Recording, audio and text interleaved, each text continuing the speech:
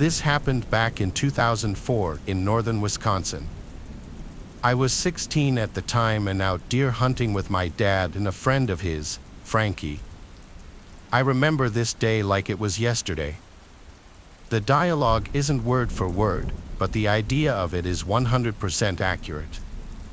As a side note, it was one day after 8 people were shot less than 2 hours away. My dad and I had a few different stands over an area of maybe 3 to 4 of a square mile. He had been hunting there for at least 10 years, and I had been going with him since I was 5, up until I was 12, the legal age to hunt with a rifle. I had just been tagging along. This particular morning, we walked to my stand first.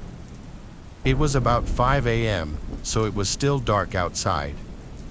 I got situated, and my dad and Frankie went off to our other 2 stands over a ridge, maybe another 500 to 600 yards off.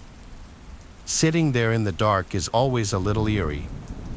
Not long after my dad and Frankie left, I saw a flashlight from the general direction of where they were headed, maybe 200 yards away, roughly moving my direction.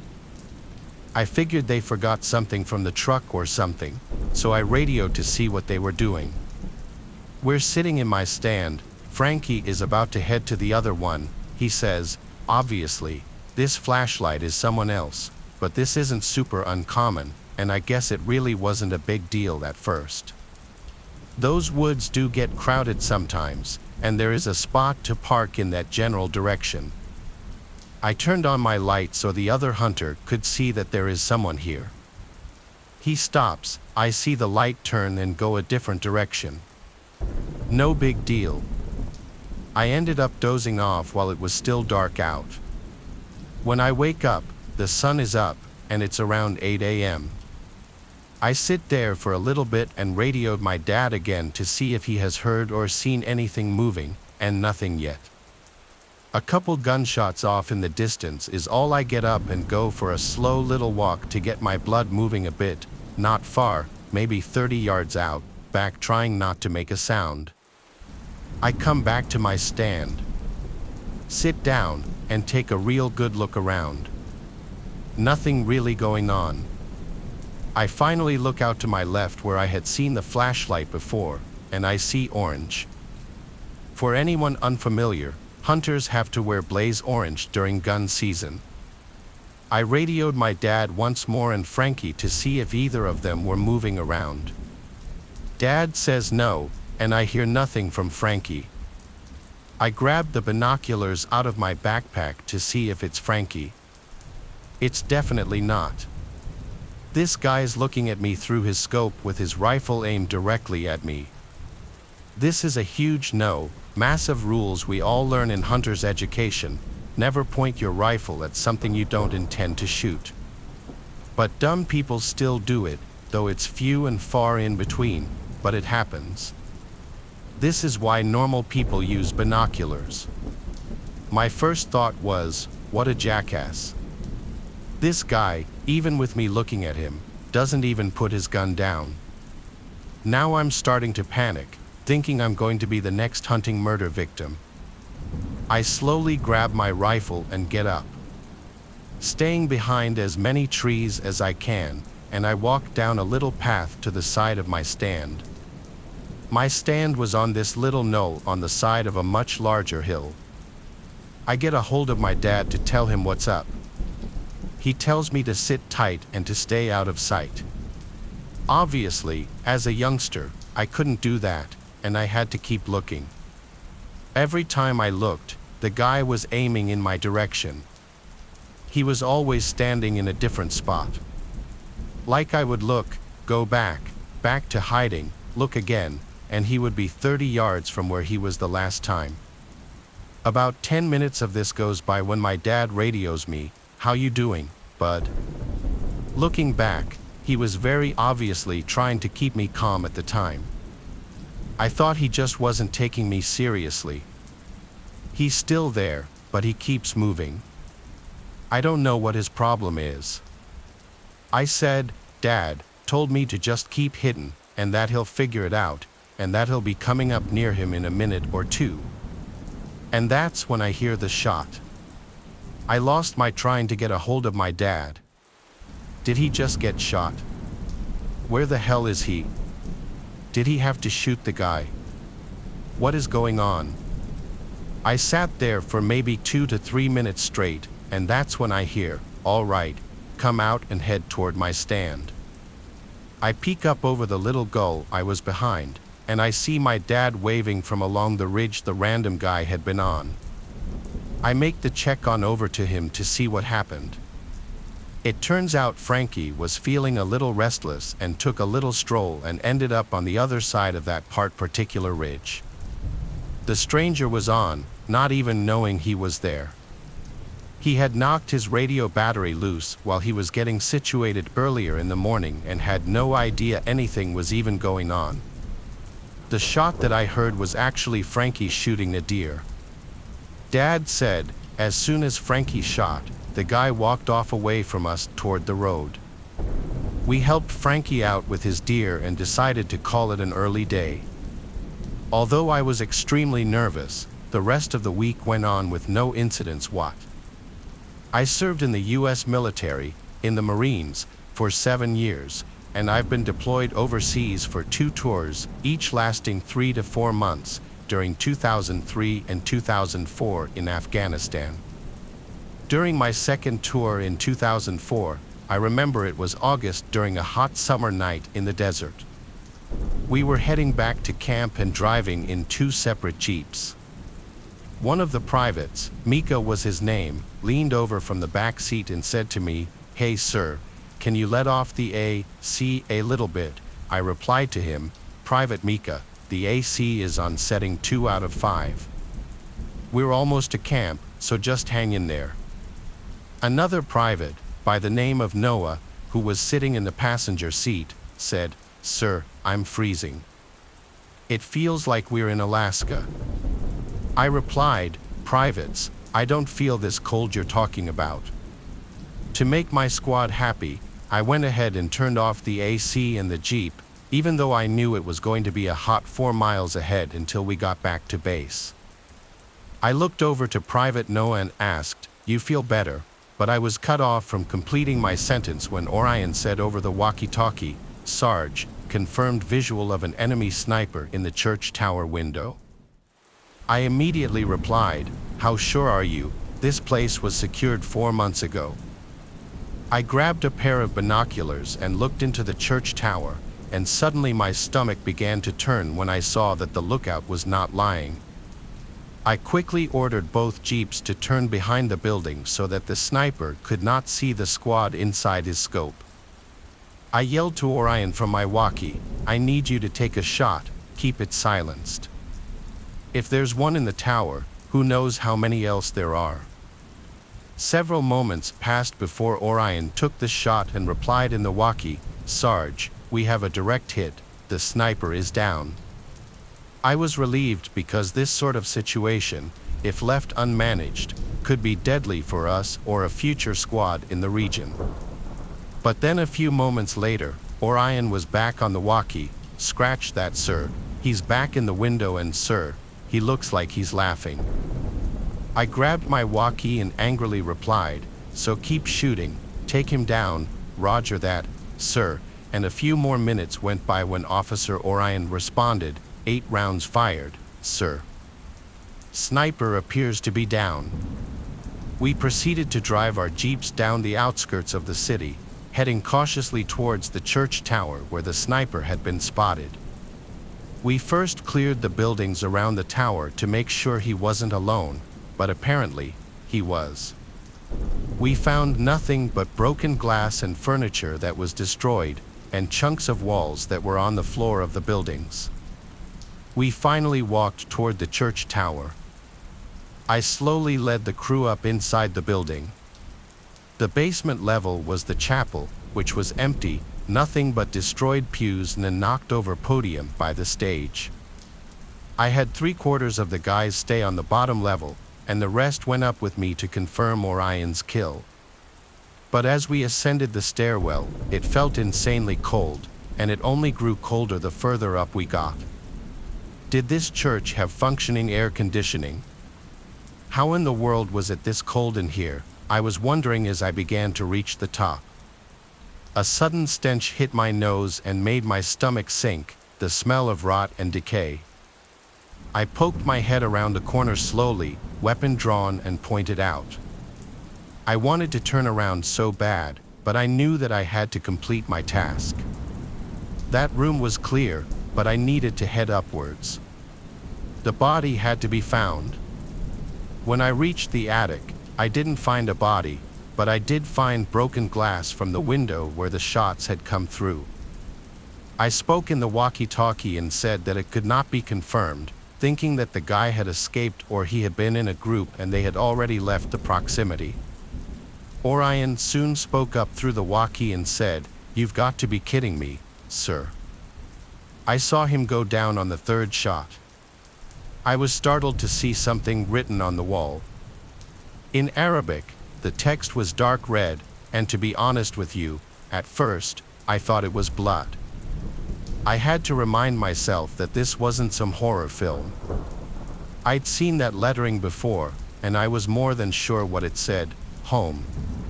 My nerves were trembling at this point. I couldn't take it anymore and ran downstairs. After reporting this to my commanding officer, he hated the sound of it. He said that he didn't want us to come back until the soldier was captured or executed. I said, "Sir, yes sir," and we stayed all night looking for him. I did not mention what I saw upstairs to anyone in my squad because I didn't want to scare them. I was already a bit spooked, but even after another squad joined us as backup, we never found a trace of the sniper we'd seen. Long after the failure to locate this sniper, we never had to go back to that church or town, for that matter, and I was extremely thankful for that. But that doesn't mean it didn't stay in my head for a long time. We saw someone in that attic. We shot him around 8 times. We felt that chilling cold. It was impossible for it to be that cold out there. And the red word on the wall that said home, was it this ghost sniper's plea of what he wanted, or was it a warning for us to get away? I'll never know for sure. I was a 21-year-old male living on the outskirts of the city. I personally enjoyed living in a rural area as I found it more peaceful than living in the city where it was often congested with hordes of pedestrians roaming the streets. The area where I resided was made up of crop fields and farmland, not the commonly seen infrastructure I was used to seeing in the city. It was nothing but just farm animals and broad landscapes glistening within the horizon. I usually was in the city for the latter part of my day as I was a full-time Uber driver that worked close to 12 hours a day. I personally didn't like the job a whole lot, but unfortunately, I didn't have much of a choice as I needed to help my parents pay off their mortgage that was lingering over their shoulders for the last decade or so. I wasn't much of a people person, so I would always drive in silence or casually have the radio playing in the background just to ease the subtle awkwardness of a complete stranger sitting in the passenger seat next to me. I remember on this one particular night, I was heading home from a long shift of driving a bunch of drunk college students around the city considering it was the weekend. The time was around 2 or 3 in the morning when I was driving through the back ends of the countryside, as it was usually the quickest route to get home. It was generally recommended not to take this direction during these times as there weren't many street lights around, just tall crop fields and one gloomy road ahead. What the hell was that? I remember getting out of my car and slowly approaching the front bumper just to see what the hell collided with my vehicle. I can recall seeing a deer's body laying lifelessly on the dirt road. It was almost as if the sudden impact from my car had completely obliterated the deer's physical frame into a bloody matter of guts and organs scattered all over the ground. The deer was surprisingly still alive as I could hear it wheezing in agony while its legs began twitching from the initial shock of the collision. I legitimately felt sick to my stomach and immediately went inside my car. I didn't know if calling 911 would be the wisest decision considering I was young and naive. I was honestly convinced that there was a possibility that I could go to jail.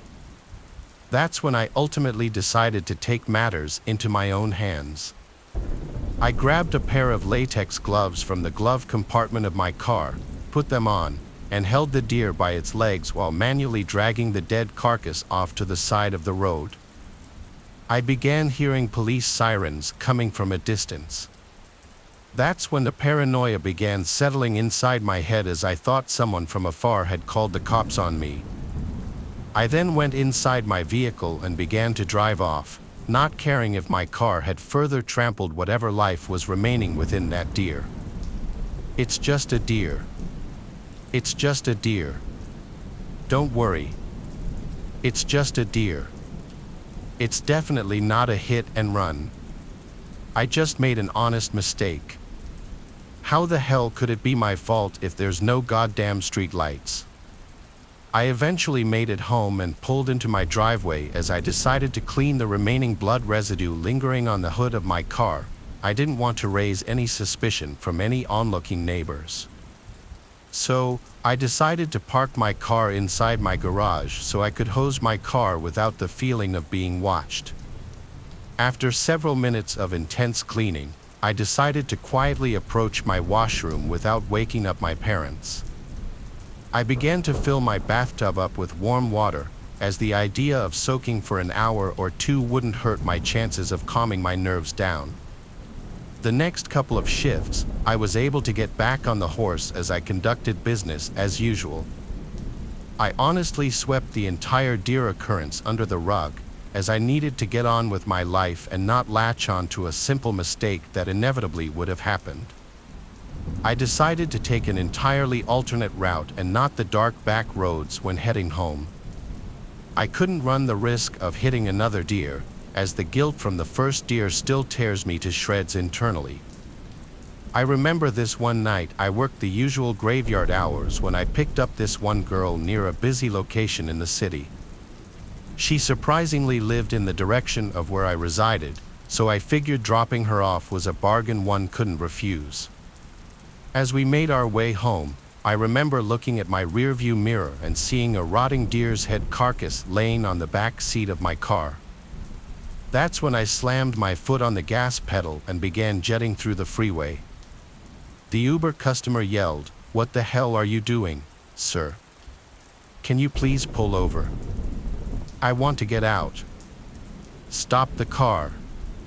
Stop the car. Stop it. Are you crazy? Are you crazy? Let me out of your car, you freak." That's when I abruptly swerved my car in the direction of the back roads where I had initially killed the deer.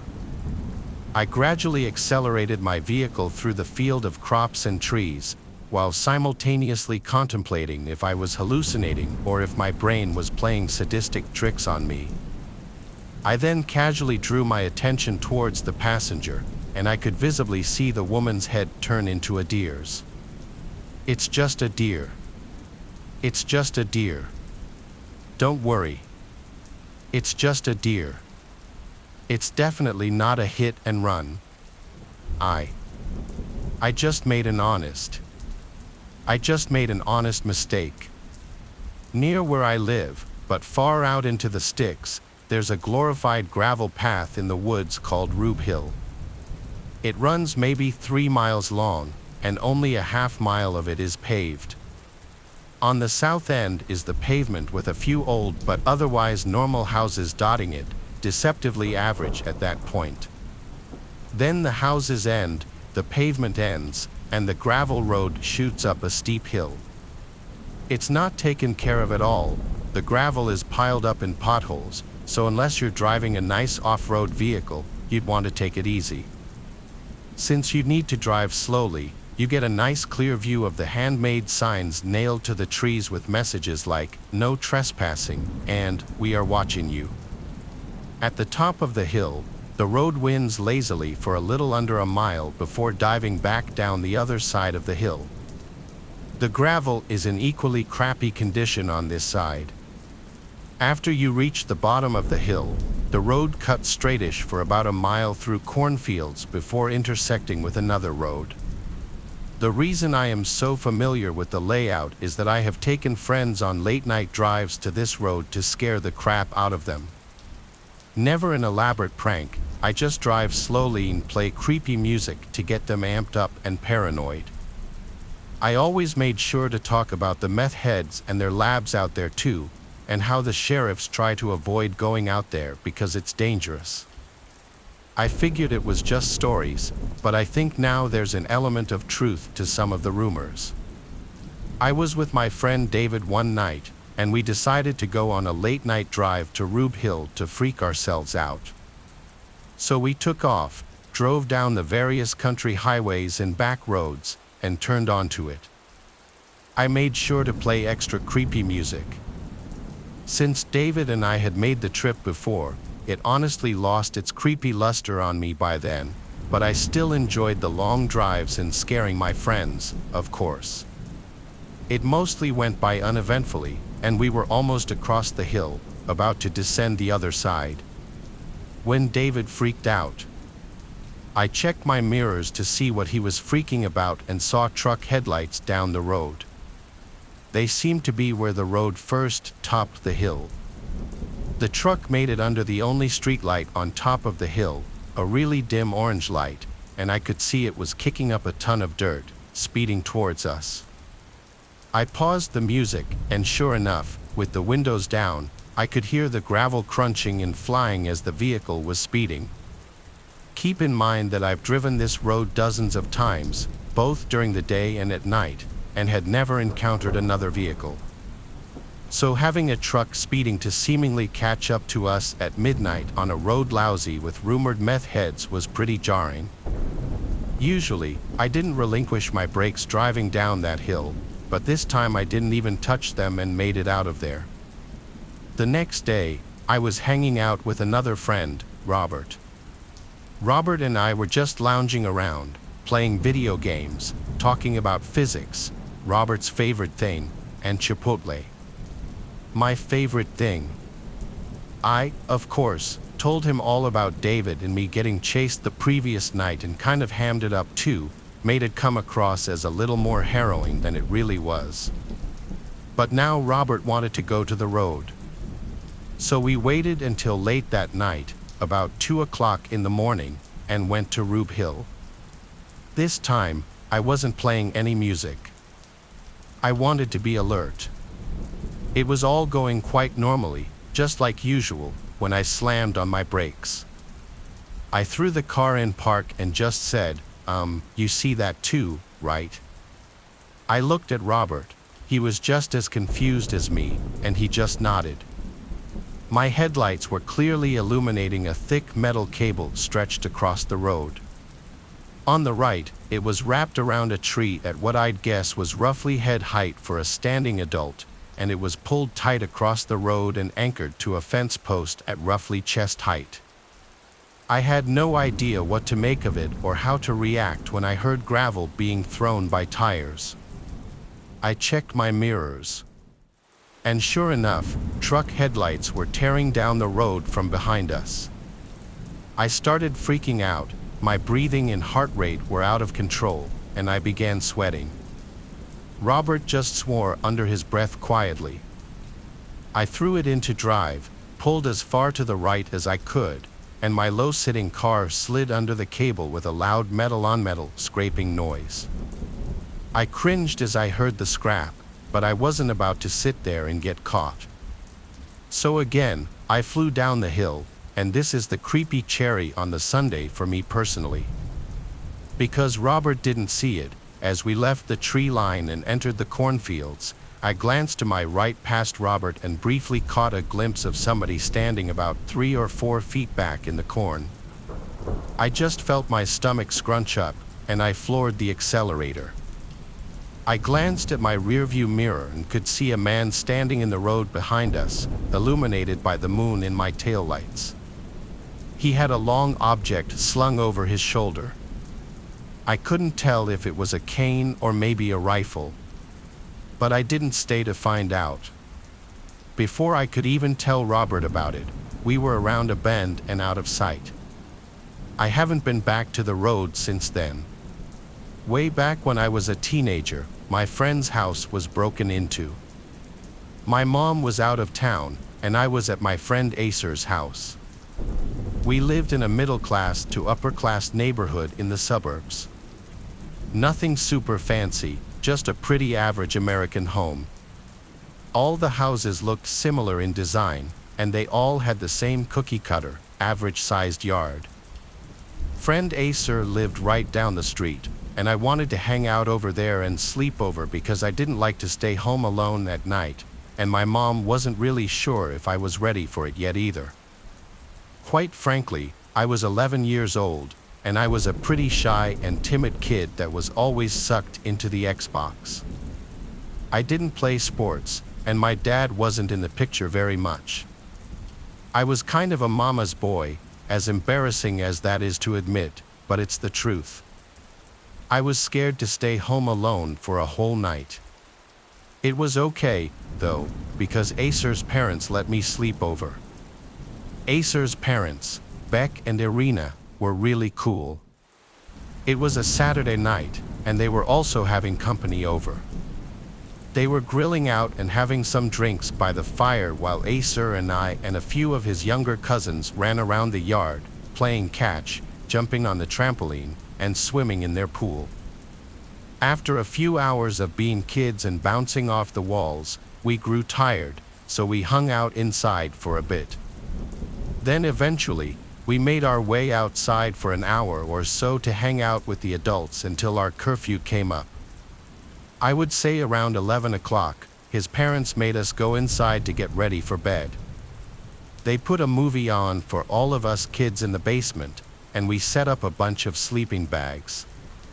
We were watching some random movie, I don't remember what it was, but after a while, I fell asleep. I'm a light sleeper, so it wasn't a surprise when I woke up to one of the doors creeping open in the basement, along with some heavy footsteps, which sounded like they were coming from the stairs. I lifted my head up to see what was going on, but I couldn't see much. It was really dark down there, and I figured it was one of Acer's little cousins maybe just using the restroom or something, so I laid back down. I rolled over and went back to sleep, but within a matter of minutes, I woke to a pounding sound. I couldn't tell what the banging noise was, but I could tell it was coming from behind us, towards the stairs. Acer's basement was a decent size, and we were in the living room part of it, but on the other side, there was a bar and like 3 bedrooms and a bathroom. I thought the noise was coming from downstairs, but I wasn't totally sure. I thought that it might have been one of the adults and that maybe they were just grabbing something from downstairs, so I tried to close my eyes again.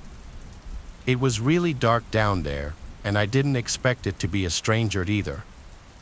That, or I thought that maybe one of the adults went to the restroom as well. I didn't have a phone, so I couldn't check the time or get a hold of anyone. I wasn't really sure I needed to anyways. I sat and listened for a while, though, and I couldn't hear the adults outside partying anymore. Maybe they were done for the night and coming in to check on us, I thought. You remember when you were a kid and thought there were monsters under your bed or in the closet? That fear you would feel, but deep down, you knew there was nothing to be scared about because you knew it wasn't real.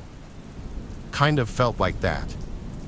I went back to sleep one more time, but this time, what happened was far more disturbing than the previous times I'd been woken up.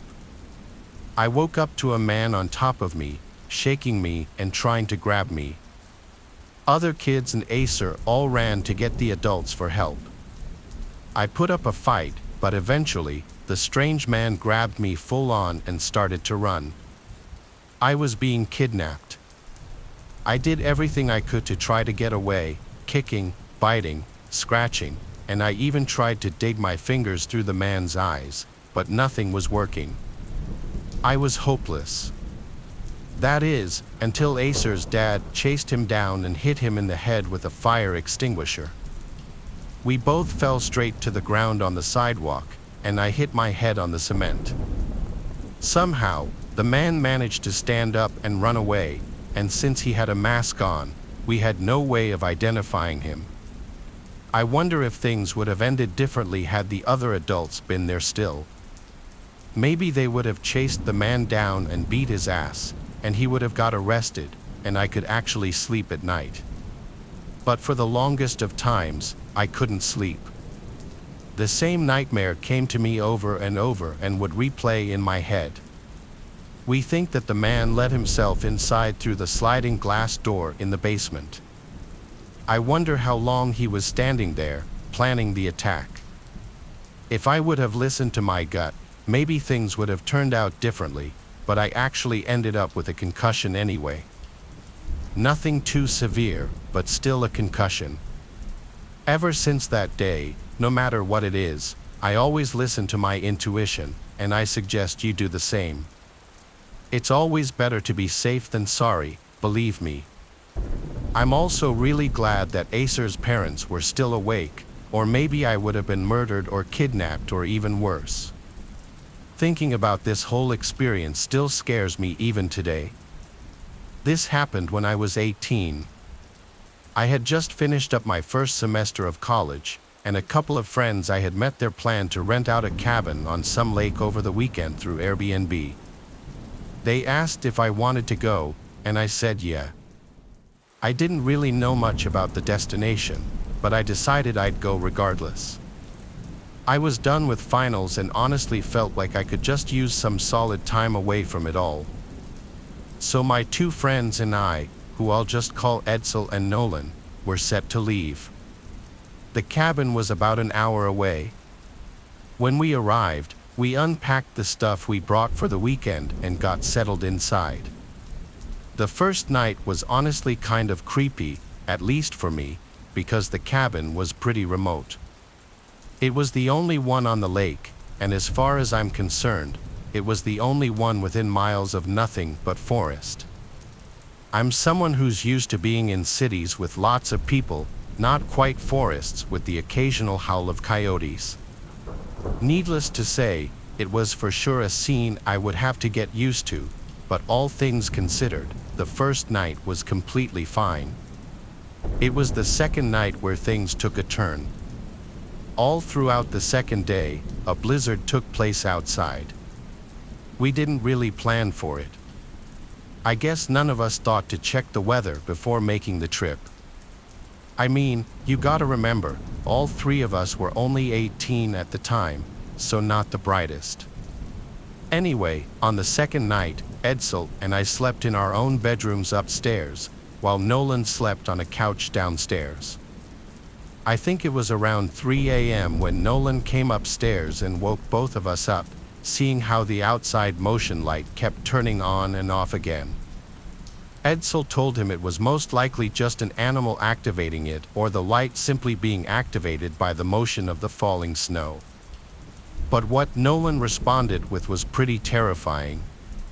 He explained how that's what he thought too, but after looking outside, he saw what he described as something resembling the shadow of a person and around 6 feet tall. This definitely freaked us out a bit, but Edsel, who was still convinced it had to be an animal, said he would go downstairs to check it out. And so that's what he did. Meanwhile, Nolan and I stayed upstairs. A good 3 minutes went by when a blood-curdling scream rang out downstairs. Nolan and I ran downstairs as fast as we could. Edsel was lying on the floor and pointing at the living room window. We looked out the window, but there was nothing. He practically screamed at us to go upstairs, and so the three of us did. The rooms in the cabin didn't have locks, so we resorted to barricading ourselves in one of the bedrooms.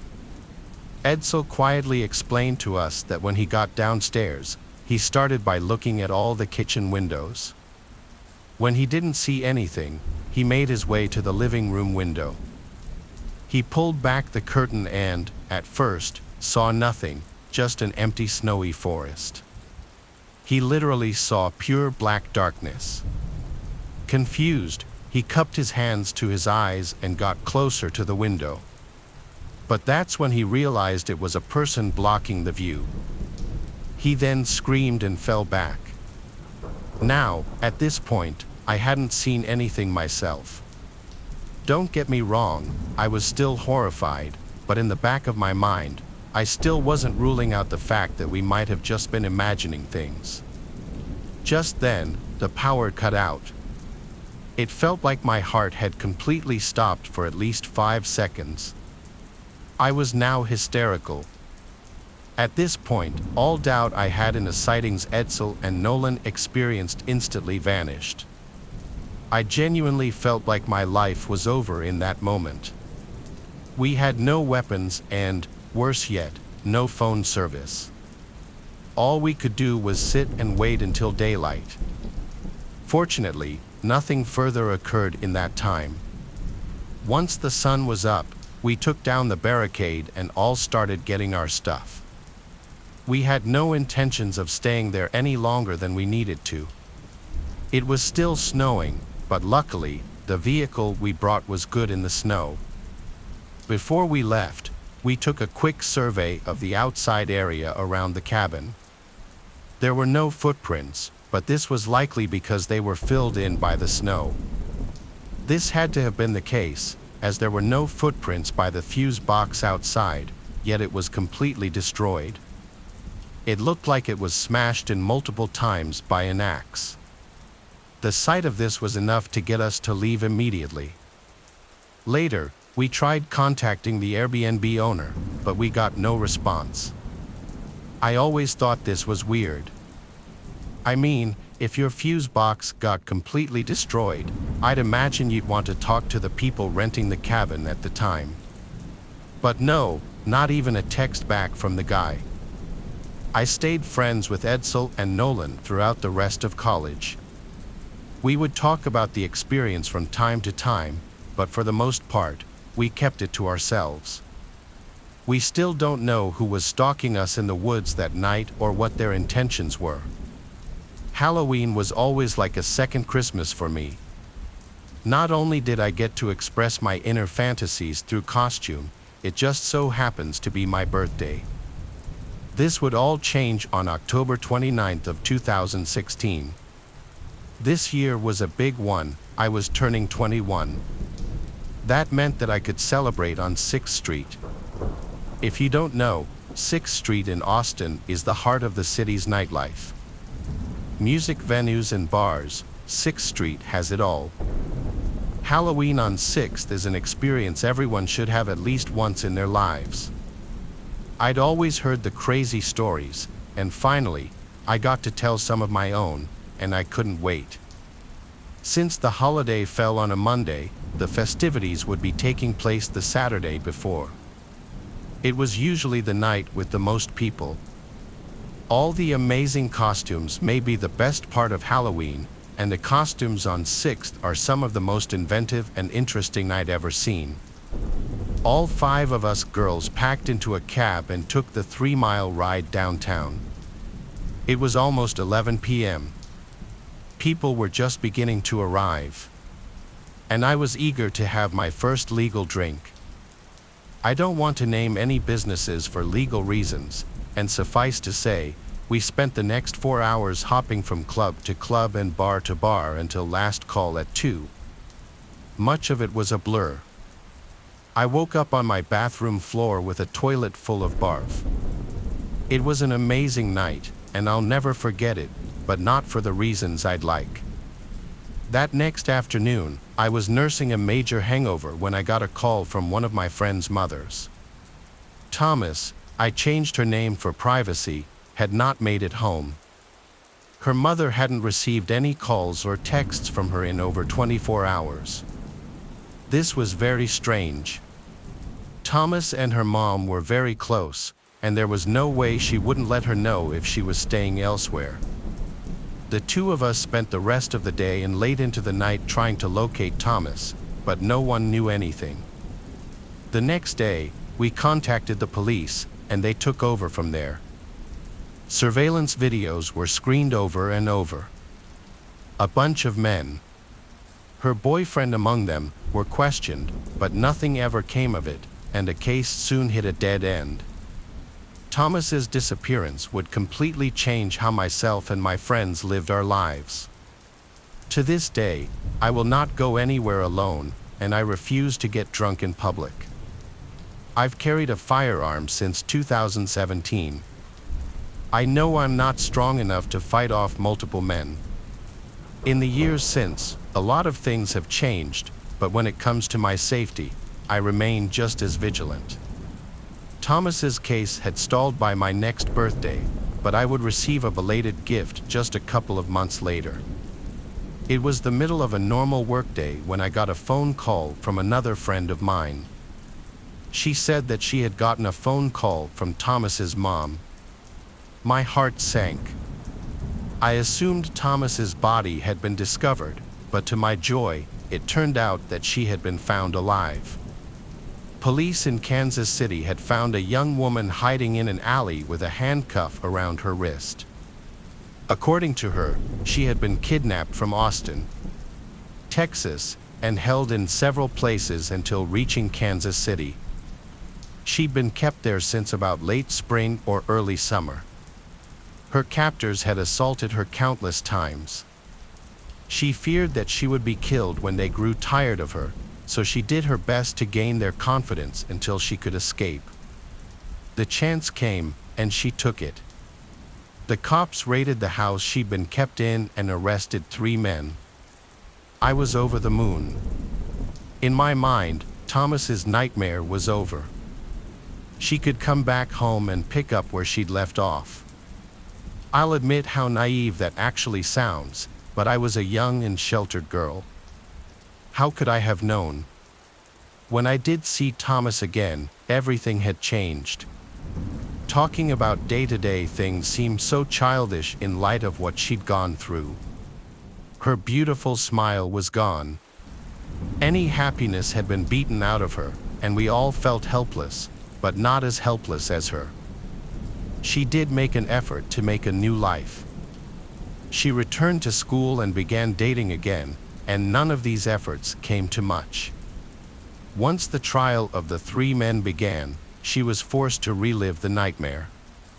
They were convicted, and she tried again, only to have the men win a new trial on appeal. It looked as if she'd be forced to relive her captivity repeatedly until she died. To her credit, she didn't let her misfortune break her. The 3 men were convicted again and put away once and for all. After all the hurdles she was forced to jump, she would finally win out. Just as the lockdowns were set to start, she and her boyfriend of 2 years were married. They recently had twins, and the birth was the first time I'd seen Thomas smile in a very long time. Hopefully, with a lot of support from her family and friends, she'll be able to build some semblance of a normal life. When I was in my junior year of high school, I had my first relationship. His name was Michael, and he was a senior at a different high school in the next town over. We met through Facebook, he messaged me, and we started talking from there. We began hanging out and attending each other's games. I'd go to his football games, and he'd come to my softball games. We officially became boyfriend and girlfriend after a few weeks.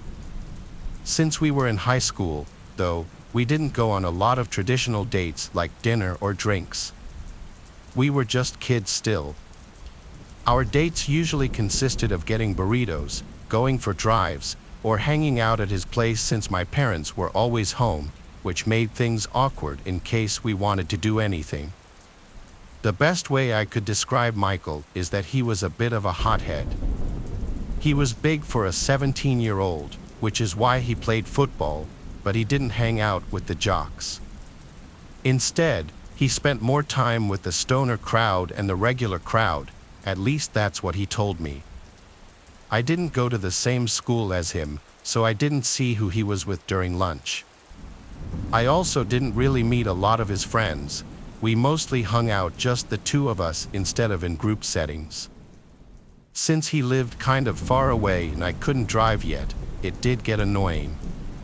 Truthfully, I started to develop feelings for a boy named Rob at my own school, who was in my grade. Around the same time, I felt myself losing interest in Michael. I wanted to test things out with Rob, so one night when Michael was asking to hang out, I asked him to pick me up so we could talk. He knew right away that something was off when I said that. When he picked me up, we went for a drive, and I told him that I thought we should take a break. He refused to accept that I was serious and angrily demanded to know what he did wrong. When I told him it was just that I felt the spark wasn't there anymore, he got so mad that he punched his dashboard, leaving a big indent in it.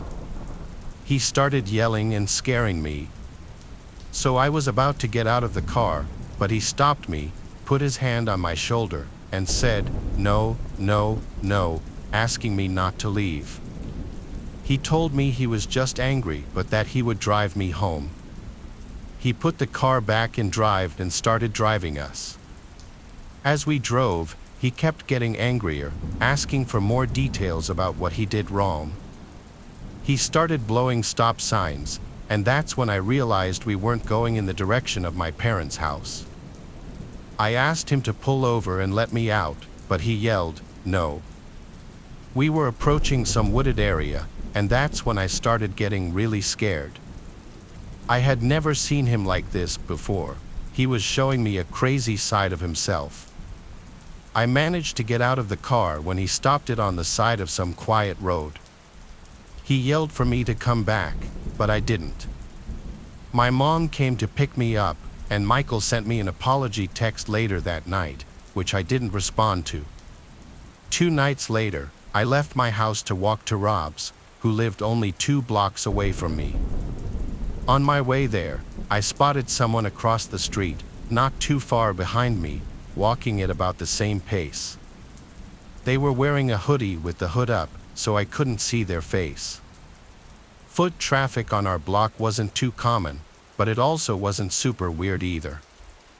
The closer I got to Rob's house, the closer the person across the street got. As I continued up the street, I turned again and saw that the person was now on the same side of the street as me. My heart started to race, and I began walking faster. According to my phone, Rob's house was coming up just on the right. I texted him to come outside, please, because I thought I was being followed. He replied back, "Okay." I turned one more time as I heard the sound of shoes running on the sidewalk approaching from behind me, and I saw the guy in the black hoodie running at me. I screamed and ran as fast as I could for about 5 seconds before seeing Rob run to the front of his house in confusion. I turned around again and saw the guy in black running in the opposite direction down the street. I keep saying, "the guy in black," but I knew it was Michael. That guy had an identical height to him from what I could tell. A few instances happened after that, like getting calls with no caller ID and seeing Michael's car parked outside my parents' house in the middle of the night.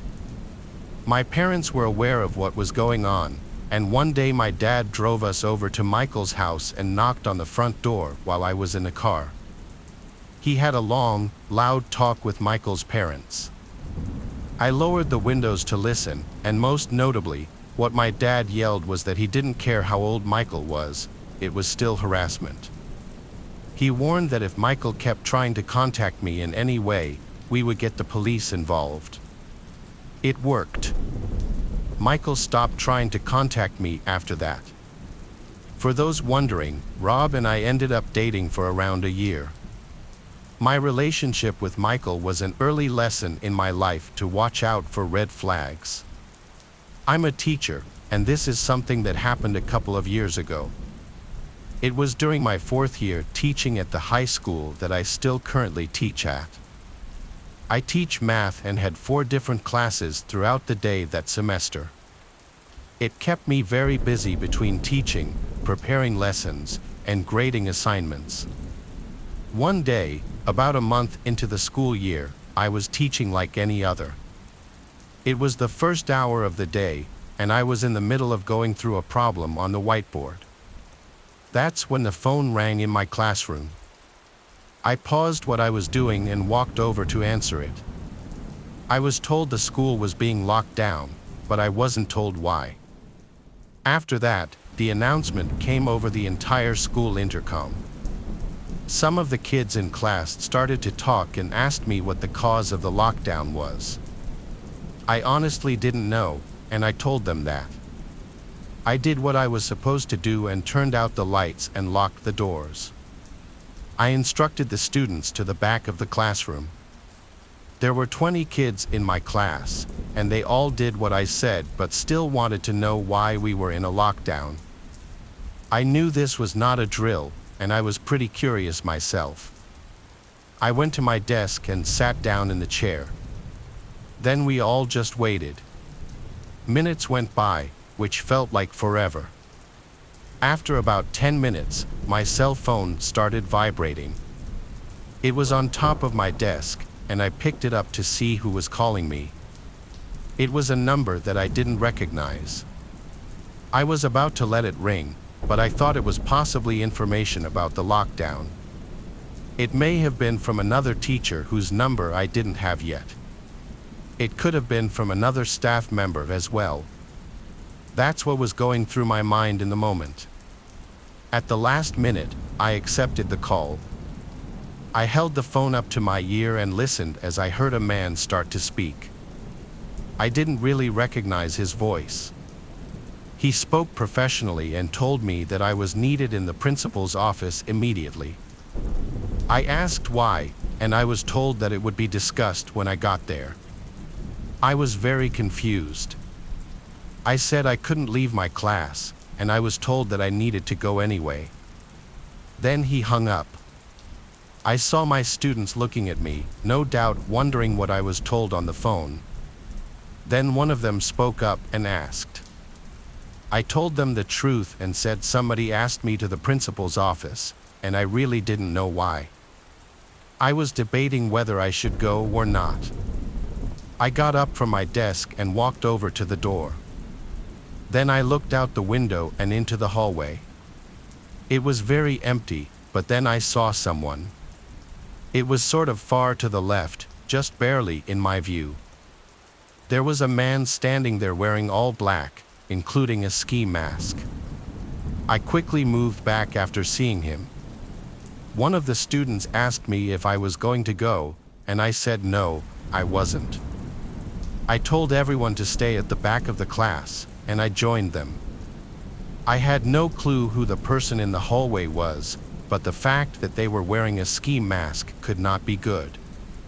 They were likely the reason for the lockdown. I didn't want my students to know that the person was so close. Though, things were very silent for a few minutes. We couldn't hear anything from out in the hallways. It felt like forever, and the more time that went by, the more worried I became. I got another phone call on my phone from the same number, but I ignored it. They called back again, and at that point, I turned off my phone entirely. We all waited in the classroom for almost an hour. Finally, I got another call on my phone in the classroom. I walked over and picked it up. I was told that the lockdown was over, and then there was an announcement over the intercom letting us know class was over, and I let the students out. When I found out more details from the lockdown, I couldn't believe it. The person in the ski mask was a former student of our high school. He was also a former student of mine, who I had failed.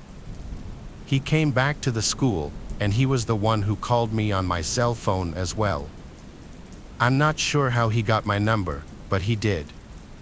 He was trying to get me out of my classroom. I'm not sure what he was planning to do then, possibly attack me. I don't want to think about that. Luckily, he was spotted by a faculty member, which sent the school into a lockdown. Eventually, the police came and were able to locate the suspect and catch him, although he was able to evade them for quite a while. I still can't believe it even to this day. I can't imagine what would have happened had I left the classroom. It was too strange, though, and I never really seriously considered it. I could tell that something was really suspicious. Still, I will never forget seeing him in the hallway. It was one of the scariest sights of my life. So this is way back in the 80s when we didn't have dashboard GPS or Google Maps or whatever to help us out on the road. All we had was our trusty old coffee-stained road maps to guide us on our way. But before you all start thinking that this is me reminiscing about happier, simpler times, don't get it twisted. I wouldn't turn back the clock for $1,000,000, because if I'd had GPS back when I was a young man, I mightn't have gotten into half the trouble I did while driving. I have 2 incidents to talk about today.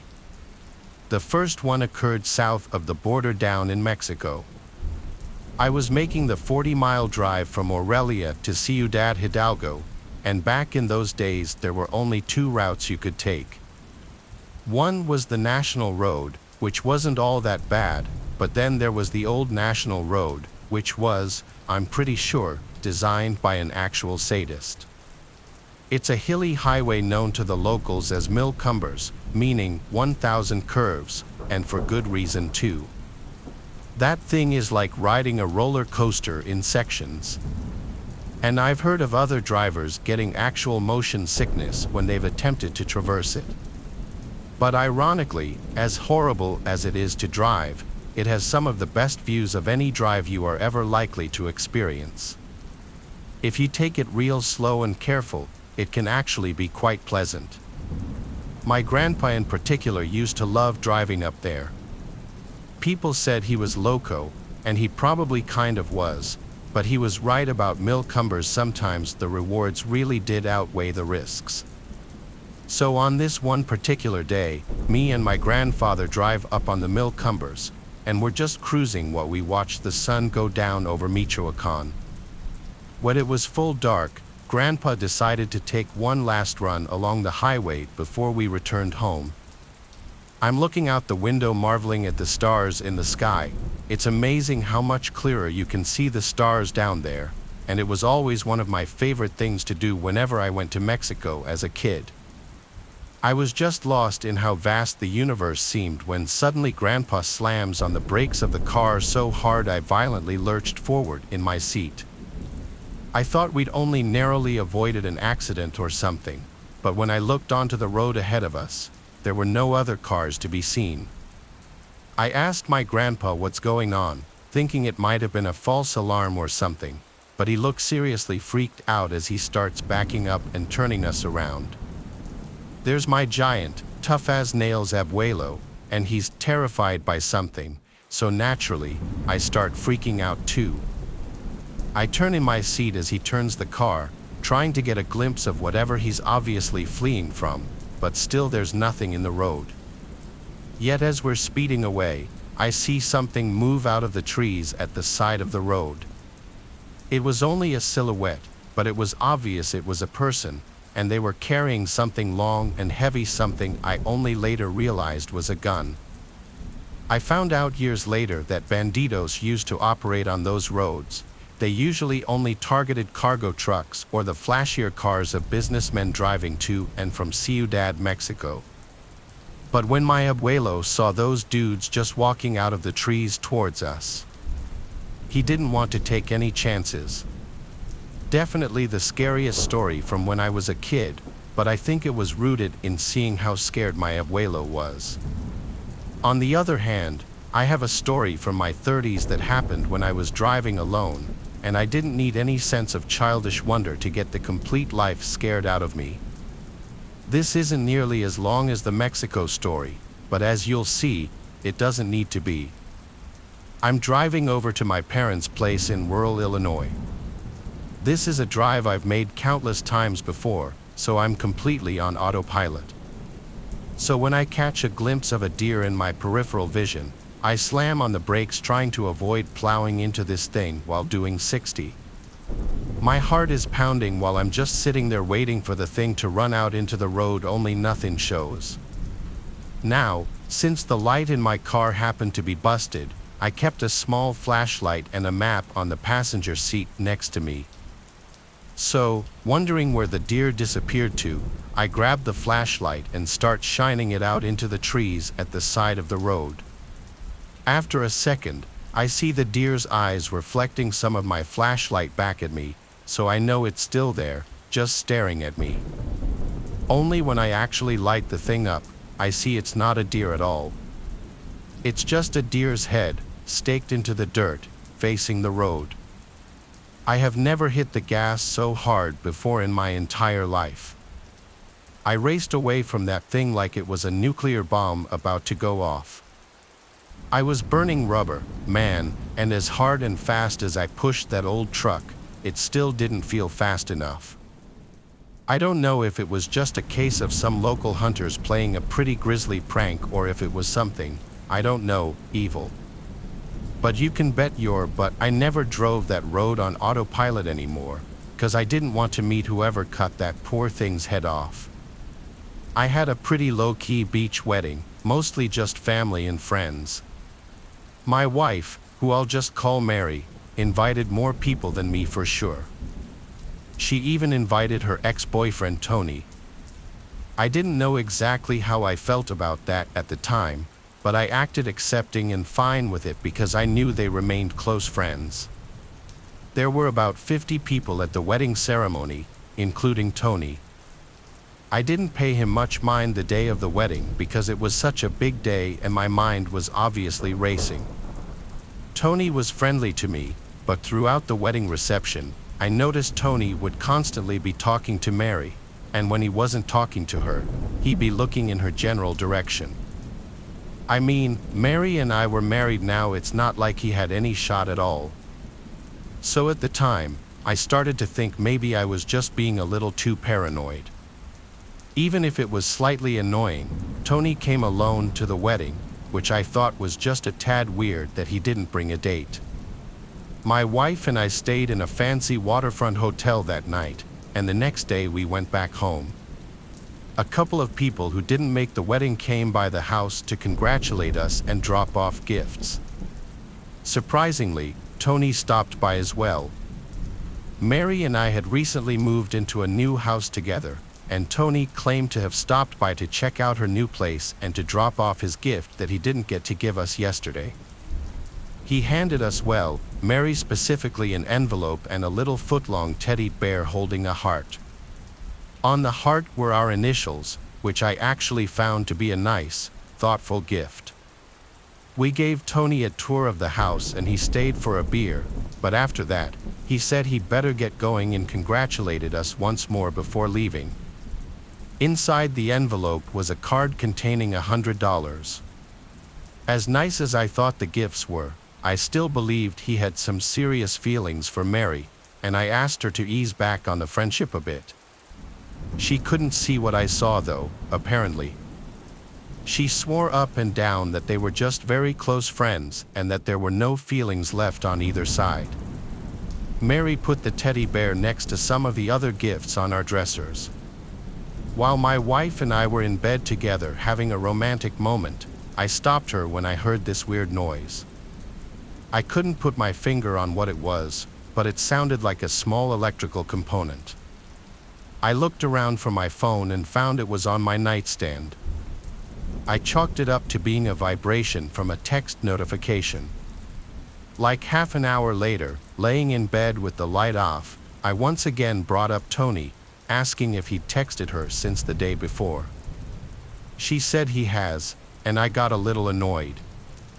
I repeated myself, saying I don't want her talking to him anymore. She got a little mad at me for accusing her of being interested in him at all. I assured her he was still interested in her. Why else would he stick around in his ex's life like this?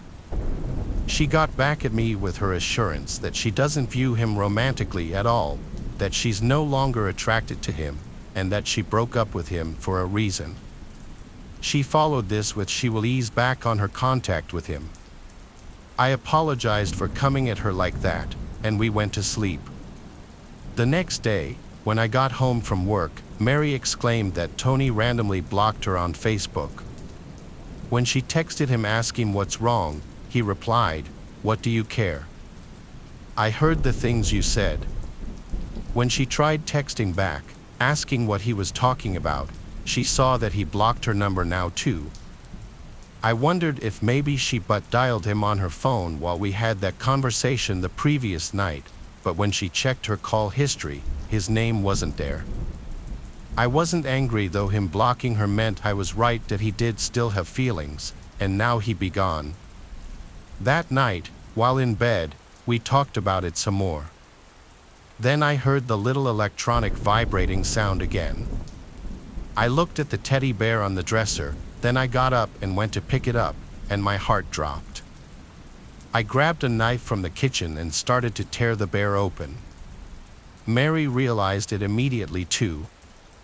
The inside of the bear's head was a square electrical component wired to what was very obviously a camera behind the left eye and a microphone box wired to the left ear. This was connected to some kind of Bluetooth device that would probably allow a phone to send and receive data. We went to the police that night with the teddy bear and filed a police report. We then hired a lawyer and pressed charges against Tony for invasion of privacy. The judge ruled in our favor and required Tony to pay us $15,000 each. Mary also got a restraining order against him, and that was the end of him in our lives. Though we still do sometimes worry that he may pay us an unexpected visit. If he was crazy enough to wire a teddy bear to spy on us and possibly watch us in bed together, who knows how far someone like that is capable of going. I've always been good friends with one of my cousins, Johnson, who was the same age as I am. The two of us were not quite inseparable, but we always did get along very well together, and we were often found together both in school and outside of school. When we were 12 and in the 6th grade, I was hanging out with Johnson on a Friday afternoon around the later part of May, and we were psyched at the start of the weekend. We'd wound up at his house since he didn't live too far from me, and at one point, my mom called to say that our grandpa was in the hospital. While the issue with our grandpa wasn't expected to be life-threatening, he was being kept at the hospital overnight for observation, and both my parents and Johnson's were planning on staying with him and my grandma at the hospital. I was told that I was given the okay to stay at Johnson's house for the night, with Johnson's 15-year-old brother Alex being in charge while our parents were out. This was fine by us. I got along well enough with Alex. And he was never the bossy older brother/cousin some of my other friends said they had to put up with. We ordered a pizza and enjoyed goofing off, as boys that age tend to do. At around 9 or so, there was a knock at the front door, and Johnson went to answer it. I was a bit curious as to who it could be at that time of the night, and so I watched from a ways back. At the door, there were two older guys. They said that they were there with the city and that they were investigating reports about the water pressure supposedly being bad in the neighborhood. They asked Johnson if his parents were home, and when Johnson said they were unavailable at the moment, which is what we were told to say to strangers if our parents weren't home, the guys then started asking a bunch of questions about how the water pressure was in the house and if they could come inside to check. Alex came over at that point and politely told the guys that the water pressure was fine, and perhaps they should move on to check the other homes in the neighborhood. The guys seemed reluctant to leave, but eventually, they turned and walked away after Alex started closing the door. After the door was shut, we looked at each other and shrugged, but neither of us really thought too much after that, and we went back to doing what we were doing. Eventually, we decided to go to bed. Johnson and Alex shared a bedroom, and we all agreed that I'd sleep in there with them rather than me hitting the sack on the couch or something like that, so that way we could all talk while we fell asleep. Alex grabbed a sleeping bag out of their camping supplies for me, and when we got back into the bedroom, we all stripped down to our underwear/pajamas, and then they climbed into their beds, and I quickly crawled into the sleeping bag. After talking for a while about random stuff, we all eventually fell asleep. Early the next morning, I got up because I had to pee, and so I quietly got out of the sleeping bag and went and did my business in the bathroom. On the way back to the bedroom, I heard something in the family room, which was on the opposite end of the house from the bedroom and particular bathroom I was using. I didn't pay too much attention to it at the time, thinking it must either be Johnson or Alex until I got back in the bedroom and realized that both of them were still in there. Trying not to panic, I awoke them and told them that I thought someone was in the house. They quietly followed me, and the moment we walked into the family room, we saw the two guys from the night before in there, and it was rather clear that they were robbing the place. One of them started moving towards us as he pulled out a wicked-looking knife. The three of us promptly raced to the front door somehow and managed to get it unlocked and open in time, and we fled outside. As luck would have it, a cop was driving by at that particular moment, so we quickly flagged him down and told him about the two guys in the house. The cop called for backup, and within a couple of minutes, several other cops were there. And they proceeded to enter the house. After some searching, they caught the two guys. The cops figured out that the two guys must have entered from the window in the laundry room that had a broken latch, and they had probably targeted this house specifically because they knew us kids were alone. They probably figured that if we discovered them, we would be easier to deal with than adults. To add insult to injury, when we were waiting outside while the cops searched the house, some of the neighbors came out to see what the commotion was about, and this included some kids who went to the same school as Johnson and me, including a few who were in our 6th grade class with us. It was during that time that the three of us realized that we had never got the chance to get dressed, so just like in the stereotypical nightmare, we had to stand outside in the full view of everyone in just our briefs for what seemed like forever before being allowed back inside. When we went back to school on Monday, Johnson and I had to put up with more than a bit of snickering and being the butt of every joke for the next few weeks until school ended for the summer. I used to deliver Chinese food for a local restaurant. I was just a teenager in high school at the time, and whatever job I got wasn't going to be for more than a year or two. I'd say this job was fairly typical to most first jobs or retail and food service jobs because it had some slow and boring days and some busy and stressful days. As the delivery driver, though, I was always thankful to not have to be working in the store and dealing with mobs of customers. On this night, I started at 6 p.m. It was a Friday, so I was working a late 6 to 12 shift. As soon as I clocked in, I was delivering orders non-stop for the next 2 hours, with no time to breathe in between them. At 8, orders were slowing a bit, but I still had a few more to deliver before I could take my lunch. So I grabbed the 3 orders and set out to get them done before 9. The first one was close, but the next 2 were further out. This isn't uncommon, as our town isn't all packed together. I got to the second house and dropped it off, then headed out to the final stop. It was 10 minutes from where I was, and the tag said it wasn't paid for yet. All I was thinking about during this drive was the break I'd get afterward. Going back and forth for 3 hours straight tired me out more than usual this night. I pulled into the neighborhood and followed the GPS until I got to a back portion where the whole atmosphere quickly changed. I turned down a thin road of cracked pavement and potholes with barely visible small houses on the side, covered by the thick bushes and unkempt lawns. When the GPS told me I'd arrived, I stopped the car but didn't see a house. I turned my brights on, and ever so faintly, I could see the outline of a small house pretty far from the road I was on. I then looked at the grass leading up to it and realized there was actually a driveway. It was just engulfed in vines and tall grass. I would never have seen it if I hadn't seen the house first. Knowing I would be unable to even drive on it, I put the car in park, got out with the bag, and began to walk through the overgrown driveway. I couldn't believe how awful it was to walk through, and I couldn't imagine anyone letting their driveway get to this point. Getting closer, though, I could see more of the house.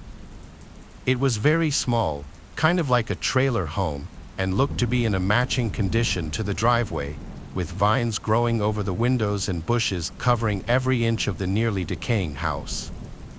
As I made my way up to the front door, I knew something was wrong.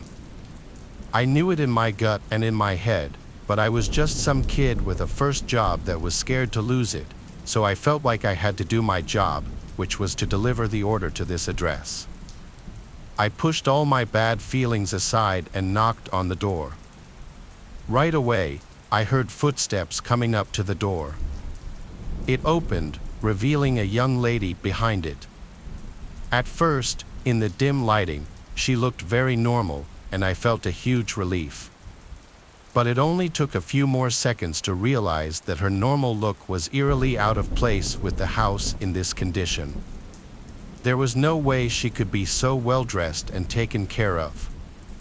As these thoughts scrambled through my head, she opened the screen door and said in a creepily calm tone, "Come in." Everything hit me in that moment as I stumbled back a few steps and decided that I needed to leave right away. I turned around, and only a second after beginning to leave, I heard a thud from the side of the house.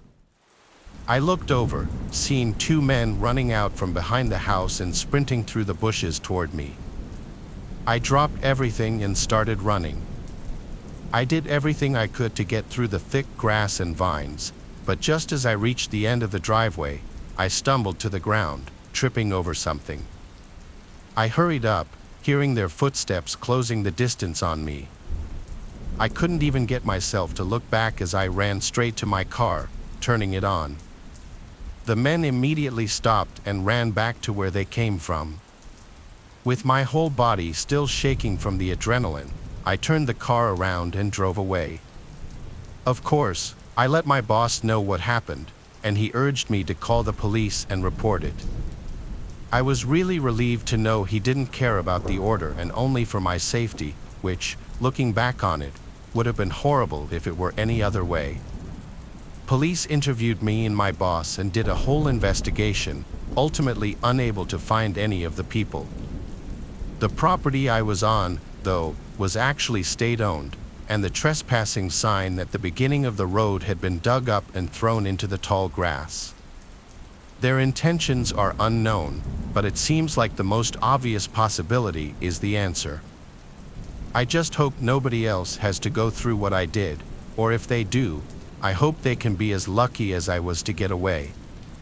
Working the night shift at Walmart as a night stock person on the weekends was my second job when I was finishing up college.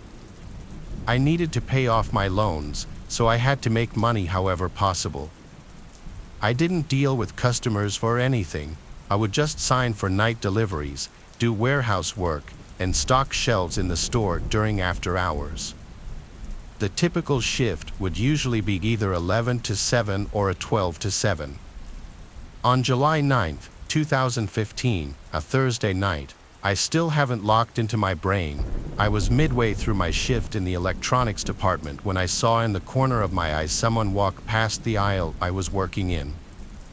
This wouldn't usually catch my attention if it weren't for the fact that there were only two other workers in the building with me that night, Aaron and Baco. They were both wearing the same staff shirts I was wearing. I would know because we all clocked in at the same time. The person I saw in the corner of my eye was wearing all black, so I naturally walked to the end of the aisle and did a little peep around the shelf. No one was there. I yelled both Aaron and Baco's names, but when they didn't answer, it made it even stranger. Regardless, I went back to work.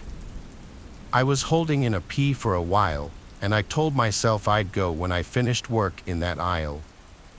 Seconds later, there was a huge crash a few aisles down.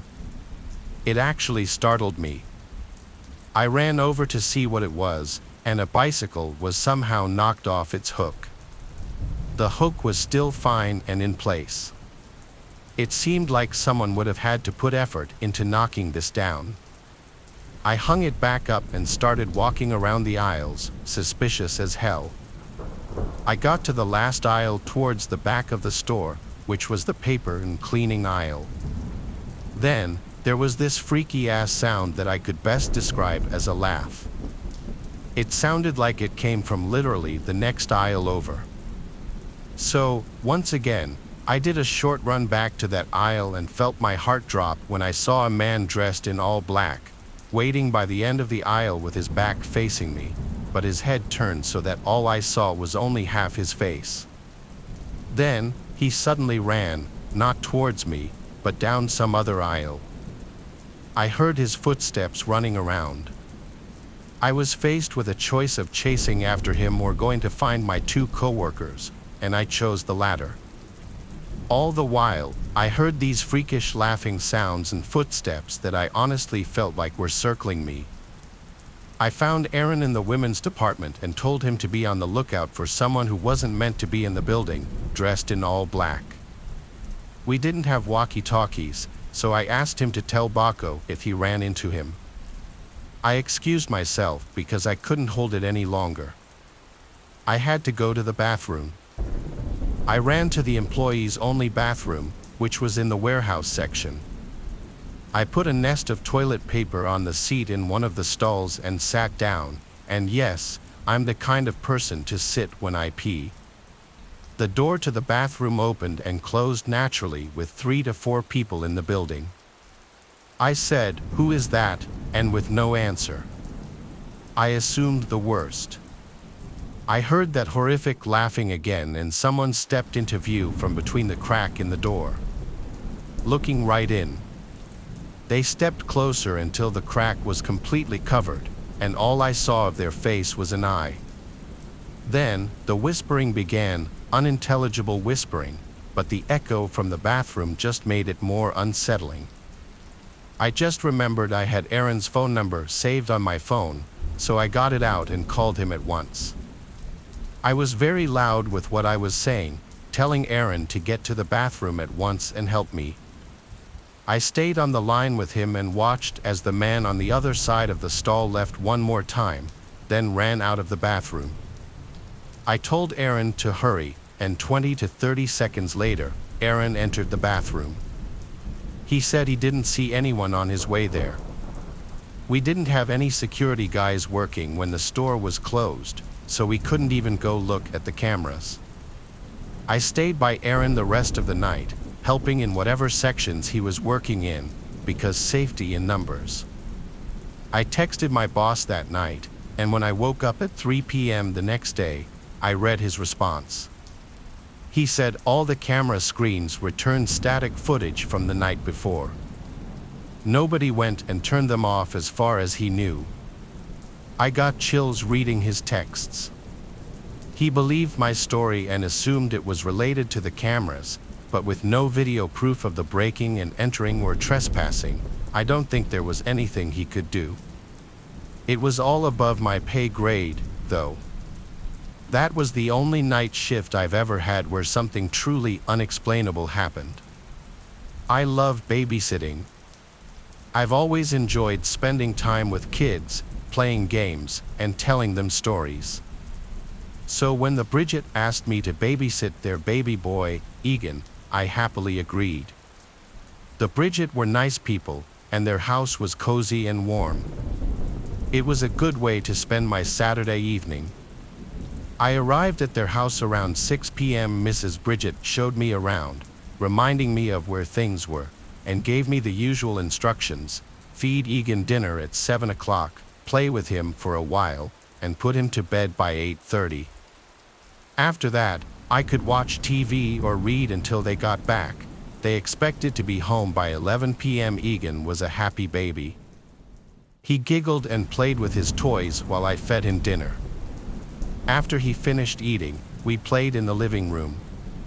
Egan had a small train set and loved watching the little engine go around the tracks. His laughter filled the room, making me smile. At 8:15, I decided it was time to get Egan ready for bed. I carried him upstairs to his room. The nursery was painted in soft blue colors, with pictures of animals on the walls. A small night light in the shape of a star glowed gently in the corner. I placed Egan in his crib, and he looked up at me with his big, innocent eyes. "Good night, Egan," I said softly, tucking him in. He smiled at me, and I turned to leave the room. Just as I reached the door, Egan spoke. "Who's the lady on the ceiling?" My heart skipped a beat. I turned around slowly, my eyes scanning the ceiling.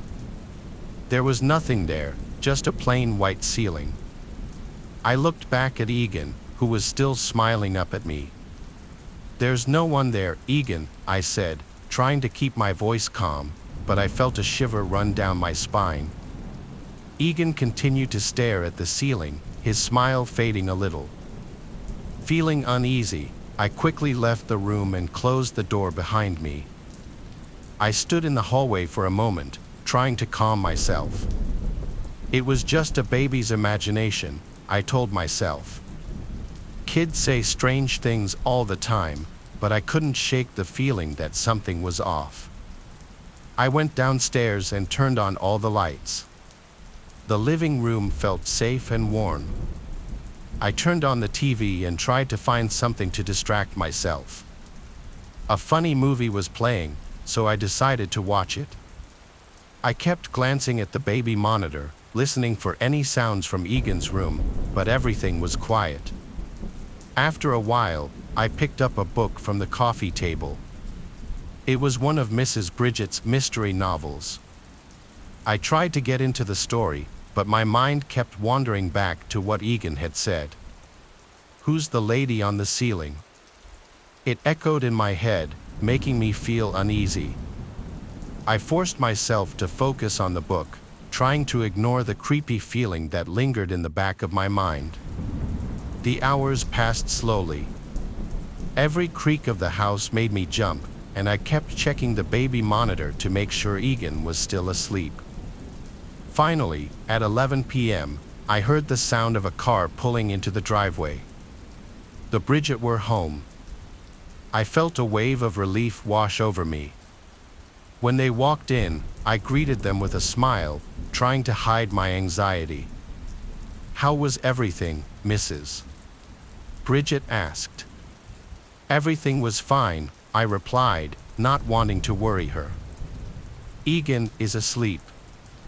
They thanked me and paid me for the evening. As I walked home, I couldn't stop thinking about what had happened. The strange feeling stayed with me, making me feel uneasy. I decided I would not babysit at the Bridget house again. The next morning, I got a call from Mrs. Bridget. She thanked me again for babysitting and said Egan had slept through the night without any problems. I didn't mention what Egan had said about the lady on the ceiling. It seemed best to leave it alone. Even now, whenever I think about that night, I get chills. I can still hear Egan's innocent voice asking about the lady on the ceiling. I never found out what he saw, and I never went back to the Bridget house. Babysitting is fun, but some experiences are just too creepy to forget. From that day on, I was more careful about the jobs I took. I always made sure to ask a few extra questions about the house and the kids.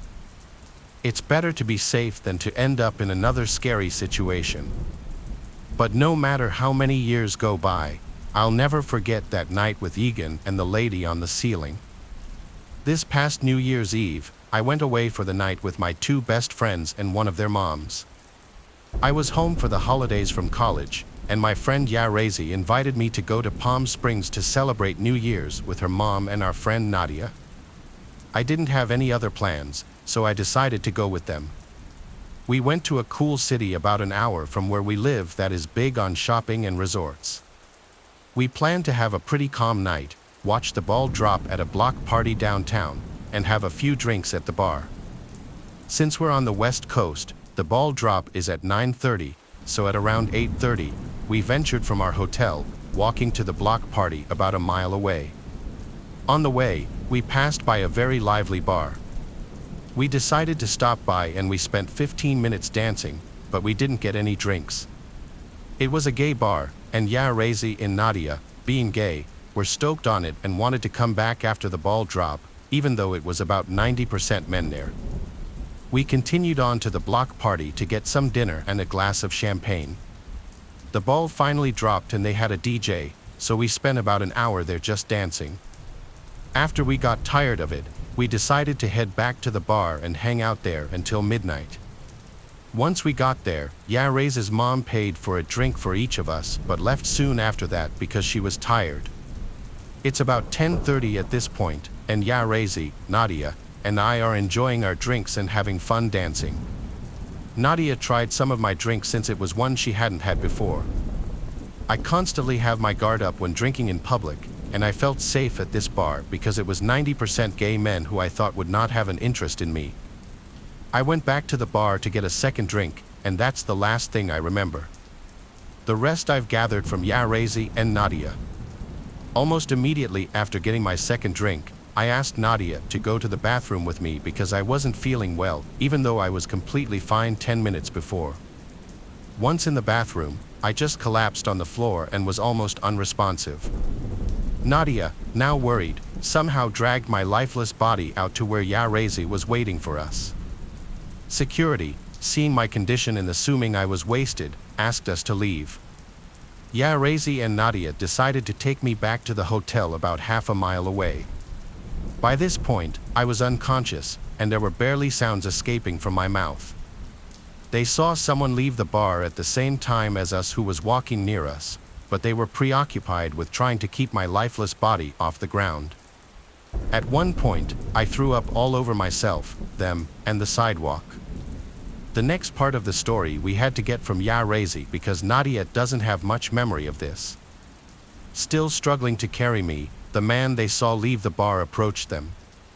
He was hitting on Nadia, trying to get her to grab a drink with him. She was very agitated and told him to leave, saying her friend needed help right now. He didn't take no for an answer and continued to follow us down the street, asking if we wanted to get drinks with him and if he could help carry me and such. A middle-aged woman witnessing this came up and told the man off, saying something along the lines of, "Stop harassing these young women or I'm going to call the police." Thankfully, he left after that. Next, by some miracle, an EMT and his wife, enjoying the holiday, ran into us on the street. He checked me out to make sure something wasn't majorly wrong and then carried me the rest of the way to my motel and into the room since my friends could barely hold me up. They thanked him profusely, and him and his wife left. This is where Nadio's memory kicks back in a little bit. 5 minutes later, they get a knock on the door, and it's the EMT and his wife again. They came to let us know that a man followed us to the hotel, and they just saw him hop the gate and start to make his way to our room. My friends called hotel security, but they were unable to find him.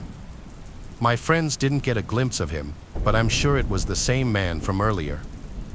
I spent the rest of the night vomiting everything in my body in dry heaving. After that, I woke up the next morning in a pile of pillows and blankets on the bathroom floor. My last memory was at the bar getting a second drink, and my friends filled me in on everything that happened. Feeling like crap, I thought I must have drunk way too much, but I've never blacked out before in my life, and the amount of drinks I had, only 2 in 2 hours, since I didn't get to my second at the bar, didn't add up to me being completely unconscious. We all decided that my first drink had to have been drugged since Nadia had some of it and had no memory of our walk even though she was fully functional. I'm sure that the man that was talking to Nadia and then followed us back was the one that slipped something in my drink. To this day, I don't really know how I could have been slipped something because I got my drink from the bar and never set it down. My best guess was that it was already in the cup. Thankfully, I had a good friend and kind strangers protecting me that night. It keeps me up at night thinking about what could have happened under different circumstances. This was like 15 years ago now. When I was a kid, I was with my best friend Conal at some abandoned family resort or bungalow colony type place in New York. It was off a main road and then down a private dirt path driveway entrance. It was a rather large property with a bunch of old abandoned buildings, including at least 10 small bungalows, a main hall, a few bathroom stations, and an indoor pool house. Along with that, there was an outdoor pool, a shuffleboard area, and a kids' playground. Everything was old, run down, and with tall, overgrown grass growing over it. We found this place accidentally one time walking down Route 209, but we didn't explore it that day. We came back another night. By the time we went, it was past sunset, the sun was kissing the sky goodnight. It was getting very dark, but we didn't want to come during the day in fear of getting caught and charged with trespassing. We brought along walkie-talkies and flashlights to communicate with each other when we'd split up. We started looking around the bungalows together. Most of them looked the same and were relatively small, 1 or 2 beds each, a small kitchen, and 1 bathroom each. Some of them had these little living room areas. Halfway through these bungalows, I split off from Conal because he was moving kind of slow. I tried to enter the building that looked to be the main hall or office or something, but every entrance was locked. I walkie-talkied Conal to tell him that the big building was locked, but he didn't walkie-talkie back. I wondered if I was out of range from where he was. 2 minutes later, I found myself at one of the 2 bathroom buildings. It was probably a 400 square foot building. There were no doors to the building, though. It was unusual. It just had 2 big openings, one for the men's room, one for the women's room. I remember the signs being faded and worn out looking. Then, I saw these red tracks on the dirty old concrete bathroom floor. Now, I'm not going to sit here and say they looked like bloody footprints, but I couldn't explain what these red marks could be then, and I still can't say for certain now.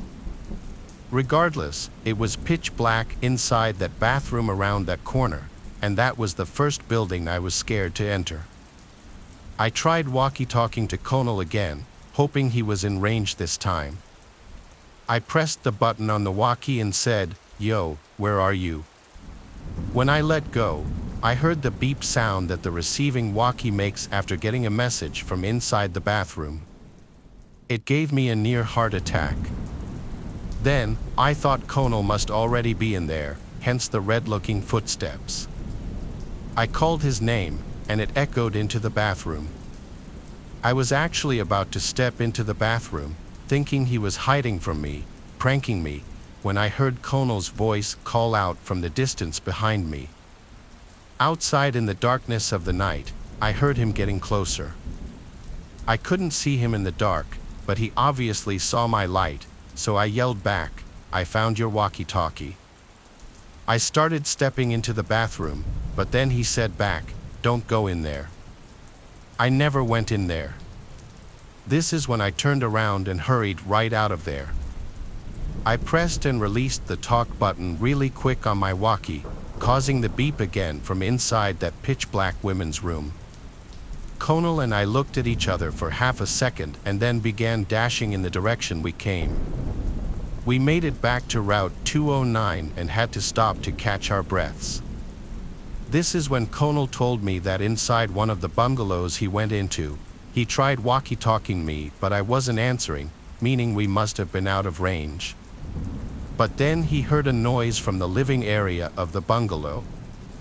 As he turned around, his flashlight revealed an older woman almost running towards him. He dropped his walkie-talkie and flashlight and ran out from the bungalow. He ran in the dark and hid, refraining from making noise in fear of being followed. He hid for a questionable amount of time before looking around and seeing my flashlight across the field over at the bathrooms. The most likely explanation to me was that some cracked-out drug addict was hiding or living in that abandoned bungalow.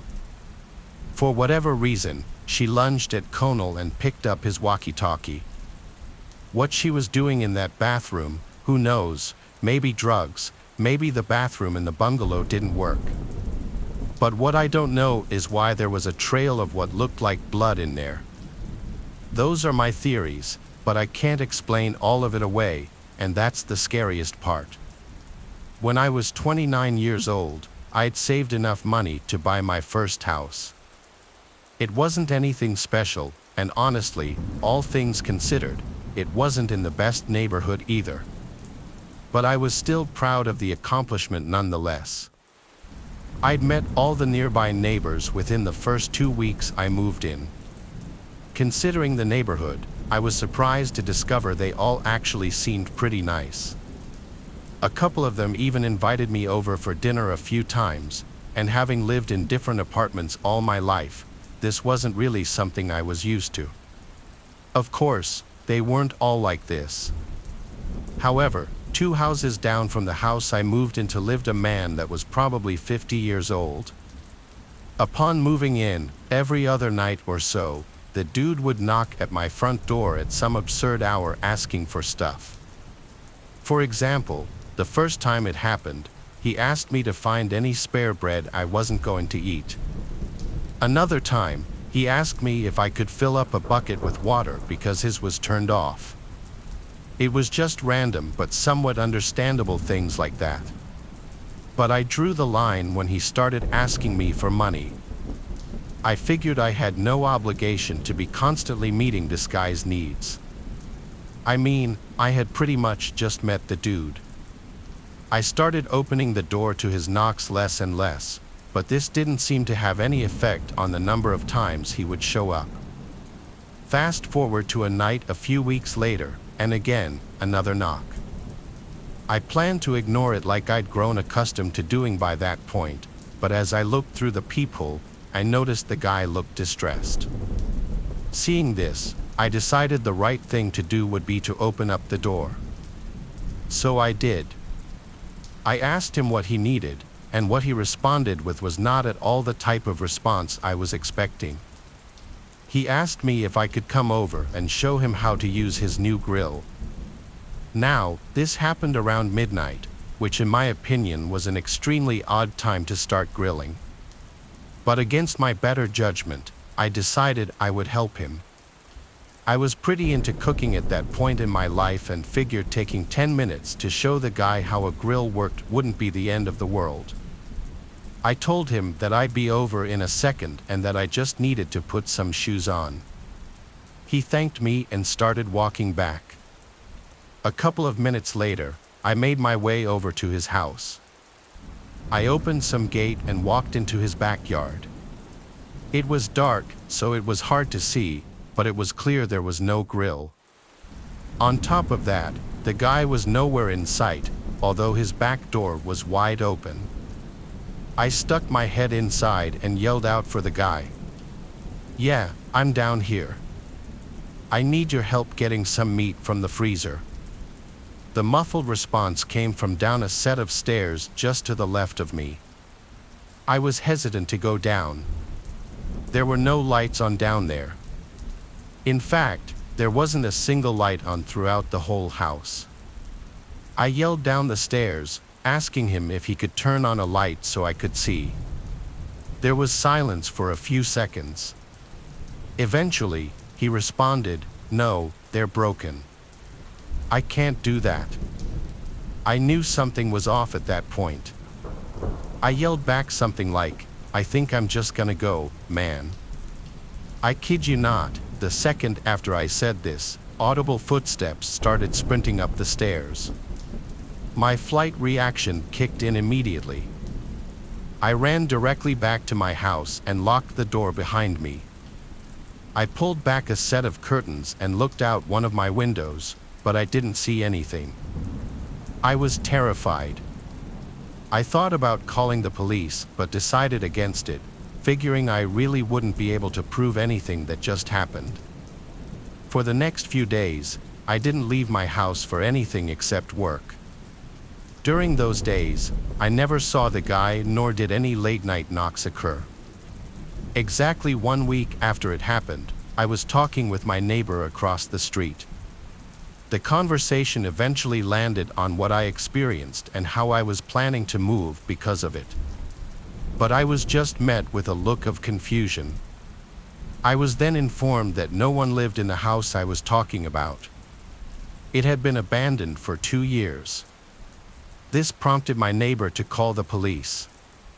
However, the police would find nothing inside or around the house. I moved out a few weeks later, so that's all I know. I'm not sure if anything else came from the situation or not. I still don't know who that guy was or what he was trying to lure me into. I'm going to tell you a story that still makes me angry to this day, even though it happened back when I was a kid. This was when I was about 12 years old or so. I went to the local school and was a shy kid, but I did have several friends. I remember there was this one kid at my school named Edward. We had some mutual friends and certainly knew who each other were, but I wouldn't say we were friends and we never really hung out. I didn't know a whole lot about Edward, but we had a class together and sat sort of near each other, so I would often hear him talking to other people. When I was talking with my friends, he would sometimes stop by and talk with our group. I remember one of my friends said that he got invited to Edward's birthday party that weekend. Then, to my surprise, the next day Edward invited me to his party. He told me his address and the time and said to bring a present for him. He wrote that information on a post-it note, I remember, and then gave it to me. I felt good for being invited to his party. As a shy kid, I did not get invited to a whole lot of birthday parties. Edward was not really known as that cool or popular, but he certainly had a lot more friends than I did, and I thought well of him. I hadn't known that he considered me to be a good enough friend to invite to his party. So when Friday came, Edward's party was that night. I had gone out with my mom the previous day and got Edward a good present. During the school day, one of my friends who was also invited told me that he wasn't going. I guess he had to go to his sister's recital or something.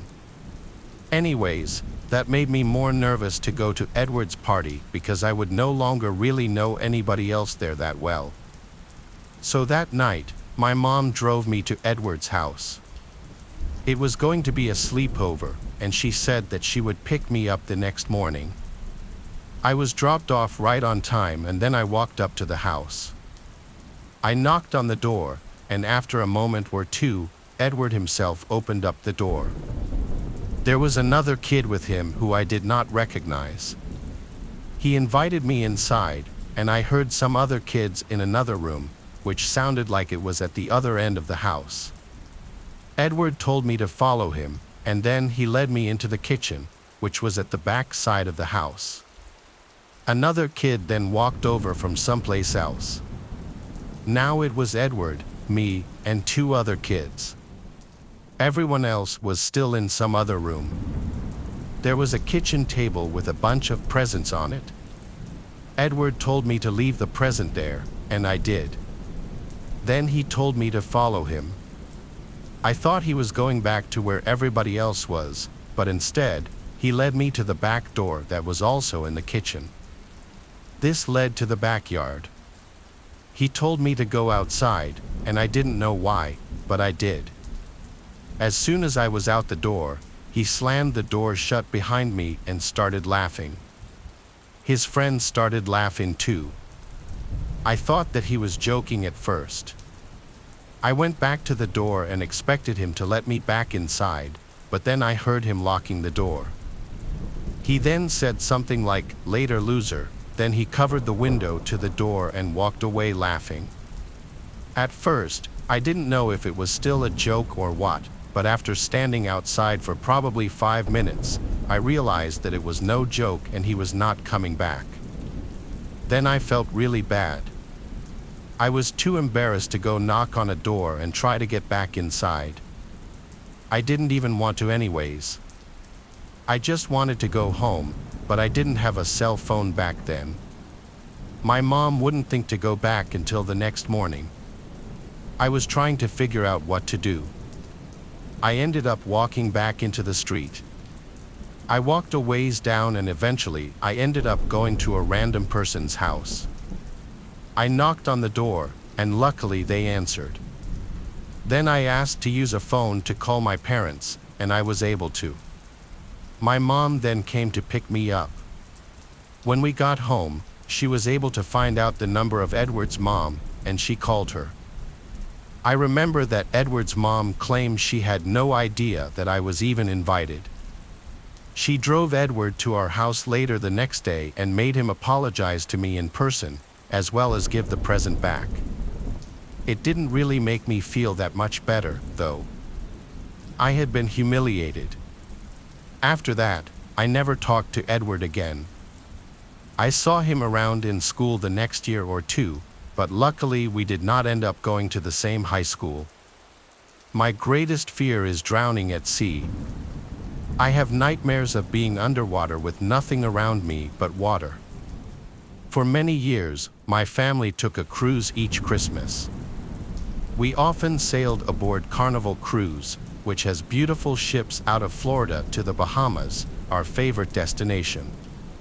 We also sailed other cruise lines that took unique ships to different destinations around Jamaica, Puerto Rico, and even St. Thomas in the Virgin Islands. This chilling nightmare occurred on one of these cruises from Fort Lauderdale to St. Thomas. We were midway on our cruise when we anchored in St. Thomas. We arrived just after dark, and the lights of St. Thomas were beautiful off our port side. We entered the dining room with the best view of the harbored lights. We had a fabulous Caribbean-style dinner of rock lobster and my favorite, conch in a delicious rice dish. After dinner, my sister and I walked on the promenade deck that runs the ship's length outside. The air was warm and fresh, but the Christmas season still required a sweater at night. We started up on the bow and reenacted the scene from the Titanic, leaning out over the railing with our arms outstretched, letting the night air wash over us. It was a beautiful night with amazing stars above. I haven't seen so many stars as you see on a cruise ship. We finished our games of Titanic adventures and began strolling aft to the stern of the ship, letting our dinner digest. We were about 2/3 of the way to the stern rail when we heard these dreadful screams. "No, Mom, no." My sister looked at me, and I looked at her in bewilderment. What on earth is going on? We ran to the stern, where a woman held a child, maybe about age 7 or 8, over the back of the railing. The child was screaming. Then the woman released her, and we heard her splash into the sea 3 decks below. The woman was laughing dementedly and waving. My sister and I were not sure what had just happened. We were so confused. Was this a game? The woman, perhaps in her late 30s, was nicely dressed in fashionable cruise wear. Her hair was brushed but a little blown in the sea air. She was beautiful, except for the laugh. The laugh went from quietly demented to full-on hysterical. My sister and I looked over the rail where this crazy woman pointed. We could see in the black ocean water, just barely visible in the ship's lights, a child thrashing, trying to stay afloat while crying, "Mommy, Mommy." My heart jumped in panic, and my sister turned and ran, screaming for help. The woman remained at the stern rail, throwing kisses and saying, "Goodbye, dear. Don't forget Mommy loves you." She then roared with laughter, and not a fun, happy laugh, but one that bit right to the bone. It was so strange. She was waving to the child as if she was sending her off on the school bus, and at the same time, laughing like the devil himself. "Mommy loves you." I was terrified and did not take my eyes off the child for an instant as she drifted further from the ship. I was thinking to myself, this can't be real. This isn't happening.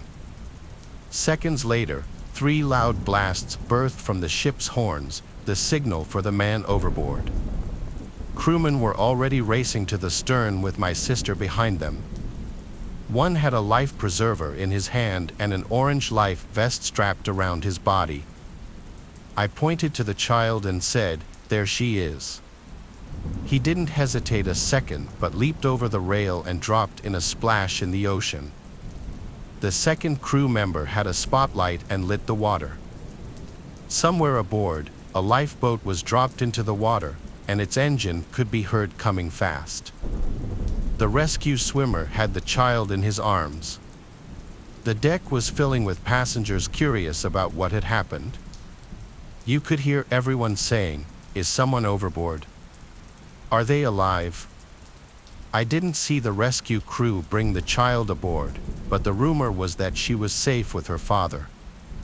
Ship security took the mother into custody, and a police boat came out from St. Thomas to take her to shore. Some passengers said the woman was telling everyone she passed, "No more children for me. I'm a free woman," and she would cackle that demonic laugh. "See you later, alligator." I'm free. I don't know what happened to the woman, but she must have been committed, for she was insane. In the quaint town of Willowbrook, nestled between rolling hills and dense forests, there was a house unlike any other. It stood at the edge of town, its weathered facade looming ominously over the neighborhood. Children whispered tales of its haunted past, claiming that the shadows within held secrets darker than the night itself. It was here that young grave digger spent his childhood, unaware of the horrors that awaited him within those walls. Grave was an inquisitive child, always eager to explore the world around him. His parents, both busy with work, often left him to his own devices, trusting the safety of their small town. One summer afternoon, as the sun dipped behind the horizon, casting long shadows across the lawn, Grave found himself drawn to the mysterious house at the end of the street with a sense of curiosity that outweighed his fear. Grave pushed open the rusty gate and ventured into the overgrown yard. Weeds tangled around his ankles as he made his way to the front door, which creaked open with an eerie groan, as if welcoming him inside. The interior was shrouded in darkness, the only light filtering through dusty windows. Grave hesitated at the threshold, a chill creeping up his spine, but something compelled him forward, deeper into the belly of the house. As he stepped into the dimly lit hallway, the air grew thick with a sense of foreboding. Whispers echoed off the walls, faint and indistinct, like the murmurs of a long-forgotten past. Grave's heart raced in his chest as he followed the sound, drawn to a staircase that spiraled upwards into darkness. With each step, the whispers grew louder, forming words that sent shivers down Grave's spine. "Leave," they hissed, "before it's too late." But Grave pressed on, driven by a morbid curiosity that overpowered his fear. At the top of the stairs, he found himself in a narrow corridor lined with closed doors. The whispers seemed to emanate from behind one in particular, its wood warped and splintered with age. Summoning all his courage, Grave pushed open the door to reveal a room frozen in time. Dust-covered furniture lay scattered about, cobwebs clinging to every surface. But what caught Grave's attention was the figure huddled in the corner, its back turned to him. "Hello," Grave called out, his voice trembling. The figure remained motionless, its form shrouded in darkness. Grave took a tentative step forward, his heart pounding in his chest. As he drew closer, he realized with horror that the figure was not human at all. It was a grotesque mannequin, its features contorted into a twisted mask of agony. In its outstretched hand, it held a faded photograph. Grave's hands shook as he took the photograph, his eyes widening in shock. It was a picture of a young boy, no older than himself, standing in front of the very house he now stood in. But what chilled him to the bone was the date on the back, the date of that very day, decades ago. Before he could comprehend the implications, the whispers around him grew deafening, a cacophony of anguished voices filling the room. "Help us," they moaned. "Free us from this place." Grave staggered back, his mind reeling with fear and confusion. Without a second thought, he turned and fled from the room, down the stairs, and out of the house.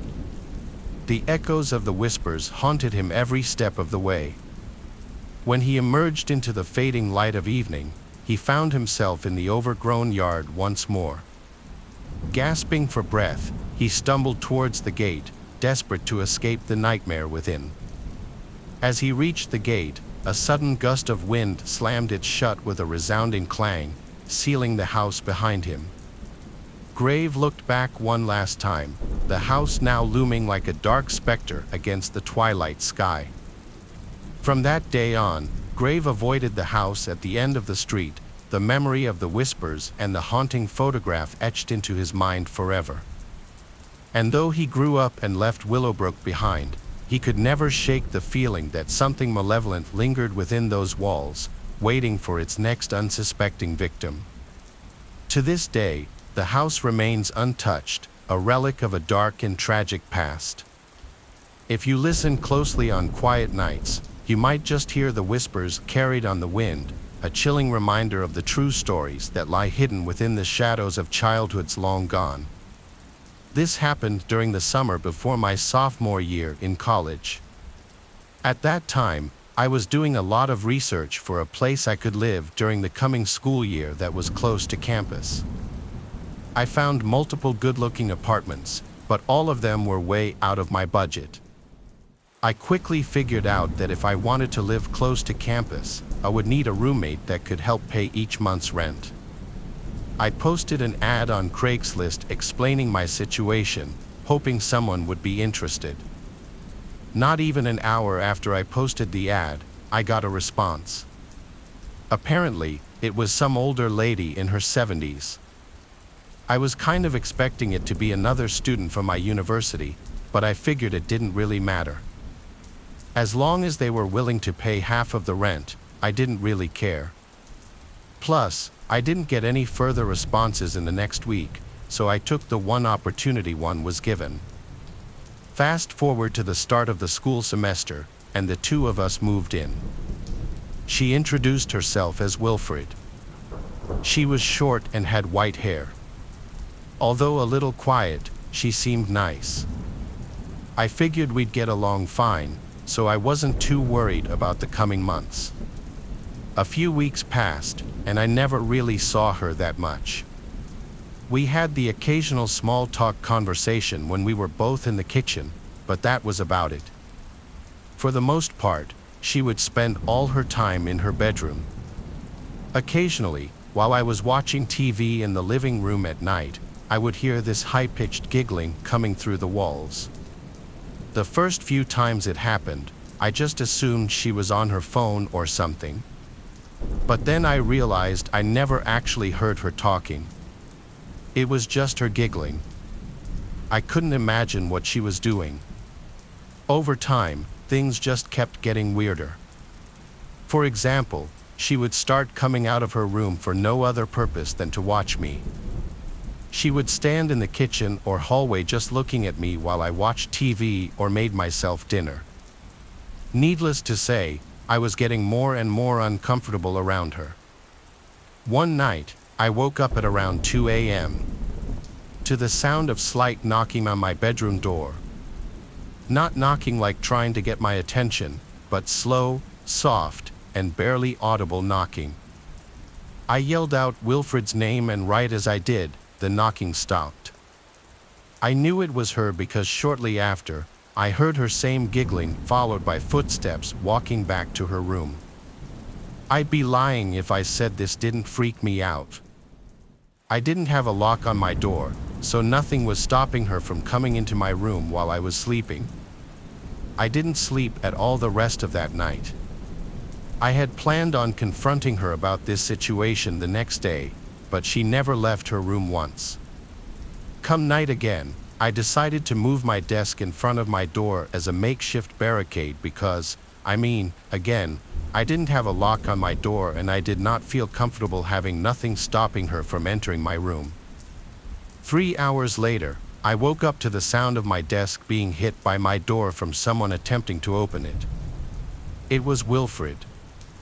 I could see her eye peeking through the crack of the slightly open door. Before I could even say anything, she started screaming and banging on my door. My desk started to give way, so I got out of bed and held the door closed myself. The screaming and banging went on for 2 more minutes. Once it finally stopped, I got up and called the police. When they arrived, I opened the door to my bedroom and my heart dropped. Every single one of the knives from our kitchen had been stabbed into the door. I was absolutely horrified, but I tried to compose myself. I briefly explained the situation to the 2 officers that arrived. I also told them which room Wilfred was in. She would provide a struggle in being detained, but they would ultimately take her away. The next month, I moved to another apartment, this time with some actual students from my university. I still don't understand what made Wilfred do what she did. My best guess is she had some severe untreated condition she wasn't on medication for, but then again, maybe not. Maybe she seriously intended to use those knives on me in my sleep. But because I took the precaution of pushing my desk in front of my door, I luckily didn't have to find out. It was 2017. I was 17, getting ready for prom, and of course, girls have it harder because instead of the guys who just rent the same tuxedos, girls have to find a nice dress that they're going to keep. And of course, prom dresses aren't cheap if you want a nice one, at least. My parents didn't want to spend over $200 for a prom dress, so my mom suggested I look online for a used one. She'd even help me. We scrolled on Craigslist and Facebook Marketplace, which had just become a thing back then and wasn't as popular as it is today. There wasn't really any luck on Facebook Marketplace, so we mainly searched Craigslist. We found a listing for a dress that we both liked. It was a navy blue evening gown, $50. It said it was worn once for prom. The seller lived pretty close too, so I contacted the number listed on the listing, and in under 10 minutes, I got a text back. After expressing my interest and asking a couple of sizing questions, the person offered to come to our house to drop it off to us. But my mom said no to having someone from Craigslist come to our house, so I said we'd come to them. That day, I asked for their name, and they said Jerry. Honestly, I assumed that Jerry was short for Alexandra. My mom offered to come with me. I felt more comfortable if she'd drive me. When we got to the address, it was a townhouse in a congested area of town. The townhouse was on a dead end. My mom asked if I wanted her to come in with me, and honestly, I don't know why, but I thought it would be embarrassing to go in with my mom. I asked her to just wait in the car unless I text her. I texted Jerry and then went to ring the doorbell. I noticed all the blinds on the windows were closed, which was strange. It was the middle of the day. The door opened, and instead of some young girl around my age opening the door, it was an actual grown man, like 50 years old. He smiled and asked if I was here for the dress. I said, "Yeah, are you Jerry?" And he said, "Yeah." He said I looked just like his daughter and then said, "Come inside." I looked back at my mom's car and then went inside the house. He said I should be a perfect fit for the dress. He said he'd go get it, then disappeared into another room. The living room was dark and kind of messy. I took out my phone and texted my mom to come to the front door. Then the man called out from a room for me to come inside and try the dress on in front of a mirror. I asked him if he could bring the dress out to the living room. He said there's no mirror in the living room, and I replied that I'd just like to see the dress first. He left the room and entered the living room empty-handed and said the dress is on the bed in the bedroom if I want to go look at it. I once again asked him to please just bring it out here. Then a knock at the front door. Jerry said, "Who is that?" and I opened the door to my mom stepping inside. She smiled and said hello to the man, and he took a couple of seconds to say hello back, but without a smile. Now I walked to the doorway of the bedroom. And as I did, he made a noise as if to say, "Don't go in there." I looked into the dark bedroom, and there was no dress on the bed. My mom was in the middle of asking a question when I interrupted and said, "There's no dress." There was a painfully uncomfortable and tense silence, and then the man said, "I'd like you to leave now." My mom and I, without hesitation, left to the car. By the time we were in the car, the front door was already closed, and I saw the man peering through the blinds. We were both in shock. If my mom hadn't come in, I don't know what would have happened. I reported the Craigslist ad. We didn't call the police, though, because there was really no proof of anything, and technically nothing happened, but there was no blue dress in that room. He was just trying to get me into that room, and when my mom came in, he couldn't exactly do that anymore. Thank God I listened to my mom and didn't give him our address. I ended up getting a used dress shipped to me. That prom night. I told everyone this story, and it's still kind of haunting even today. I'm an 18-year-old girl living in Baltimore, Maryland. For those who don't know, Baltimore hasn't always been the nicest of places to live, though I've mostly gotten along just fine. And luckily, I no longer live in the city, just right outside of it. You can still expect, though, that I was raised to be hyper-aware of my surroundings and very wary of strangers. At this time, my school would just let me out for spring break and we got the announcement for an extended break. At that time, I didn't drive, and neither my sister nor my parents could pick me up. With all my friends now living near me, I really had no choice but to Uber home. I wasn't new to Ubering to and from school. I've actually always had pretty good experiences with Uber up until this point. Either I get the usual quiet, relaxing kind, or I get some really friendly people with interesting conversations. On the day when my driver picked me up, at first it was perfectly fine. We made some polite conversation and we actually were getting along just fine. Now keep in mind there were only 2 more common routes to take me back to my home. Both routes only took about 15 minutes and all included very few main roads and mostly back roads. I also have a habit of looking at my Uber driver's phone whenever it's in that little phone holder.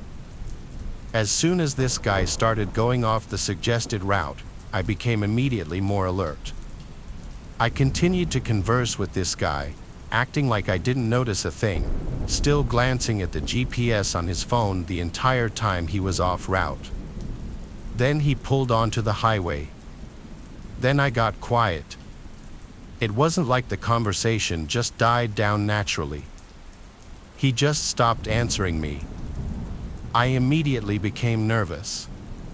The guy wasn't taking me anywhere near my home. He was actually going down freeways that would have taken me into a whole different state. I immediately texted my friend group chat with what was happening, showing them the guy's profile and everything, texting them that if I don't respond within an hour to any of them to call the police. I was way too scared to press the safety button on my phone because I knew it wasn't uncommon for Uber drivers to purposely take super long routes to get more money. Still, I gathered up all my courage and I spoke up to him, letting him know that I was suspicious of him. "Excuse me, I'm sorry, but is this the right way? All the times I've Ubered, I've never been taken on the highway before," I said to him. Pretty much immediately, he started to reassure me that I was safe and he was taking a quicker route. Yeah, right. As I mentioned before, a normal trip home would have only taken about 15 minutes, maybe even less. I was in the car for nearly half an hour now. Then I tried to call my dad. He didn't answer. So what I did instead was give an Oscar award-winning fake phone call. "Hey Dad, yeah, I'm on the highway right now. Yeah, my location is shared with you. Why? Okay, yep, I will. I'll talk to you when I get home. Bye, love you too." My Uber driver was staring at me for the duration of that entire fake phone call. I hoped if he thought my dad knew where I was and that he was expecting me to come home, he would hopefully not have any ill intentions with me. Right then, suddenly, my driver turned into a highway exit, and within another 20 minutes, I was on my main road home that I don't think I've ever gotten out of any car so fast in my life. Still, though, my dumbass still gave him a decent rating and a tip. I guess because at the time, I truly didn't know if he had any ill intentions with me. I mean, it's very unlikely that he could have just been another Uber driver trying to make an extra buck. And that he did. I nearly got charged $20 more for what I usually pay for my ride I usually had to pay on that trip. I still wish that I'd emailed some kind of Uber customer service or something and explained the situation. Needless to say, please stay safe out there when Ubering, guys. If your driver ever goes off route for an extended period of time for no apparent reason, make it known that you're aware of it and that you're onto them. It could just very much possibly save your life. When I was 16 years old, I decided to surprise my parents with a bouquet of flowers for Valentine's Day. We've always celebrated this as a family holiday rather than a romantic one. I didn't have a car to drive to a florist, but my high school was within walking distance of a hospital that had a gift shop selling floral arrangements. On Valentine's Day, I set off for the hospital by myself, cutting across campus to walk through a network of side roads populated with specialty doctors' offices that keep odd hours. The sort of buildings where traveling doctors mainly hold surgery consultations or prefer small procedures a few times a month. The trip there passed without incident. As I was walking back, though, I noticed an unkempt 1990s car close behind me. While my memory of the car is hazy, I am left with the impression that there were at least two men inside whose faces I could not see. Initially, I assumed that the driver was simply afraid of hitting me, which is why they weren't passing by. So I made a point of dramatically walking further into the grassy shoulder of the road, demonstrating to them that they could safely drive ahead. But they still refused to pass me, continuing to creep along behind at a slow pace. Beginning to suspect the driver was more interested in me than a destination, I began to walk faster. The car confirmed my suspicions by matching my speed. Despite the impracticality of my shoes and the threat of spilling water from my vase, I started to run as fast as I could. That was when they hit the gas and again matched my speed. I realized at this point that the car was 100% following me and that there was no one in sight to notice. I needed to get away. I bolted into the first parking lot I saw, and the car turned in after me.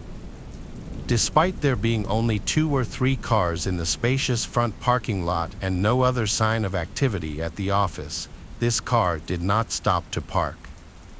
The driver instead opted to pursue me into the partially under construction back portion of this lot, behind the office. I passed every available parking space, cornered against a pile of debris and rubble from the construction, coming to a diagonal stop less than 3 feet away. Before anyone could emerge from the vehicle, I somehow managed to scale the small prominence of rubble with my vase in hand and jumped from its peak to land painfully on the other side. Fortunately, it was a plot of undeveloped land within sight of my high school campus. I took a quick peek back over my shoulder to see if they were still in pursuit, but the car had sped off. After I reached the top of the rubble pile, it was now nowhere in sight. They had not parked in the lot at all. They had no business there. The driver was 100% following me. I sprinted at top speed and didn't stop until I was soaked with sweat in the dead of winter, panting in the student lounge among my classmates who didn't seem to care when I told them. Possibly because our hometown is supposedly a human trafficking capital, the crime rate is outrageous. Although I'm convinced that this was something more informal than human trafficking, as a dilapidated car suggested poverty, and I have read that human trafficking usually arises through grooming rather than being snatched off the streets. In retrospect, I should have told an adult or alerted campus security. At least I called the non-emergency line of the local police station, but I was young, foolish, insecure, and afraid of getting in trouble for leaving campus when I didn't have a signed permission slip permitting me to do so. I kept trying to convince myself that I had misread the situation or was overreacting. I don't know what I would have even told the police had I called them, as I was entirely ignorant on the subject of cars and couldn't have identified the make of it had I been asked. I couldn't see the faces of the occupants. I was also just worried that my parents would restrict my already extremely limited freedoms if they knew I had been in danger. I feel horrible having never told anyone and truly hope that my secrecy hasn't led to someone being hurt or killed. I believe the only missing people aside from runaway children or elderly adults with dementia in this city right now are men, aside from one woman a few decades ago. My first day as a plumber started like any other. A call came in from an older woman in a creaky old house on the edge of town, reporting severe leaks in her kitchen. I was eager to make a good impression and maybe score a repeat customer. I had no idea what I was in for. When I arrived, the house was shrouded in an unsettling stillness. The lady, Mrs. Beatrix, was a frail, wary woman with sharp eyes that seemed to pierce right through me. She led me into the kitchen where water was steadily pooling under the sink, spreading out across the faded linoleum. "Thank you for coming so quickly," she said in a voice that quivered like dry leaves. "It's been like this for days. I've had trouble getting someone out here." I nodded and got to work, sliding under the sink with my flashlight in hand. The smell hit me first, something foul and putrid, far worse than just mold or mildew. The pipes were ancient, corroded, and clearly the source of the leak. As I began to dismantle them, a thick, dark sludge oozed out, filling the air with a nauseating stench. "Looks like you've got some serious blockage here, Mrs. Beatrix," I called out, trying to keep the disgust out of my voice. She didn't respond. When I glanced over my shoulder, she was standing in the doorway, watching me with those unnervingly sharp eyes. I turned back to the pipes, focusing on clearing the obstruction. As I pulled out handfuls of the thick muck, I noticed something odd. Among the sludge were small bones, animal bones, I thought at first, but then I saw what looked like tiny, human-like fingers, complete with nails. A chill ran down my spine, but I kept working, trying to rationalize what I was seeing. Maybe a rat had gotten stuck in the pipes and decomposed, but the fingers, they were too perfect, too intact. As I probed deeper, my flashlight flickered and then went out, plunging me into darkness. The silence was oppressive, and the smell seemed to grow stronger, almost as if it were pressing down on me. "Mrs. Beatrix," I said, my voice sounding strange and hollow in the confined space. "Do you have another flashlight?" No response.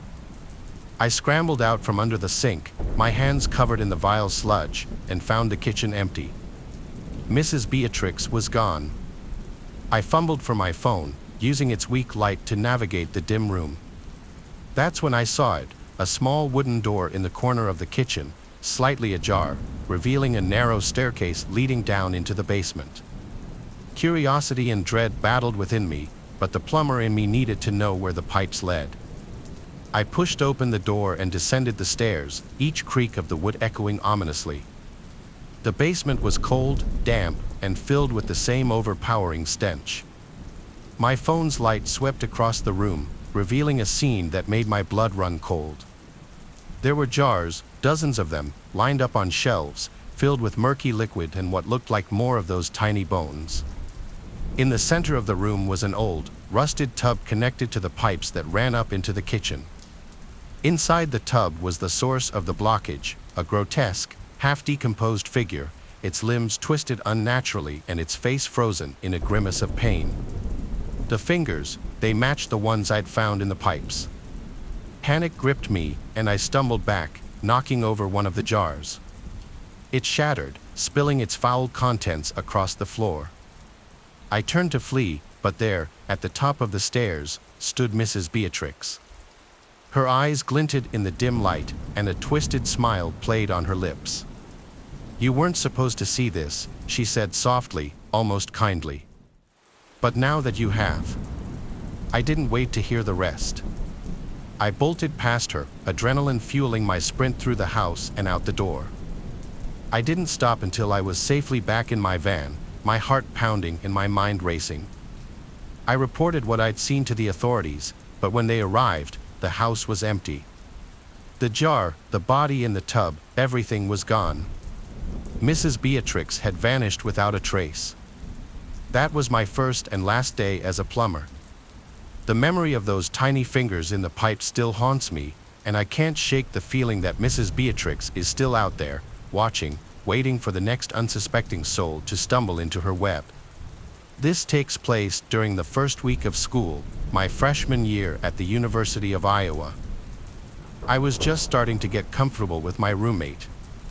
He was dedicated to the idea of rushing a fraternity, and rush week was starting the next week. But the parties were starting Thursday of the first week. My roommate didn't want to go alone because it would be harder to meet people that way, so he wanted me to go. I happily agreed to go with him, even though I had no interest in rushing a fraternity. I still had intentions to go to parties. After all, I was attending a party school. My roommate wanted to go to one frat party on Thursday and then parties at different frat houses on Friday and Saturday. On this Thursday night, we were headed to perhaps one of the lowest ranked frats. I'm pretty sure it was an underground one too, but his logic in attending was to have a backup frat in case the higher ones wouldn't give him a bid. The frat house was really far from campus and in a much more slummy downtown area. We pulled up to a corner house, and if it weren't for the blasting music and cars parked everywhere, we would never have pictured this house as a frat house. It literally looked like they settled with the first house they found. We knocked on the door to immediately be greeted by some short, chubby guy in a white t-shirt holding a Solo cup. His shirt had sweat stains by his armpits and mid-belly area. He told us to come right in. The party itself was in a horribly dimly lit room with probably 50 guys bunched up into the living room. It was hot as hell in there. To make it even worse, I think I saw maybe 2 girls at the entire party, neither of them even close to attractive. I gave the party a good 20 minutes, talking with one overweight foreigner after another, all giving off anti-social vibes. Eventually, I waved for my roommate to get ready to leave, but a huge group of guys by the door made us decide to wait a little longer to avoid the awkwardness of leaving early. I continued to drink the cheap beers they were serving. I think I downed 5 cups before I could even feel a buzz. A heavy guy approached me with a tiny bottle in his hand and handed it to me, smirking and saying, "That'll get you shit-faced." I fake laughed and thanked him, expecting him to go away, but he just watched me as if he were waiting for me to drink it. So I did. It was maybe 2 shots worth of some kind of hard liquor.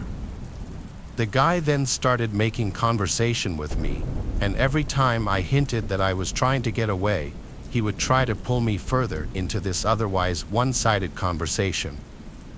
Things started to get really blurry pretty soon.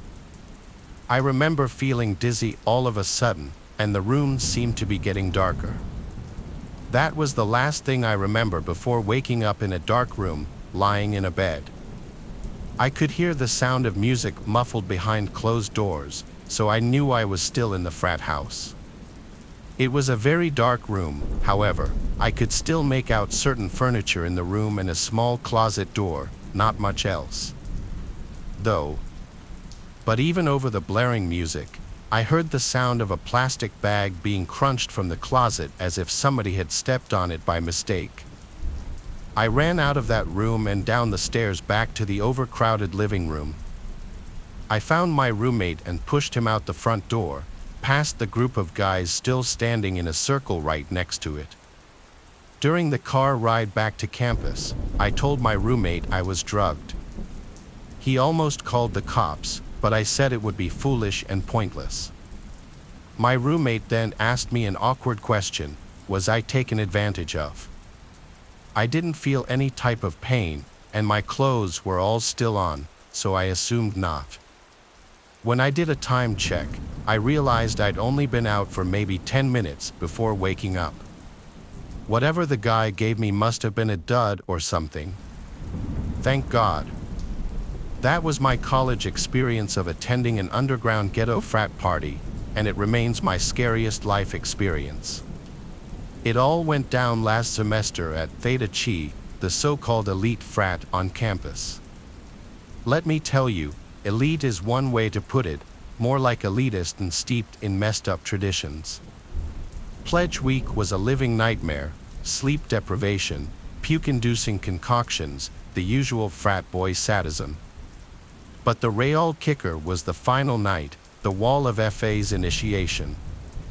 They blindfolded us, led us to a part of the house that always felt weirdly cold and damp, and told us to line up. One by one, we were shuffled forward, hands outstretched. "Identify the brother," a voice boomed, laced with amusement.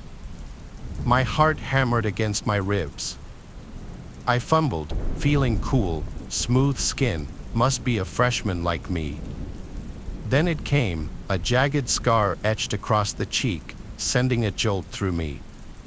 My answer, a shaky freshman, hung in the thick air. "Wrong, Pledge," the voice chuckled. "Next." The next brother stumbled forward, encountering a face that felt wrong, bulbous, misshapen, like something out of a nightmare. He stammered, unable to identify it. Nervous laughter rippled from the unseen brothers. Panic nodded at me.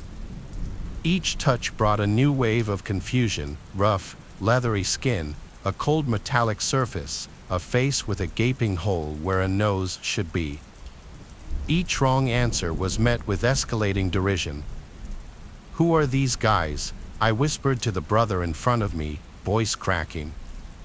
Silence. No response. By the time it was my turn again, a cold sweat plastered my hair to my forehead. My hand brushed against a face that sent shivers down my spine, soft, almost feathery, with something cold and hard underneath. I choked back a scream. This wasn't human. What is this?" I stammered. A chilling silence followed, then slow, deliberate clapping from the shadows. "Congratulations, Pledge," a voice rasped, different from the others, older, laced with sickening satisfaction. "You've just felt the faces of those who failed the wall." My blood ran cold. Failed. What did that even mean? Images of grotesque masks stitched together from the failures flashed in my mind. Was this what awaited me if I messed up? An eternity of being a disembodied face, a cautionary tale for future pledges. The blindfold came off, revealing a room unlike any I'd seen in the frat house. The air crackled with a strange energy. The shadows were deeper, more menacing around me. Mounted on the walls were grotesque masks, stitched flesh, metal teeth, inhuman features. Some looked vaguely familiar. Then I saw it, a mask with a jagged scar across the cheek, a chilling echo of the first face I'd touched. My stomach lurched. Was that a hand? It clapped over my shoulder. A senior brother, his face twisted in a cruel smile, said, "Welcome to the Brotherhood, Pledge. Now, let's get you initiated properly." The room seemed to close in on me. The masked faces on the wall appeared to leer, their expressions a chilling mockery of my fear and confusion. I'd become a cog in their twisted tradition, another face destined for the wall if I faltered. The real horror wasn't a physical hazing, though that was bad enough. It was the psychological torment. The feeling of being unseen, judged, forever marked by the possibility of failure. The knowledge that even if I succeeded now, I was forever haunted by the fate of those who hadn't. I can't sleep. I keep seeing those faces in my dreams, wondering who the others are and what they did to fail. I'm starting to think there's more to this tradition than the brothers are letting on. During my days as a Marine, I had many different jobs on site, but my least favorite was graveyard patrol.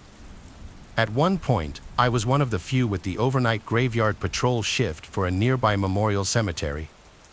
As you would imagine, it was a pretty slow shift with not much going on. Oddly enough, even though the cemetery was in a remote location surrounded by dense forest on each side, and I was working the literal graveyard shift, I found the job more relaxing than scary or unnerving. I would be the only one in the cemetery. My relief would come around 5 a.m., which would be the end of my shift.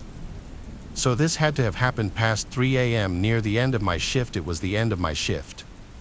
It was on this otherwise regular night that I was patrolling near the perimeter fence where some of the older headstones were. I wasn't allowed to be on my phone. If I were to be caught with my phone, I would be reprimanded, even though it was unlikely to be caught since there was no one else really around except for me. I tried my best to follow that rule, so it was just a lot of walking around and looking at old headstones. But anyway, while patrolling past some of the older ones, I began to hear a woman's humming. It was this very calming, soothing kind of humming, and I wasn't calmed or soothed because nobody was supposed to be in the cemetery. So it was more so a cause for concern. I started following the sounds of the humming. It was coming from behind this intentionally planted line of thick trees with vines and brushes sprouting from the sides of them. Instead of walking around the long wall of trees, I squeezed through the vines and bushes to the other side, cutting myself in the process. As I struggled to make it to the other side, the humming suddenly stopped as quickly as it started. I was left alone to the silence once again, not even the sound of a cricket. I walked closer to the edge of the memorial property by the woods near a few of the big mausoleum-looking structures, and I could distinctly hear some kind of buzzing sound coming from one of them. I stepped up the 3 white steps into the structure. The little door didn't have any kind of locks on it. I'd never been in any of these structures until this point, and I was incorrect in my assumption that they were mausoleums. I still don't know what the purpose of them was, maybe some kind of memorial building for deceased veterans in the cemetery. As I was inside that cold, dark structure, I could actually feel the hairs on my arms begin to stand up as I got goosebumps for reasons I wasn't sure of just yet. That buzzing sound was coming from inside of the structure, but it almost seemed like it was coming from beneath my feet. I looked down to the wood floor, and there were tiny round holes in each plank of wood.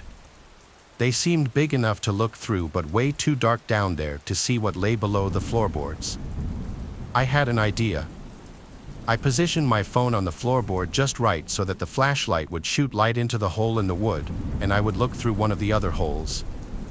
I lay basically flat on the floor with my head pressed up to the wood, one eye closed. I expected to see nothing at all, but I saw what appeared to be the top of a woman's head. And as if she knew I started looking immediately, she looked up at me through the hole. I only saw her face for maybe half a second before I fell backwards and let out a blood-curdling scream. I sprinted back to the parking lot and called the guy who was supposed to relieve me soon and told him to meet me now. When he showed up, I tried to convince him that I was telling the truth about what I'd seen in that little building. He entertained me by coming with me to it, and I repeated what I did earlier with my phone flashlight. He looked through multiple holes but saw nothing. I had to check for myself, and he was right. It was just some small, empty-looking space underneath the structure. I spent the rest of the shift with him. I left at 4 on the dot. I know he didn't believe me. I wouldn't have believed me either. I'm sure it's a possibility that it was a hallucination as a result of my lack of sleep, but I also believe it's a possibility that I witnessed a spirit or something completely supernatural.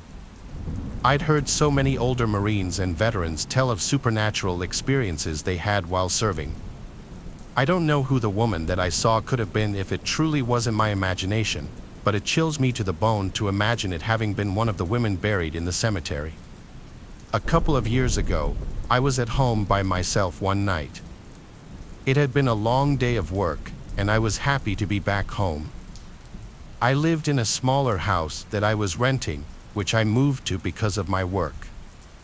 On this night, I ordered a pizza online and was going to have it delivered. A while later, the doorbell rang, and I knew that was the pizza. So, I went to the front door and opened it. A man was standing there with the pizza, and I took it from him and gave him his tip. Before I closed the door, though, the man asked me if he could come inside and use my restroom. Now, I really don't know why, but I said yes. I didn't want to say yes. I didn't want the guy in my house because I didn't know him at all, and obviously, I should not have let him. I don't really have an excuse or an explanation, but I guess it was just a reaction to say yes, so I did. The guy didn't immediately come across as strange or anything, so I told him that it was just down the hall and to the left. The house was not that big, and it was pretty easy to figure out where everything was. So, the guy went down the hall and into the bathroom. I was slightly nervous because I didn't know him at all, but less than a minute later, he left the bathroom and then walked back to the front door. Then he left. After that, I was able to have my pizza. However, hours later, I was still up. I was just relaxing in the living room, and it was probably around midnight. Suddenly, there was a knock on my front door. I didn't know who it could possibly be at this hour. I walked over to the door and looked through the window. It was the pizza delivery guy from earlier, but he was not in his pizza uniform anymore. When I looked at him through the window, he saw me. After seeing that he noticed me, I felt like I had to answer, so I opened up the door and was really curious to see why he was here. The guy told me that he had just gotten off of work and he realized that he dropped his wallet in my house. When he said this, instantly I was suspicious. He asked if he could come inside and look for it. Now, I had been inside for a few hours and didn't see a wallet, plus I had been to the bathroom and never saw it there either. I was sure that I would have. I told the man that I didn't think it was here, but I could quickly look for him. He said no, he knew where it was, and he knew that it was here. So, I started to ask him where it was, but he then just walked right into my house. He said he would just be a second. The man blew past me and went towards the hallway. Then I watched him enter the hallway, but instead of going to the bathroom, he went into my bedroom, which was directly across from it. He then closed the door, and I heard it lock. I started to walk over there and I said that was not the bathroom, but he didn't answer me. By now, I had a really bad feeling about this. I had no idea what was going on or what he was doing. I called out to him several more times, but he said nothing in response. After a few more minutes of me being very confused, I decided to call the police. I dialed 911 and told them of the exact situation. Then I waited. I went near the front door of the house and did not want to go near my bedroom. The entire time, the man stayed there, and I didn't hear him at all. The police were pretty quick to arrive, and I met them outside. Then they entered my house. Sometime later, they came out with the man. He had been found hiding in my bedroom and was refusing to leave. I'm glad that I called the police on him. I really don't know what exactly he was doing. I'm sure that he probably got fired from the pizza place after that as well, but I still haven't ordered from there since. When I was 14 years old, my family and I went on a boating trip out of Melbourne's western Port Bay. I remember being at the helm with my father, steering the little boat over the waves, and then the next thing we knew, my big brother was shouting that water was coming and happened so fast. Mom and Dad were shouting for us to stay together, and then suddenly, the boat tipped over, and we were in the water. We later found out that the bottom of our boat had been almost completely rotten and that its owners had been extremely and willfully negligent in renting it to us. We had no choice but to start swimming. Since it was late in the evening, no one had seen us go down, so it was up to us to rescue ourselves. I was a reasonably good swimmer, and we all had life jackets on, but it was still around 2 miles back to shore. Land looked like it was a long, long way away. Darkness fell as we were swimming, but my dad started to struggle, and my big brother swam back to try and help him. My mom and I stuck together and kept going, but we soon lost sight of my father and brother. Seagulls cried out above me, and I kept imagining that they were warning me of an attack from sharks that were no doubt swimming in the waters around us. I could see land, but it didn't seem to get any closer. Finally, after more than 3 hours in that water, I felt the sandy bottom against my feet. I'd reached the mud flats of what I believed was the mainland, but my mom, dad, and brother were nowhere to be seen. I was weak, cold, and exhausted. I dragged myself through the mud, which at some points was almost up to my waist, and this was even more terrifying than the swimming. The mud kept on sucking me down, and I was terrified that I'd sink and be suffocated. My muscles ached, my lungs burned, and I felt like I was about to pass out at points, but at the same time, I knew the clock was ticking, that it was essentially down to me and me alone to get help from my family. The clock was ticking in my head, and I needed to get my family the help they badly needed. When I finally made it ashore, I realized that I was on French Island, an island with an old disused prison on it that has only about 40 people on it. I ran through the bushland, using up the last reserves of my energy, it felt like, and feeling thorns scratching against my legs and arms. I ran for a long time too, stopping every so often to catch my breath before continuing through the bush. Finally, I found a house, and after banging on the door, someone opened it, and I told them what had happened. I just remember crying and crying as they tried to comfort me and how I begged them to help find my family. They told me everything was going to be okay and that they'd contacted the Victoria Coast Guard. I appreciate that they were just trying to console me, but I knew they were wrong. The next morning, the bodies of my mom, dad, and older brother were recovered from the water off the coast of Fairhaven. Words can't express how devastated I was, and I was filled with this overwhelming survivor guilt, thinking that I should be the one dead. For 5 long years, I was a wreck, and I think I might be dead from drink and drugs if it wasn't for the birth of my first kid. For a long, long time, I avoided any kind of large body of water, which included swimming pools, before my therapist suggested that I undertake some exposure therapy. This would involve brief trips to a local pool, but at first, my anxiety was so bad that even if my head was above the water, I just couldn't breathe. I tried for 4 months, but nothing worked until a local swim coach heard my story and offered some help. Over the next year or so, the therapy started to chip away at my fear until finally, I was able to look at the sea without feeling like I was about to have a panic attack. My proudest moment has been taking part in a charity swim across the Rip, which is an infamously rough stretch of water. We helped raise money for a domestic violence charity here in Australia, which is a cause very close to my heart for reasons that could well make for another true scary story.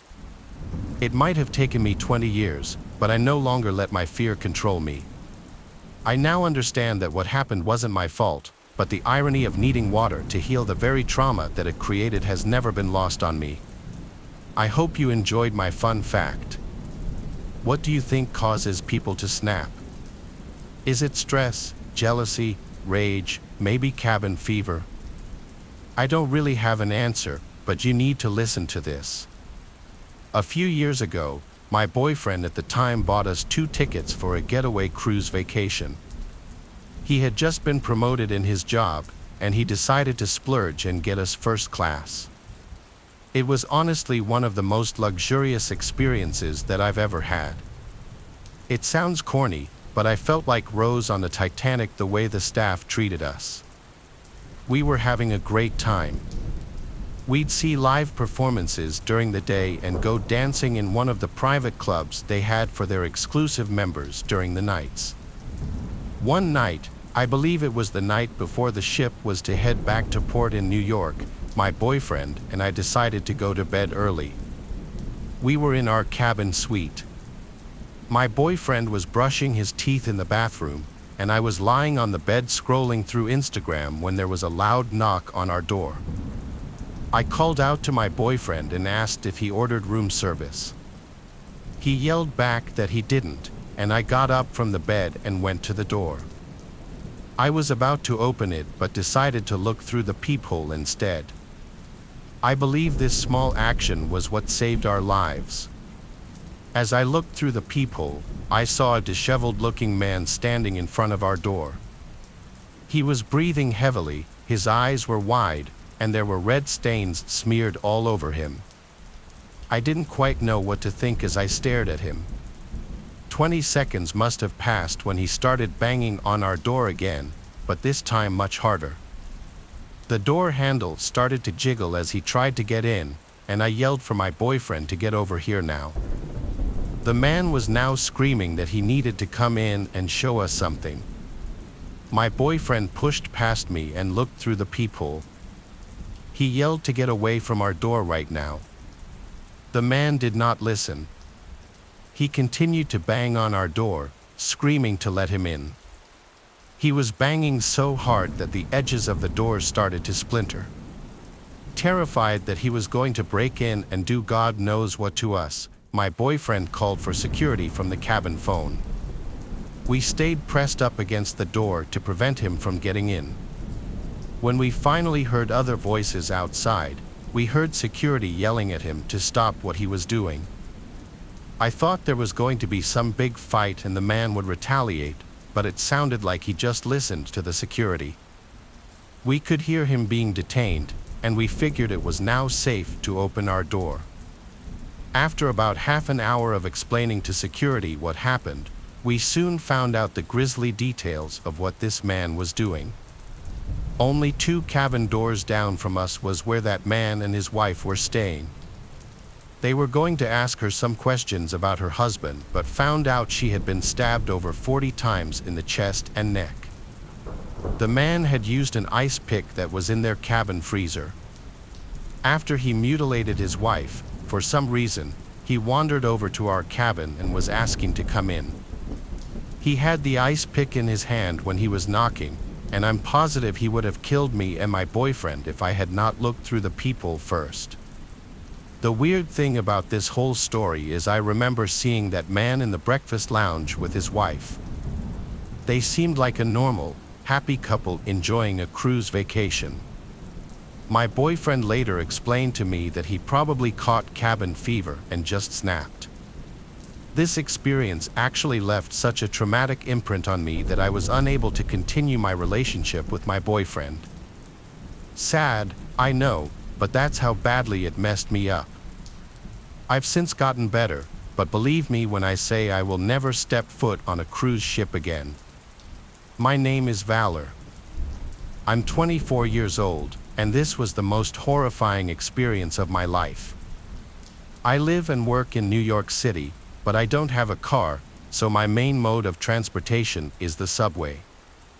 It was a Saturday night. I was on my way home from a party in the middle of the night. I did this about every other weekend, so I was completely fine with taking the subway alone at night. Walking down the steps, entering the underground without a soul in sight, it was always a bit chilling. This specific station was very tightly spaced. As I was walking, I could almost feel as if I were being watched or followed, along with the occasional echoing bang-type sound emitting from an unknown location. I was early for the train, so I sat on a bench and waited. This is something straight out of a horror movie. I heard this exact phrase, "Over here, buddy." There was somebody standing on the tracks inside the tunnel, poking his head out and looking at me. It was a filthy-looking man, I'd say in his early 40s. He gave me a smile, a horrible yellow smile with at least 3 teeth missing, and I could tell that even from where I was sitting. I did the best I could to pay no attention to him, but he wouldn't go away. There was laughing coming from inside the tunnel, and then another disgusting-looking man stuck his face out as well. This man gave me a nasty smile as well before telling me to come hang out with them in the tunnel. The way they stared at me, though, their eyes wouldn't even move, it's as if their sight was locked onto me. I resumed doing the best I could to ignore them and just wait for the train. I noticed in my peripheral vision that one of the men moved away into the tunnel, returning moments later with another face. I had to look again. There was a third face, but this one was hunched over and lifeless. It looked like one of the men was holding the guy's face up. The sound of the train approaching felt like 1,000 pounds off my shoulders. I got up, ready to board the train, but when I got closer to the edge of the platform, I nearly threw up at the sight. The two men were going back into the tunnel, and the second man in the back was holding something in his hand, a head, just a head, like a decapitated head.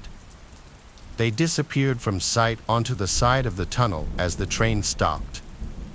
I got into the first car, planning on warning the conductor, but no later than after we left the station. I didn't want to be there a second longer. As the train began to move, I saw legs moving down the stairs to the platform, but that was it. I didn't get to see who it was. But what I did get to see as the train moved into the tunnels was a glimpse of a group of men hunched up against the railing, inches away from the train window, and they were all looking right at me. I knocked on the conductor's door like a madman, screaming it was an emergency. He opened up, and I explained what I just saw. He radioed to somebody in charge of the station as well as another higher-up of the company, who I'm sure took care of it or contacted the proper authorities or security, whatever. It seemed to take ages for my stop to come, but when it did, I practically had to hop in my walk from relief. I have since been to one party at the same friend's house, but I skipped that station. I decided it was worth it to take the extra long walk to the next station. I don't know if weird shit happens often in the subway at night. In my experience prior to this incident, it never did. But after this experience, I think I should say you should be extremely cautious when in an isolated place like a subway station late at night. I had booked an Airbnb several weeks in advance in a town I had never been to. A client I was meeting for work lived in the area, so I was only staying there for a day before driving back home afterward. The drive was 3 hours, and when I pulled into the driveway and got out, I noticed the neighborhood was very quiet. Most of the houses had their lights off, and trees covered the lawns, blocking out most of the view. The only thing I really saw was a person walking down the road. They were far down, and nothing really looked off about it, but for some reason, it just gave me a strange feeling. I went up and unlocked the door, going inside and situating myself. It was a very average house, nothing really special about it, but it was great for what I needed. After making my rounds and checking the place out, I opened the front door to get my other bag from my car. As I stepped onto the porch, though, I noticed someone standing in the road. It was the person I had seen walking a few minutes ago. But they weren't walking anymore, they were just standing in the road, facing the Airbnb. As I started walking toward my car, they noticed me and started walking away. I kept my eye on them while I was outside, getting suspicious about whatever that was. They seemed to just keep walking, continuing down the street. I went back inside and made sure everything was locked up, then opened the garage and pulled my car in, just to be safe. Throughout the next couple of hours, I did a few checks outside to see if that guy was still walking around. I didn't see him anymore, though, and having to get up early the next morning, I went to bed. I slept decently, waking up a few times during the night, but my alarm went off at 4 a.m. for me to finally get up. The sun was still down, so it was still dark outside. Groggily, I sat up in my bed and right away saw a light coming under the bedroom door. I didn't remember leaving any lights on, though, and thought I must have overlooked a kitchen light or something. I got out of bed and walked up to the door, but just before I opened it, I heard something on the other side. It sounded like something moving around at the end of the hallway. I opened the door, seeing it was the living room light that was on, which I immediately knew I definitely would have turned off. The sound continued, though, as I walked down the hallway and looked into the living room. A guy was in the corner searching through one of my bags. He had a black hoodie and ripped up jeans, which was exactly what the person I had seen walking around was wearing. I only looked at him for a second before he turned around and faced me. He didn't look startled at all. It was almost like he was expecting me. He dropped the bag on the ground and yelled at me to stay where I was. He began making his way over, and I only had a split second to decide what to do. I turned and ran back to the room, slamming the door shut just before he caught up to me. He rammed into it and tried to kick the door down, then started messing with the lock on the other side. I thought quickly and opened a window, jumping out and running away. By the time I was able to get the police there, the man wasn't in the house anymore, and my bags were gone, too. Of course, to make things more terrifying, the bedroom door was open. He had picked the lock and gotten in. If I had just stayed and hidden in the bathroom or something, who knows what would have happened. The police seemed to think there was more intent behind this man's actions aside from just robbing me, so I pray he doesn't find me again. How would you define evil? Is it a human murdering another human? Is it doing harm to the innocent?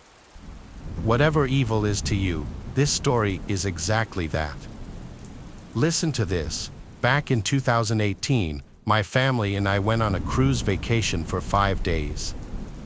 It was Christmas time, and this was our usual family tradition. We would take a cruise to the Caribbean islands and then be back by Christmas Eve. It was actually a great holiday vacation. Anyway, I believe it was our last night on the ship. We were heading back to our port in Fort Lauderdale. My sister and I were walking around the ship pretty late. By the way, I was 21 at the time of the story. We were walking around close to the bow of the ship when we both suddenly heard these horrific screams. My sister is a nurse, so we both immediately ran over to where we heard the screams. We got to the very back of the ship and saw this woman standing by the rails, laughing hysterically. A little confused, we both approached her cautiously, asking her if everything was okay because we heard screaming. The woman, who had to be in her mid-30s, started to laugh even harder. Now my sister and I were about to leave this weird woman alone when she started to point her finger over the railing like she wanted to show us something. My sister and I stepped up to the railing and looked down. Down in the black ocean below, barely visible, were 2 young children thrashing in the water, trying to stay afloat. When I tell you my heart sank into my stomach, I am not exaggerating. My sister immediately ran off, screaming for help. I stayed with the woman who was still laughing hysterically. I remember she even bent over the railing and started waving at the children as if they were going off to school. She called out saying, "Bye, kids, mommy loves you." At that point, every cell in my body wanted to attack this woman, but I just froze. I literally thought at any moment I was going to wake up in my cruise cabin and this would all be some hellish nightmare. But it wasn't a nightmare, it was real. Crew members came to the bow in 2 minutes. They threw life preservers down below for the children to grab onto. In the meantime, crew members were hastily preparing to lower an emergency lifeboat to save them. This is something that I didn't know happens when someone is overboard. The captain of the ship signals a distress sound, letting the whole crews know the situation. This signal was blaring and the emergency lifeboat finally went into the water trying to save the kids. But even from this distance, I could see that the kids were floating motionless in the dark ocean. When the lifeboat was finally hoisted back up to the ship, the disturbing truth was revealed: both children had died. And here's what still haunts my dreams: the mother was rocking on her feet, laughing and saying, "Oh good, no more children. I'm free." I could not believe it. When we docked at the port the next day, there was a battalion of police cars waiting to arrest this mother. I don't know all the details, but I do know that she was charged with first-degree murder. Her children were 8 and 6 years old. So yes, I know everyone has a different definition of evil, but I have to believe that this mother was absolutely evil. My sister and I are still traumatized to this day, and yes, my family and I will never get back on a cruise ship again. It was my first day working for this plumbing company. I was called in for my first job to this house out of town. The plumbing company had 5 employees, and the owner would choose who does what job. I don't see it as a coincidence that I was sent to some undesirable job far away in a shitty area for my first job. The call was for a leaky pipe under the sink, which is typically the easiest, most basic job to get a call for, depending on the root cause of it. I pulled up to the house, my first ever call, and it was an absolutely disgusting looking house, completely run down as if no one had lived there for years. I went up to the house and knocked until a middle-aged man opened the door. I didn't like his aura from the start. He had this unflattering, disproportionately wide smile that made his entire face appear off-putting. His voice was also really soft and high-pitched, not the voice I was expecting to come out of his mouth.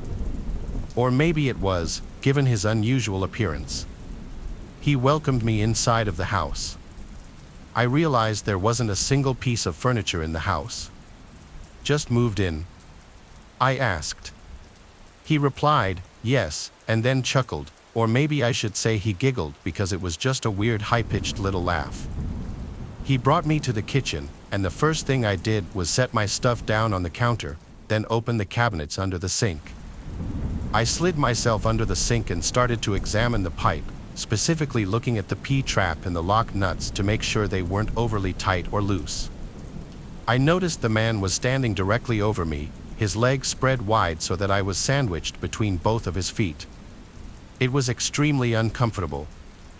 I asked him politely to give me some space, and he backed up a bit, but not enough that would make me feel comfortable. I realized that I didn't see any water leaking at all, so I got out from under the sink and tried running the water, but no water came out of the faucet. I looked at the weird man and asked him why the water wasn't running. He said he must have shut off the main water valve without realizing it. When I say I stood there speechless for a few seconds, I'm not exaggerating. I asked him bluntly, "How do you do something like that by mistake?" He smiled and shrugged his shoulders.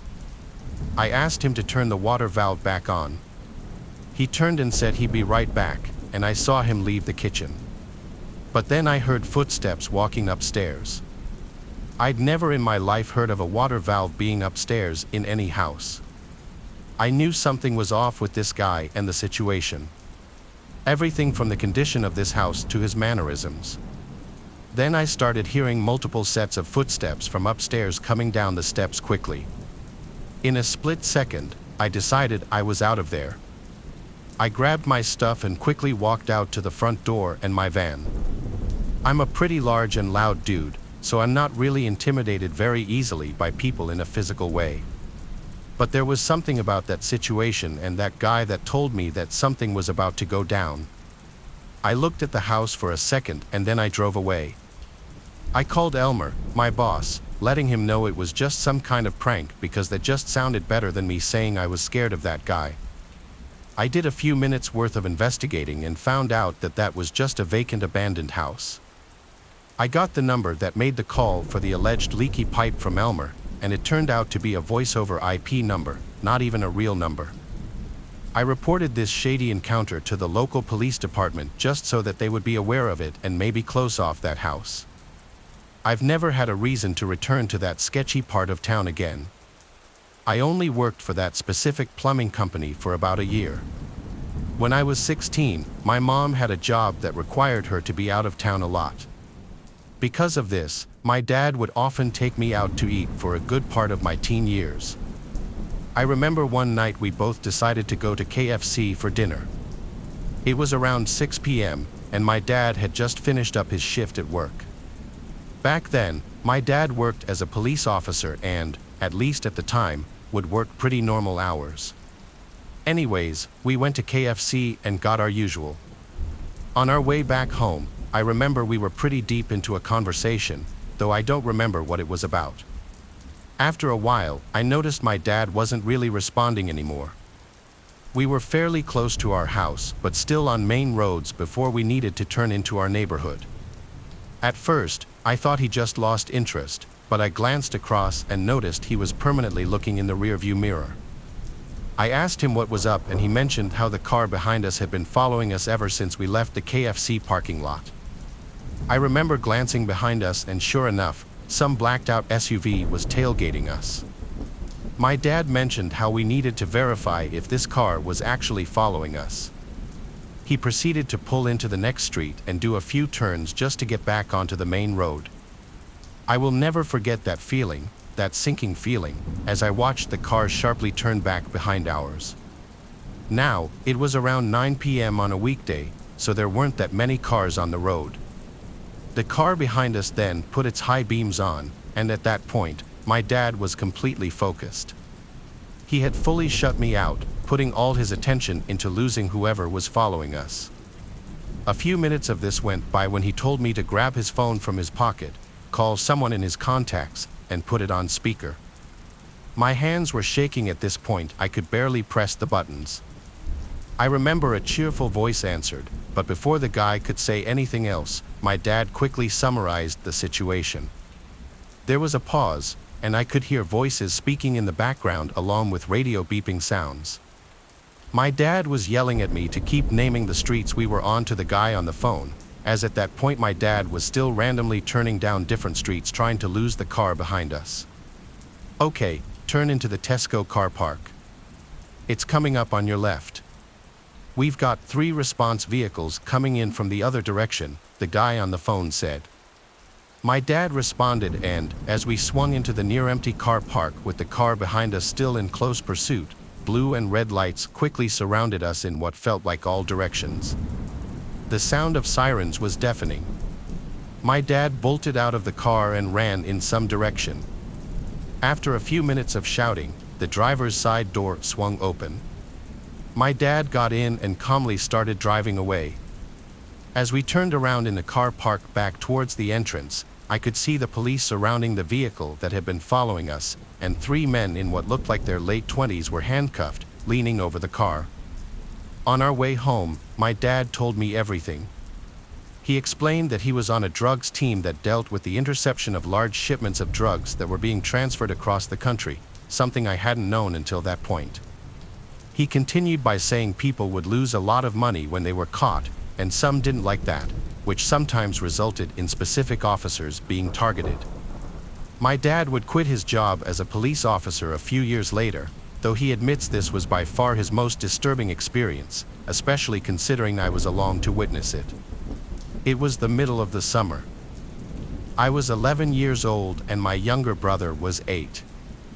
We were outside playing various games with other kids in our neighborhood, but we finally headed home as the sun went down.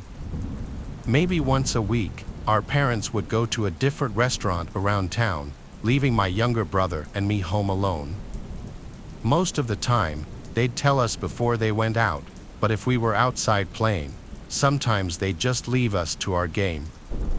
When we got back home and no one was there, we assumed this was the case. Confirming this was a note left on the kitchen counter. My younger brother and I both went to the living room to watch TV, something we usually did before bed. After half an hour, it had gotten completely dark outside. Just then, I heard the doorbell ring, followed by knocking. At first, I thought it was our parents getting back, but it definitely wasn't normal for them to use the front door, much less not have a key for it. The chances of the garage door opener they had not working them for getting a key were extremely low. Although I realized it was still possible, I left the living room and went up to the front door to see who it was. As I approached the door, I heard a man's voice yell that he was selling Girl Scout cookies. I was extremely confused considering the time of day. I looked through the peephole and saw a grown man, completely alone, with no cookies in hand and not with his daughter, as I was expecting. The man yelled out once more before moving his hand to the door handle. My heart dropped, realizing that we had forgotten to lock the door when coming in for the night. The door handle slowly started turning, and I quickly engaged the deadlock. A clicking sound echoed out. It was too loud. Clearly, the man had heard it and now knew someone was inside. I waited a minute before once again looking through the peephole. The man was now looking through our living room window directly at my younger brother, who was completely unaware of what was going on. From where he now stood, I could make out a gun holstered on the left side of his waist. I ran back to the living room and closed the blinds. I told my brother we should get some ice cream downstairs in the basement. I needed to get him away from any windows, but I knew that if he knew what was going on, he would freak out. He agreed, and we went downstairs. I silently locked the basement door behind us. We ate our ice cream, and eventually, I could hear the hum of the garage door opening from upstairs, signifying that my parents were back home. Later, when my brother wasn't around, I told them what had happened. They were horrified and understandably called the police.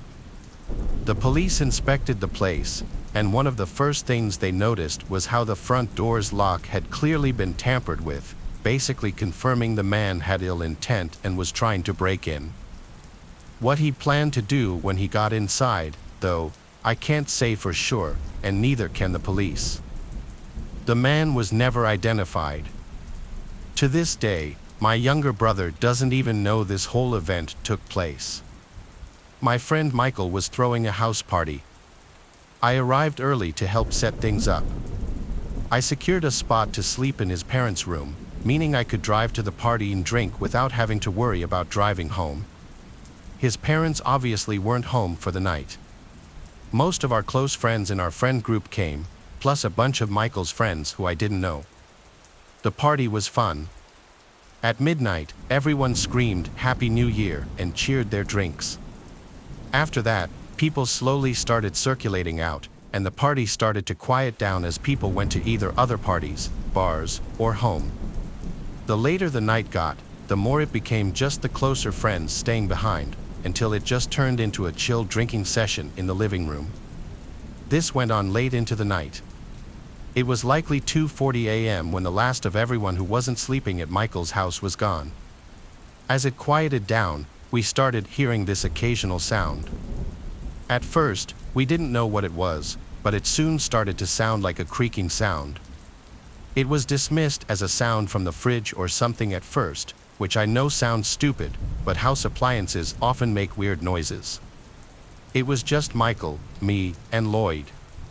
Lloyd was falling asleep on the couch already. It was reaching that time where we were just going to go to sleep. However, eventually, we got so bothered by the noise that we had to search. We went to the kitchen, and it wasn't coming from in there. We realized when we were close to the basement door that it was coming from downstairs. Michael opened the door, and we heard this creaking sound. "Go check what it is," I said. He kept saying, "No way." Then he called down into the basement, "Yo, who's down there?" The creaking stopped, and we never heard it again. After a solid minute of waiting at the top of the stairs, we agreed to go down together. We both grabbed knives, drunkenly thinking that was a good idea, when in reality, we were so drunk we'd probably only hurt ourselves with them. We got to the bottom of the stairs and looked through the entire basement. It's not huge, it just has a couch, TV, a bar, a table in the corner, and various old pieces of junk. It was pretty messy at the time. The first thing we did was search any possible crevice for someone who could be hiding. Then we tried to figure out what could have been making that sound. I noticed a rocking chair, and so I went up to it, sat in it, and then started rocking in it. It made the exact same creaking sound we had been hearing. Michael and I looked at each other. I stood up, and so did every hair on my body. I don't think we ever ran faster than we did when we ran up those stairs and slammed the door shut. We tried to come up with any logical explanation, but there was none.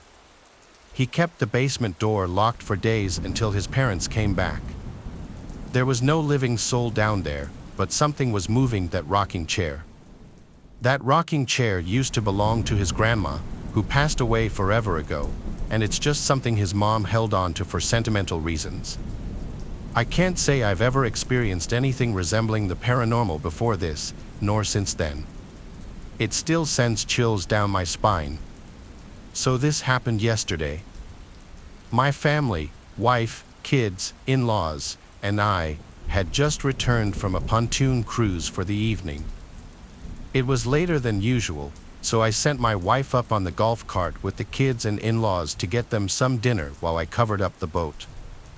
About halfway through covering up the boat, I noticed someone halfway across the cove in the water, and she appeared to be maybe in distress. She wasn't making progress swimming one way or the other and was occasionally going underwater. There were people on the opposite shoreline yelling at her, but I couldn't tell what they were saying. So I yelled, asking if she needed help, and she said yes. I called my wife and told her to come down on the cart because someone was in the water and needed help and that I was going in. I put on a life jacket and grabbed the throw cushion from the boat. I swam out to the person and passed off the throw cushion. She appeared to be out of breath. The first thing she said to me was, "I'm topless." I responded with, "Okay, but are you all right?" I also immediately thought to myself, 1, my friends are never going to believe this, and 2, what is my wife going to think with a topless woman swimming to the shore with me? She then said that she was running from her boyfriend, who was messed up. She also asked if it was shallow enough to touch yet, and it definitely wasn't, so I helped her to the dock where my wife met us. She told my wife, "I'm sorry, but I don't have a shirt on." Again, my wife just asked if she was okay, and she told us the boyfriend story again. Fair enough. As she got out of the water, she was topless but was carrying a white t-shirt that she quickly threw on. She then immediately began running to shore. At the same time, we noticed a pontoon cruising towards our dock, yelling at us. At first, I thought this must be her boyfriend chasing her and that we were in the middle of some domestic dispute. They quickly got closer, and I realized it was 2 sheriff's deputies who had flagged a pontoon down to carry them across the lake. As they were jumping onto the dock, we noticed the girl had just jumped into our golf cart and was riding away on it. Apparently, she was allegedly involved in a string of burglaries, and the boyfriend she was running from was the cops. I had unknowingly aided her swim across the lake to escape, and she used our golf cart as a getaway. The cops chased her for a while through the night, tracking her down once more, but she escaped again. We looked all day for the golf cart today but had no luck. I notified insurance and reported the theft around lunch, and about an hour ago, someone notified us through social media that it was parked behind a house in a neighborhood over. So we recovered the cart, and it seems okay. They put more warrants out for the suspect and are still looking for her. I'm a driver for Uber, and I'm a 26-year-old female. This happened when I was 25. It also happened to be on Halloween night. I usually start in the town next to mine. It's only 15 minutes away. On the way there, I get the notification that Tony needs a ride. His pickup area was odd but still within town limits. I didn't think twice and I accepted it. His pickup was at a well-known bank. I thought it was odd it was 11 p.m. and the bank's closed hours ago. I sent a notification to the customer letting him know I was there in the yellow car. I waited about 2 minutes, and he knocked on my window asking if I was Karen. I said yes and told him to hop in and buckle up, and he did. He was an older man, and he had some food with him as well as a backpack which he put at his feet. We headed out to his destination, and at first, he really seemed perfectly fine. He did ask me to pull over so he could call his friends and make sure that they were home just in case. Honestly, I really don't mind doing this kind of thing, as I know how to handle myself if anything went wrong. But I don't think I saw him call anyone. His phone wasn't dialing out. He just put it up to his ear and said no one answered. So, I got back on the road as I wasn't gonna wait around forever. At the next stoplight, he asked to see my hands. I figured he wanted to see if my nails were done or something. I said that I'm sorry, but I'd prefer not to, as I really don't like being touched. Not a minute goes by, and he asks another question. So, I was wondering, can I show you something? Now, I'm a nice girl and I don't see anything wrong with friendliness, so I then responded back with, "What? What is it?" As I looked over, I saw this man had exposed himself while also groping himself. At this point, I'm scared as I'm a girl and with a complete stranger. I then wanted to tell him to put himself away or I was going to call the cops. I didn't want to aggravate him though, in case he decided to attack me or worse. Luckily, there was a gas station just across the road from the stoplight. I pulled in and asked him to get the expletive out of my car, that if he didn't, I was gonna pepper spray him. He did get out of my car, but not without calling me a few select words. I did call the cops and give his description and the locations of the pickup and drop-off and which way he went. I'll never forget this night as it always serves as a learning lesson for safety for myself and others. I'm very happy to say that I now own a dash cam as well as a firearm for protection. To all the female rideshare drivers out there, always be safe and listen to your gut. It may save your sanity. The woman in the wedding dress. I'm a 25-year-old female with a 15-year-old brother and have lived in Queens, New York my whole life. 10 years ago, for those too lazy to do math, I was 15 and my brother was 5. I decided to take my brother to a massive street fair on a main street that stretched very far. The street was shut down. There were some scattered officers of the law, and everything else was street vendors and some awesomely shitty little carnival rides for kids. A group of my friends joined us. In total, there were 10 of us. After having a fun-filled day and introducing my brother to the deep-fried goodness of Zeppels and whatnot, we went to a pizzeria right by the fair.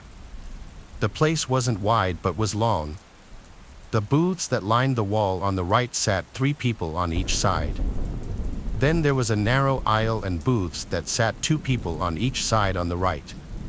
Being a half-decent big sister, I had my brother in the 6-seater booth in between me and a friend. This is where things start to get kind of creepy. In walks a man and woman who genuinely looked like they did way too many drugs. They were probably in their late 50s and early 60s. We wouldn't have noticed them if it wasn't for the fact that the woman was wearing a wedding dress, long sleeves, puffy at the shoulders, and long but sort of form-fitting in a way. This dress, however, must have once been white but was now yellowed with age and very dirty. She sat with the man parallel to our booth, our other friends sitting behind them, and a young couple with their 3 to 4-year-old daughter in front. The woman looked around, spotted my brother, and began to talk to him. "You're adorable. How'd you like to come home with me?" My brother has always been a bright kid and ignored her, eating his pizza. "Come on, little boy, you don't want to be around these teens." I nicely turned my face to the lady and asked her politely to leave us alone.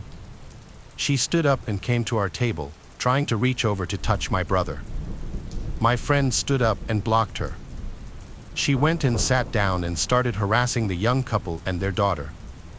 After about 10 minutes, my brother announced he had to go to the bathroom. When my brother stood up and headed for the bathroom, 5 steps away, the woman asked him if he'd like her to help. At this point, I told her to get lost and leave my brother alone. She tried to push past me and rush to my brother in the bathroom, but another friend was standing in front of the door, basically guarding him. She cursed me out and sat down. As soon as he came out, I picked him up and carried him out. She tried to grab him from me, but there were 10 of us and 1 of her. We went to the nearest officer and told him what was up, and he ran to the pizzeria. Come to find out, she actually abducted a kid from the fair, but when the child started screaming bloody murder, she put him down and ran. I've owned and lived in the same house for 8 years. It's a normal family-sized home, which was relevant when I had roommates. But when they moved out and it just became me living here, I had nothing to do with the extra space. It was technically a 4-bedroom house, but I only used 2 of the bedrooms. 1 is my main bedroom and 1 is the game room. The other 2 rooms were on the far end of the upstairs hallway. One had a few storage boxes in it, and the other was completely empty. After getting out of work at 9 o'clock, I picked up Wendy's on the way home and pretty much went right to the game room. I was off tomorrow, so what better to do than game all night? I put my headphones on and loaded up COD, but before I had time to even load into a match, I thought I heard something that sounded like a knock at the front door. I took my headset off and listened, but not hearing anything and figuring they would have knocked again if there was someone there, I went back to my game. Probably a whole 2 hours went by, and then I heard it again. It sounded like either a knock or a door closing or something like that, but with my headphones on and with my room door closed, it was way too quiet for me to tell. I got up and opened the door, looking out into the hallway and waiting for that sound to come again. After a minute, though, I went downstairs and looked out the front door. Nobody was outside my house, and everything seemed normal. Having been hearing these sounds, though, I obviously made sure the door was locked before going back upstairs. To be a bit more cautious, I left my room door open this time, so if it happened again, maybe I'd hear it better. I put my headset back on and continued gaming. I played through a whole round, so like 20-ish minutes. As the game ended and I leaned back in my chair, a figure rushed past the open doorway, just off to the side of my view. I immediately threw my headphones off and jumped from my chair, horrified and unsure what to do. I just stared at the doorway. I didn't get the courage to finally move for several minutes. When I looked into the hallway, though, and eventually the rest of the house, nobody was there, but the front door was unlocked again. When police came and investigated, it was clear that the person had been hiding and very likely living in the empty room. I hadn't been in there for weeks or maybe even months, so all this time they could have been just on the other side of the wall from me, and I had no idea. It's really scary to think about, especially if I'd happened to confront him. There's no saying what he would have done. This happened in the summer of 2013, back when I was an on-duty police officer. I've been in the police force for several years, and you'd often have to respond to calls you didn't want to. This ultimately led you to see and hear some disturbing things you couldn't even imagine.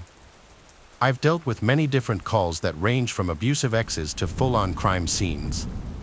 However, there was this one call I would never forget, and it was actually the call that made me quit.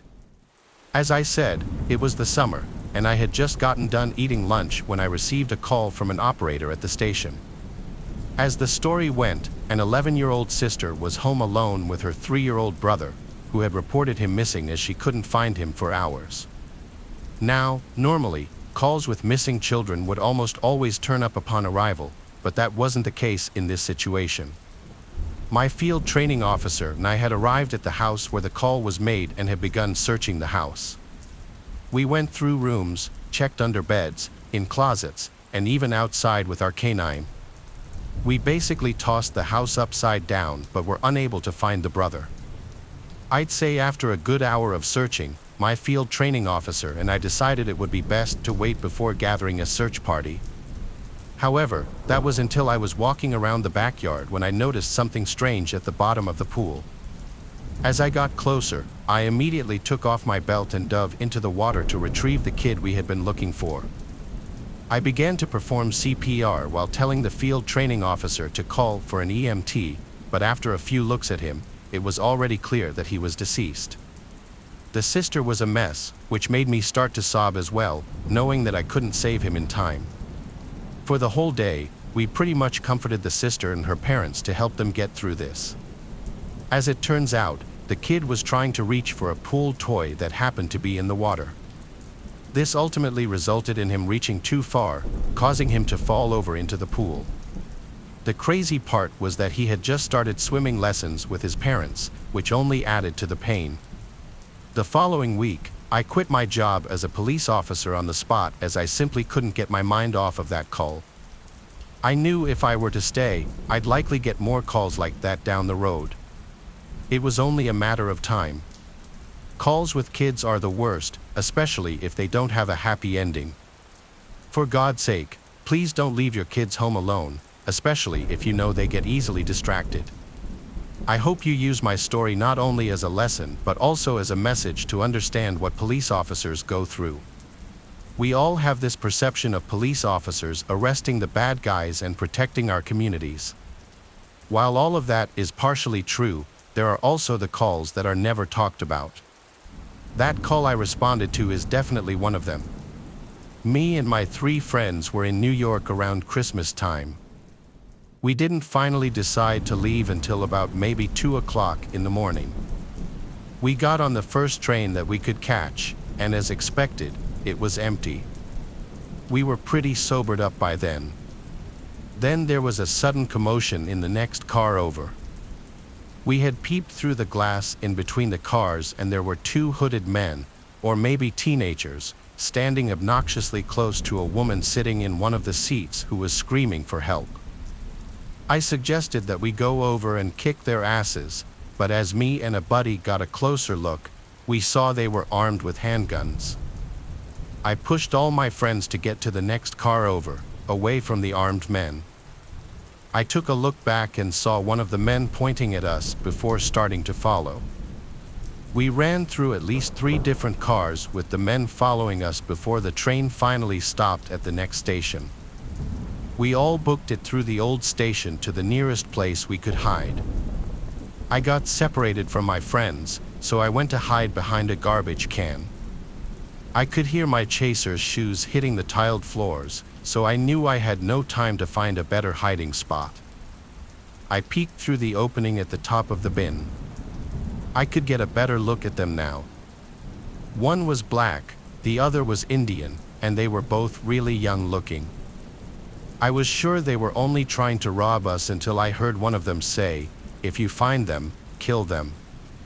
I hope you understand why I almost gave away my position in reaction to hearing this, with a gasp and almost pulling the garbage bin down with me as I returned to cover it. I consider it a miracle neither of them caught me. They left the area. I took notice that they didn't have their guns drawn at that moment. I ran in the opposite direction of the 2 and quickly caught my friends who were waving me over from behind a large pole. I took cover with them behind another pole not far from that one and we waited for as long as we thought necessary.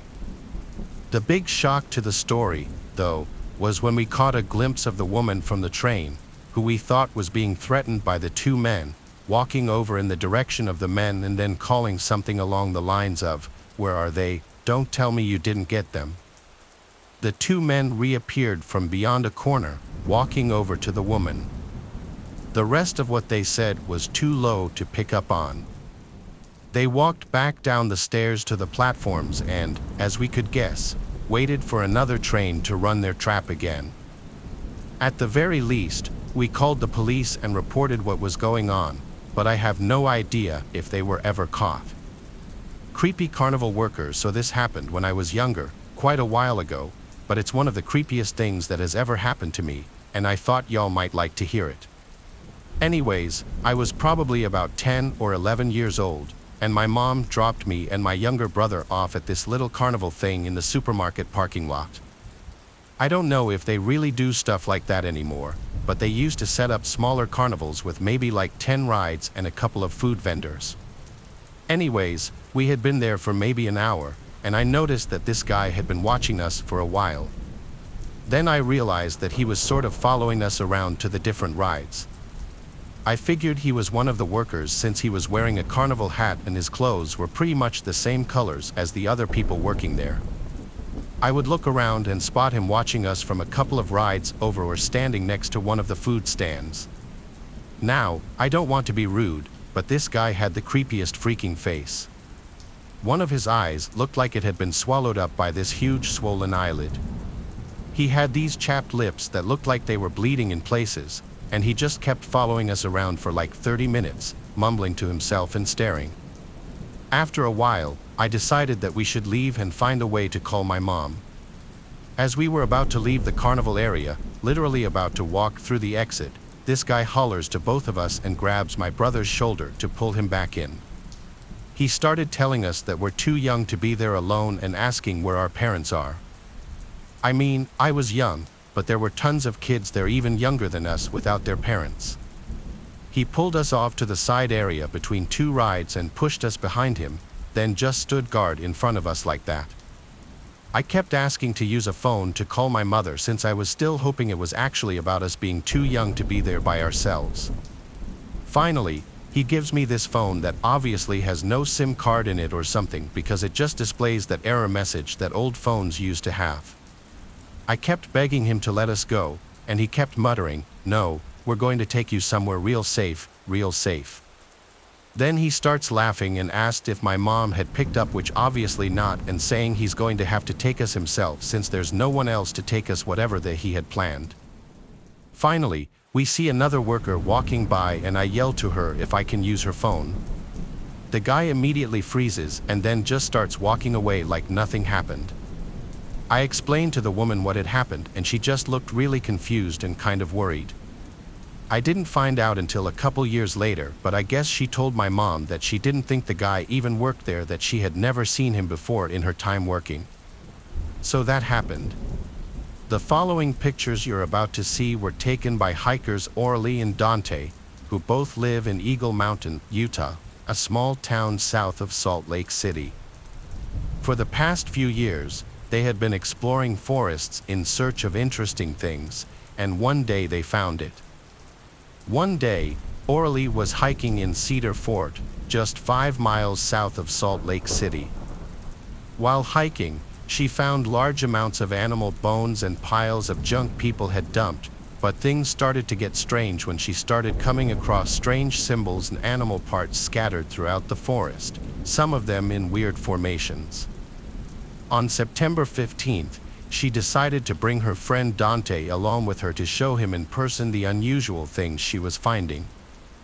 This time, the two came across something even more disturbing. On the trail, there was a severed deer head and a pentagram surrounded by deer legs, which were not there the first time Orly walked the trail. The sun was going down, and after getting their pictures, they agreed it was time to head back to the car. But the more they walked, they realized they didn't recognize the path they were on. So, the two started looking around for anything that could refresh their memory of where they were. But as it got dark out, the two accepted that they were lost. With nothing but their phone flashlights to navigate, they started getting the feeling they were being watched. As they picked up their pace, the two started to hear the trees and bushes moving at least 20 feet to their right, made more concerning by the fact that there was no wind that night. The two started to panic and hurried onto a trail they found, hoping it would take them back to Orly's car.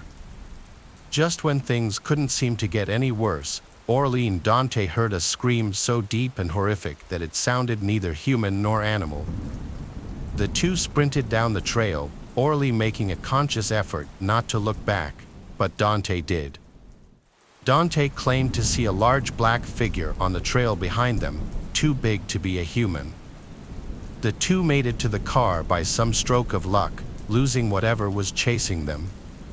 So, they left the forest and went straight home. Orly has not returned since. Far from civilization, nestled deep within a remote valley, flowed a river teeming with life and death in equal measure. It was said that the spirits of those who had perished in its unforgiving currents still haunted its banks, seeking vengeance on the living who dared to trespass upon their domain. Among the bravest, or perhaps the most foolish, was Nadia, a thrill-seeker with a penchant for danger that bordered on obsession.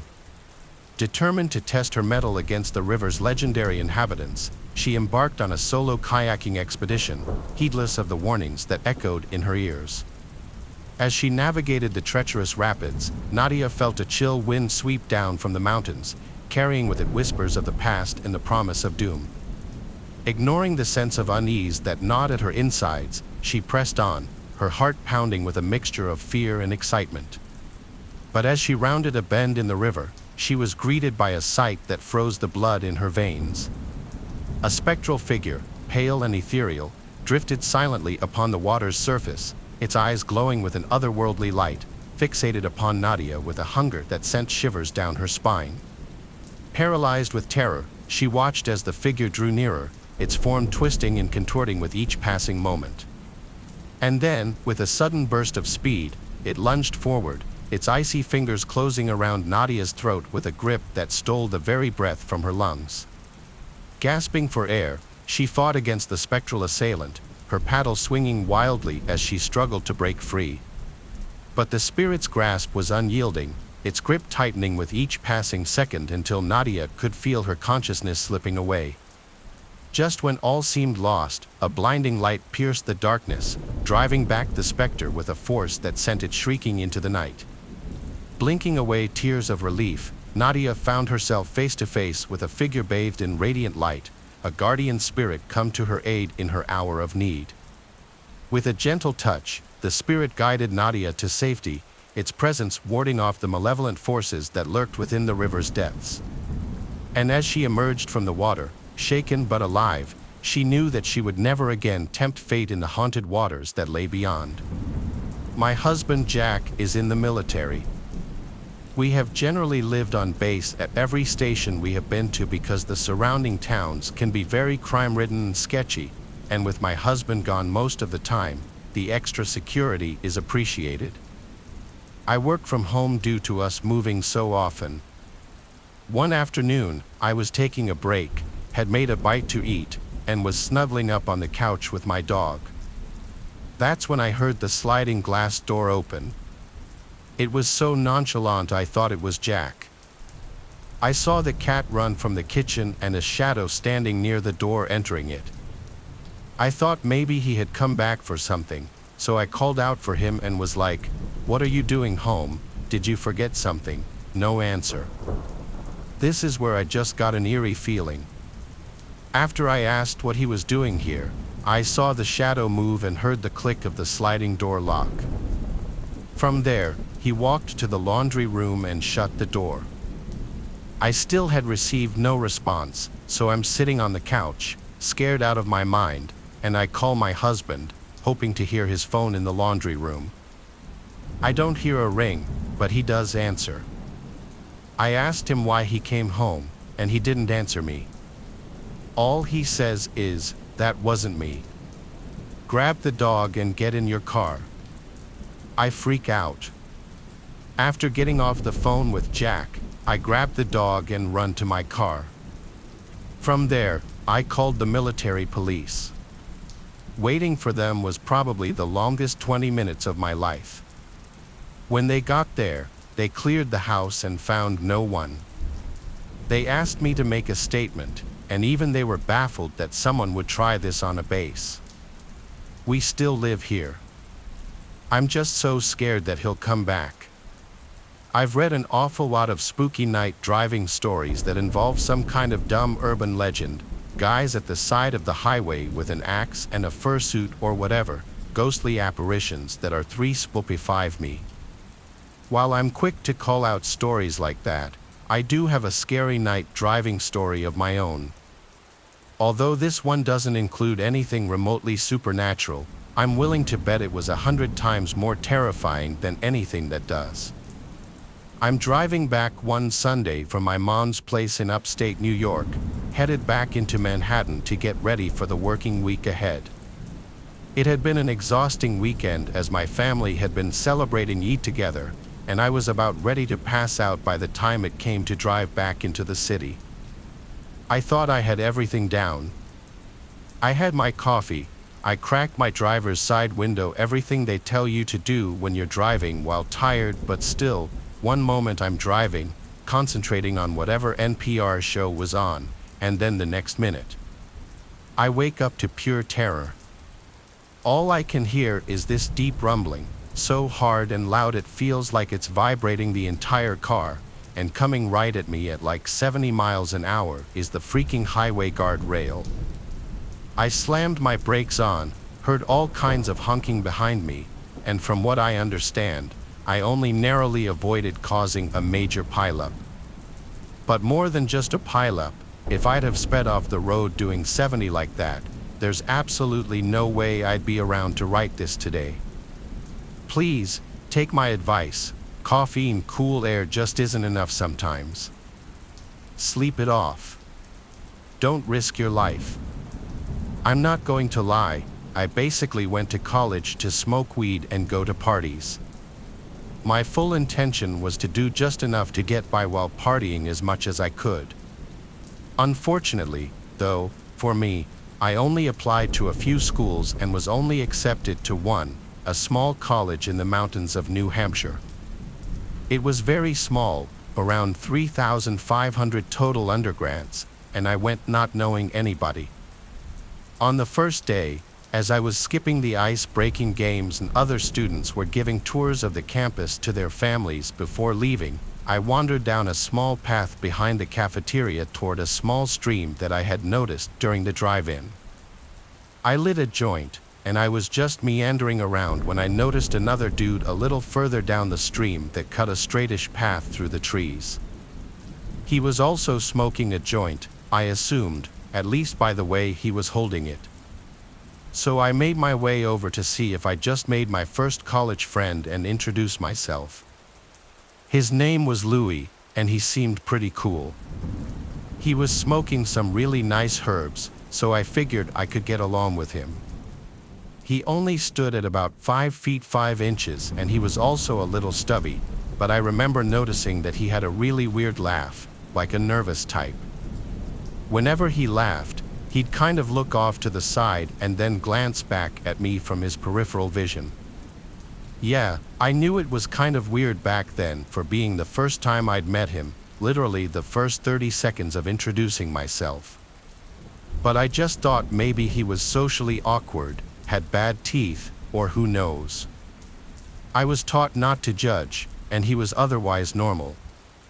We ended up hanging out fairly frequently, playing video games, drinking, and smoking. But other people, especially in my dorm, didn't really seem to take to him, not that I really felt a strong connection with him. I didn't. It was a very superficial friendship built around drugs and debauchery, but I definitely got the sense that my other friends weren't comfortable around him. Then something weird happened that I've managed to successfully forget about until just very recently. My heart is pumping out of my chest just typing this. One weekend, my roommate was home for a visit, and Louis's roommate was having his girlfriend over, which basically implied in college terms that Louis was staying with me. It kind of just seemed automatic. We got trashed, smoked a ton, got pizza, and played video games. I was pretty out of it, and we were both sitting in desk chairs in my room, passing a bowl back and forth. When he handed the bowl to me, leaning toward me in his chair, he put his hand over my hand and casually in a low, steady voice said, "I'm going to kill you." Okay, so like I said, we were all sorts of up, but I was definitely freaked out a little. He'd never really been aggressive before, even at his most intoxicated, and he certainly never said anything like this before. I've never handled confrontation very well, so all I said was, "Dude, don't do that, bro," and I sort of just laughed it off. I tried to write it off as a drunk, stoned idiot playing too much Mortal Kombat. We had a bunk bed set up in the room since it was pretty small, and I was on the top. My roommate was a bigger guy and didn't want to have to climb down to pee in the middle of the night. We had both gone to bed, but my roommate had put up Christmas lights that we always kept on, strung along the ceiling. I'm half deaf, I should add, and when I sleep, I tend to roll onto my functioning ear to block out sounds or maybe muffle them in the pillow. This also means that I'm a pretty heavy sleeper. But sometime during the night, I woke up feeling a little nauseous and slowly opened my eyes. Louis was standing on the edge of the mattress, holding on to the side railings of my top bunk and staring directly at my face as I was sleeping. My eyes grew wide as I snapped awake and sat up. "What the hell, dude?" I said, backing up and bumping my head on the wall behind me. Then he turned his head and gave me that look from the corners of his eyes, the same smile and laugh that freaked me out the first day I met him. He was still holding the railings, standing on the mattress from the lower bunk, with his face lit in weird splashes of color from the Christmas lights. He took one hand from the railing, put his finger to his mouth while smiling and still looking at me sideways, and whispered, "Shoo," before hopping down and leaving the room. It was like 3 a.m., and I don't know where he went that night. I never told anyone about that, and I pretty much did my best to bury it and never think about it again. I avoided Louis for the rest of the year, making up excuses when he wanted to chill alone, but I did end up at the same parties with him a few times. We never talked about it, though. He never brought it up.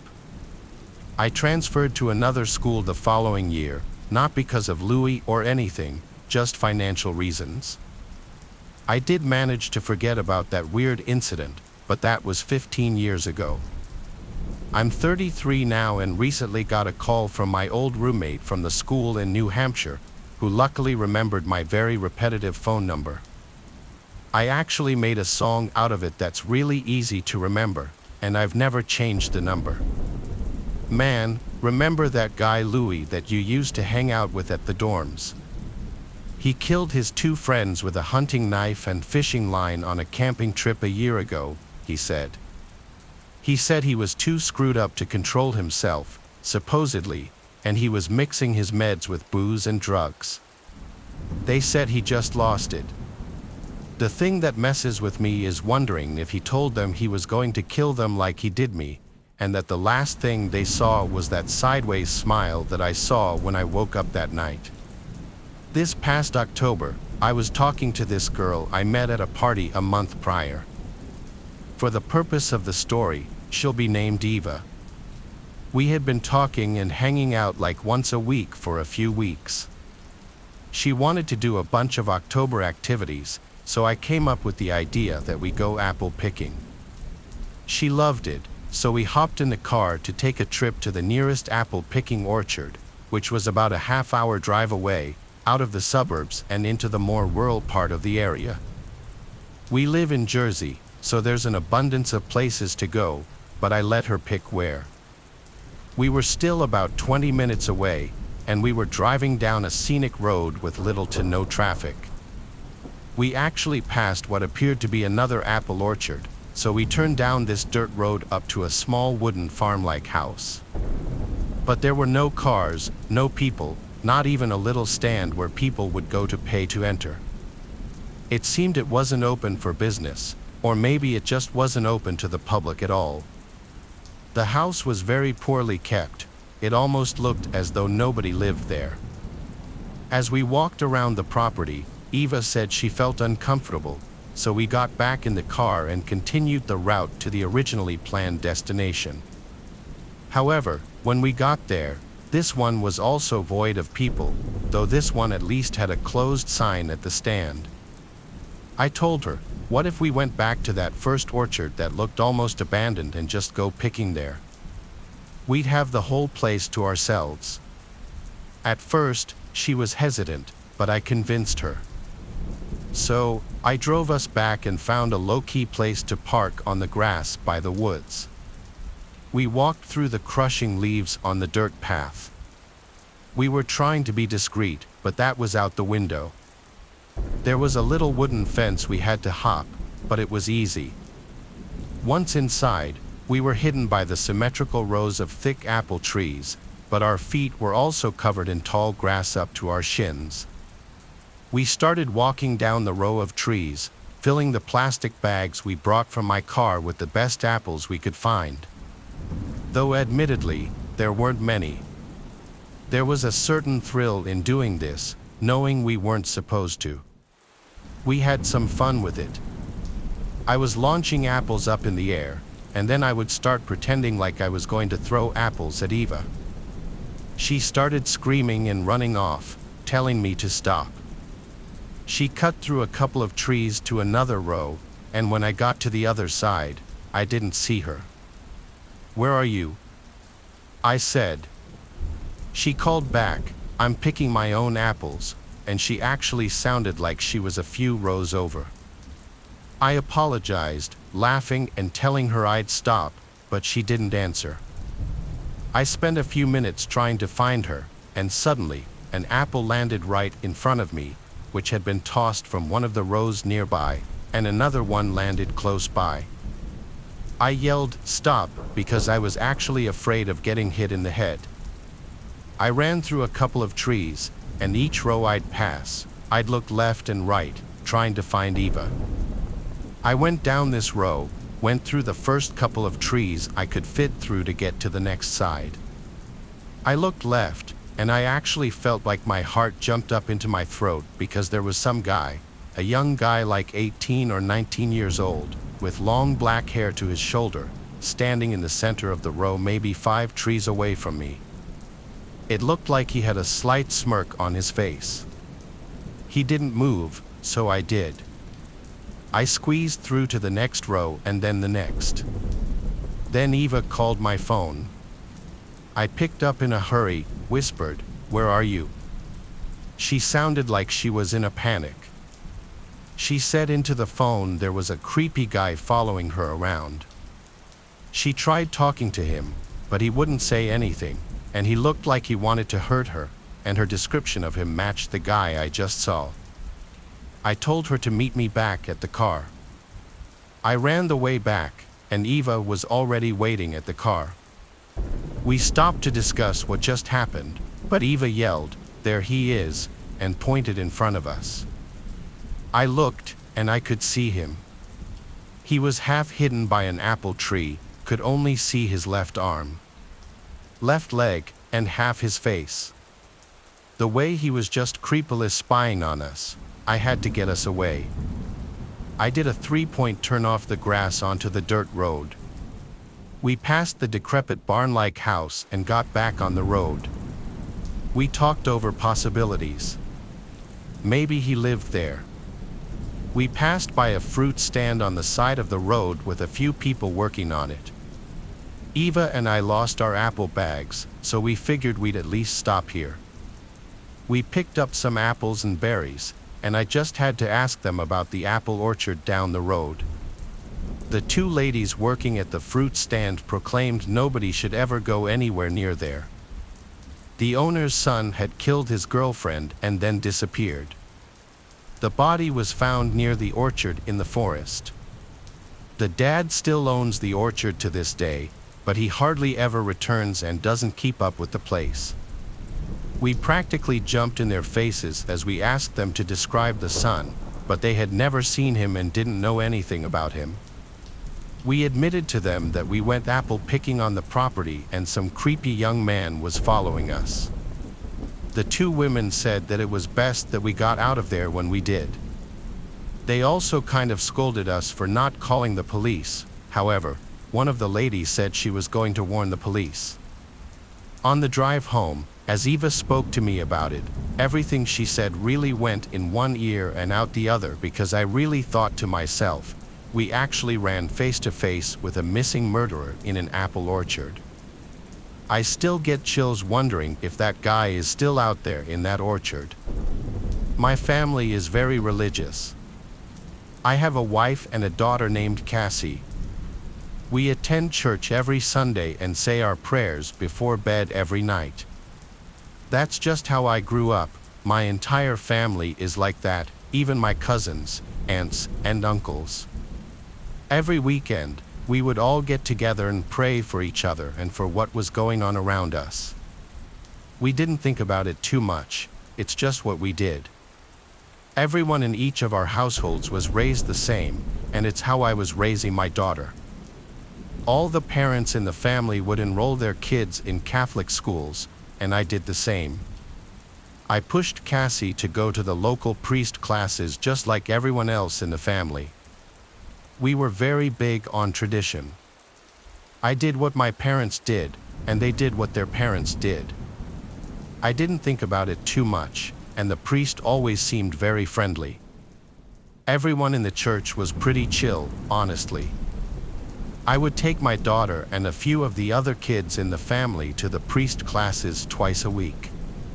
It started out fine, but before long, something unusual started to happen.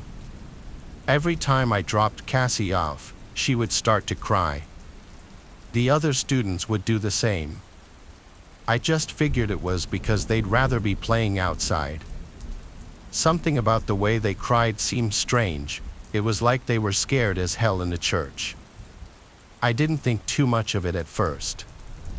This was around the time The Conjuring came out, so the older folks assumed it was due to the film and all the scary nuns in the movie that all the kids were freaking out from. Honestly, I would have just let my daughter stop going to the classes, but I knew how the rest of my family would react. I just followed the traditions and figured Cassie would grow out of this scared phase she was in. The problem was, she was also having nightmares every night about some monster. She wouldn't really tell me what they were about, but I could tell they were always the same. That probably wasn't helping with the situation. For the longest time, it kept being the same thing. Each time I dropped Cassie off, she would be scared out of her mind. There was nothing I could do to console her. She acted like I was dropping her off to see Pennywise. That's how bad it was. Then, after I picked her up, she would be so quiet and stay in her room drawing all day. She barely responded when I spoke to her, and every night she would have nightmares about the same monster. This went on for a while. One day later on, I picked up Cassie from the church, and she was even worse than usual. "Hey, how was class? Did you learn anything new?" She didn't say 2 words to me on the way home, and when we got there, she practically sprinted up to her room. Once again, she drew pictures for the rest of the day. She would never show me what she was drawing either. I asked her about it once, and she told me, "They're not for you." I was really starting to think that something strange was going on. I knew I had to do something. One night, while Cassie was at class along with the other students, I decided to see what she had been drawing. She always hid the drawings after she finished them, so I never had the chance to see them before, but this time I was determined to find them. I looked in the usual hiding places. I looked under her bed, in her drawers, and under the mattress, but I couldn't find the drawings anywhere. I searched her room for a good 15 minutes until I found a huge stack of papers inside a big book on her shelf. They were all drawings. There must have been 100 of them. When I started looking through them, they creeped me the hell out. They were all of a monster-like figure hovering and creeping over a lying figure. The pictures varied slightly in the colors and surroundings, but they were all basically the same. Every single one had the same large stooping figure with a strange flowing body. It reminded me of a huge vulture staring down at its next meal. I figured these must all be the pictures of the monster from her nightmares, and I didn't blame her for being scared. They drew chills. I couldn't believe that they were my daughters. I kept looking through the pile of papers until I noticed something that scared me even more. There was a familiar-looking shape in the upper right corner of one of the drawings. When I looked at it more closely, I realized it was a cross. I had no idea what a cross would be doing in all of these drawings of a monster, but then I noticed there was a cross in every single one of the drawings. I couldn't believe it. The cross obviously symbolized the church, and it was all over Cassie's drawings of a monster. I didn't know what to think, but once I saw the cross, then everything else in the picture started to make sense, and the monster looked like it was wearing the robes of a priest. After the initial shock, I called the police. I'm calling about a priest in my church. The priest was arrested soon after. Since then, no one has heard anything about it. I think the church tried to cover it up, but I'll tell you this much.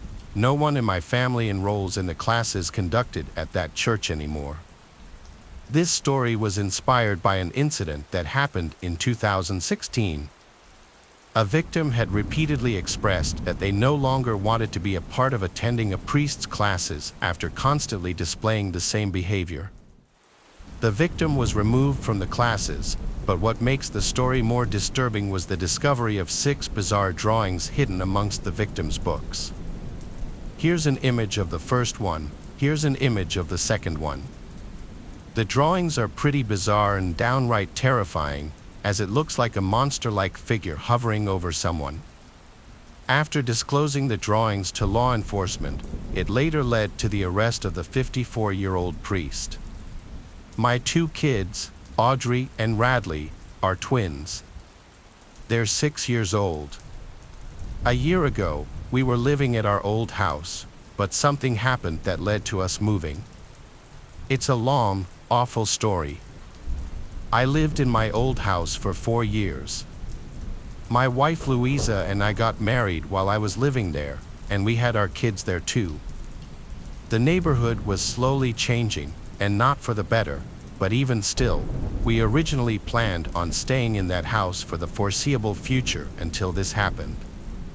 We were a corner house, and the house behind us on the intersecting road was covered by a bunch of tall trees and bushes, so we hardly ever saw those neighbors. Our neighbor on the right, however, his name was Farley, had just moved there less than a year ago. At the time, I had only ever spoken with him a couple of times. Both times I could hardly understand what he said because of his heavy accent, and he just overall didn't seem like the friendliest guy. 2 of his windows overlooked our backyard. There wasn't much privacy, but whatever rooms the 2 windows were that overlooked the backyard, I had never seen the lights on in either of them. So I always assumed it was an unused guest room or something of that nature. One day in the summertime, Audrey and Radley were playing in the backyard in their blow-up pool and with their water guns while I was outside doing yard work. There came a certain point where I was walking towards the detached garage, and then I saw Farley next door at his window. For a second, only half a second after noticing him, did he turn and walk away from the window. It was slightly odd for sure, but I left it alone. Later that day, as the sun was going down, the kids went back outside to play again. It was a very hot day, so they went back in their blow-up pool while Louisa and I were in the kitchen as she was making dinner. Then the kids' laughter went quiet for a while, and suddenly Radley came inside and said there was a flashing light from the neighbor's window. I had to follow him into the backyard to ask him to show me what he was talking about. He pointed to one of Farley's upstairs windows that overlooked the backyard, and he said there was a white light that kept coming from that window. I immediately assumed the worst and asked the twins if it looked like a camera flash. They both said yes. I told them it was time to dry off and come inside. So I helped them dry themselves and then brought them in where I went to tell Louisa about this. She immediately assumed the worst, just like me. She said I should go next door and knock on Farley's door. So I did, but when I did, he never answered the door. His car was even in the driveway, so he had to be home. After a few attempts at knocking and ringing the bell, I gave up and went back to my house. I told Louisa he wasn't opening up, which made what the kids said seem even more credible. While we couldn't prove that the white light the kids were seeing was a camera flash, it sure did sound like it, and it was concerning to hear. Some time passed, maybe even weeks, before one night when Louisa and I were in the bedroom, we heard our side gate being quietly opened and closed outside. Louisa wanted me to go check outside, so I stepped out into the backyard and looked around. I had on all the lights as I searched. I found nothing and nobody, but I noticed the lights in Farley's backyard were on. I went over to look over the fence into his yard, and I nearly jumped out of my skin when he came up to the fence from the other side and asked if I needed something. I asked him if he'd seen or heard anyone sneaking through our yard. He said no. I took this time to also ask him bluntly if he had, by chance, been watching my kids, as they thought someone was at his window taking pictures of them playing in the pool. His reaction to this was a bit suspicious. He acted overly offended to my asking this, almost yelling at me for such an accusation. Again, without proof, I couldn't, nor did I want to, start issues with a neighbor. I apologized and went back inside. Louisa was not happy about this, saying he's full of it. The next incident didn't happen until another few weeks later. This time it was in the middle of the night when we were asleep. I woke up to Louisa shaking me in a panic. I looked around the room, confused at first, but then when I heard the kids screaming from their room, I exploded from the bed and ran downstairs to the kids' room. Radley was awake and crying, and I found out a few seconds later that his crying and screaming had awoken Audrey, who was crying and screaming in reaction to him. Radley said there was someone outside the window a second ago, and there was a camera flash from the window. I got goosebumps, but I also felt my blood begin to boil. All I could say was, "What did he look like?" He said he didn't see. I brought the kids up to our room to sleep in the bed with us. With the lights off, I peeked out our bedroom window to look across at Farley's unlit house next door. I looked at each window of his house, and I found him. He, just like me, was peeking out one of the upstairs windows in that same room that overlooks the backyard. I stormed outside next door and rang his doorbell like 15 times. He never opened his door. I did call the police just to make a report on Farley. That way, if any future reports were made about him from other people, maybe the police department would look into him. I never saw him again. Sometimes I'd sit out front, waiting to see him outside, but he'd clearly avoid coming outside when I'd be out there. Because of this, we ended up moving within a month to a new house in a different but nearby town, which has proven to be a better place to raise the kids anyway. The town I grew up in was pretty country, to put it lightly. Nothing but farms, crops, abandoned churches, and ugly worn-down houses. Everyone around us was pretty broke. Property taxes were like $1,000 a year, if that. With that came a lot of sketchball characters. Hell, even our neighbor was a weirdo, nice but weird. We weren't well off ourselves, but things at least got a little better for my family when my siblings and I were old enough to work too. When this app Hot or Not was still a thing many years back, I matched with this girl Laura, who I started seeing for a while. We matched in late summertime and we were seeing each other through September. Already this was early October, Laura and I were looking for a nice cheap date to go on. Really, there wasn't much to do around there.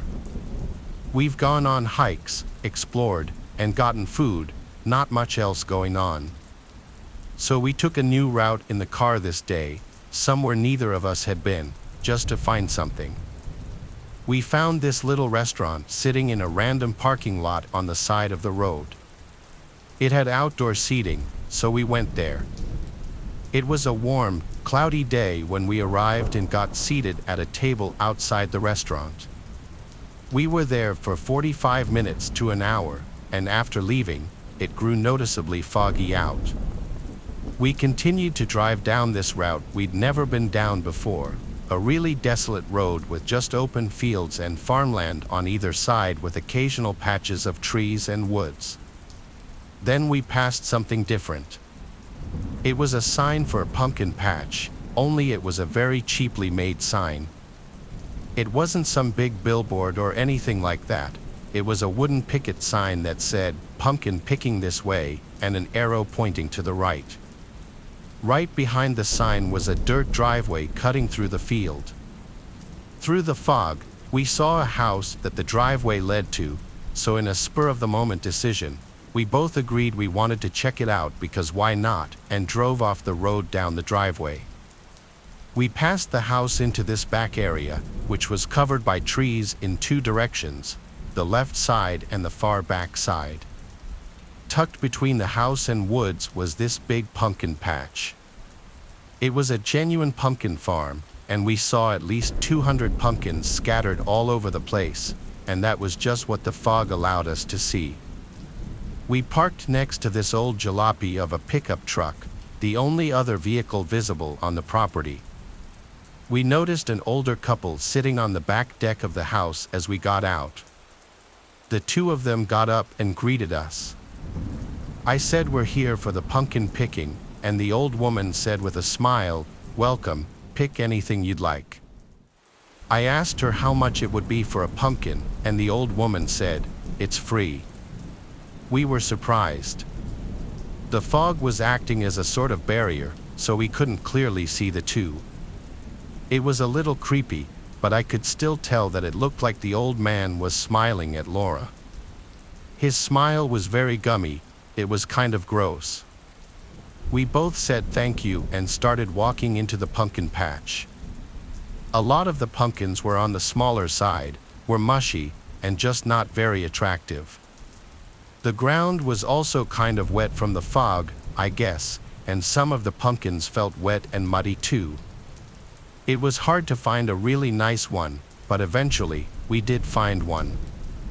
I picked up this big, healthy-looking pumpkin. It was heavy.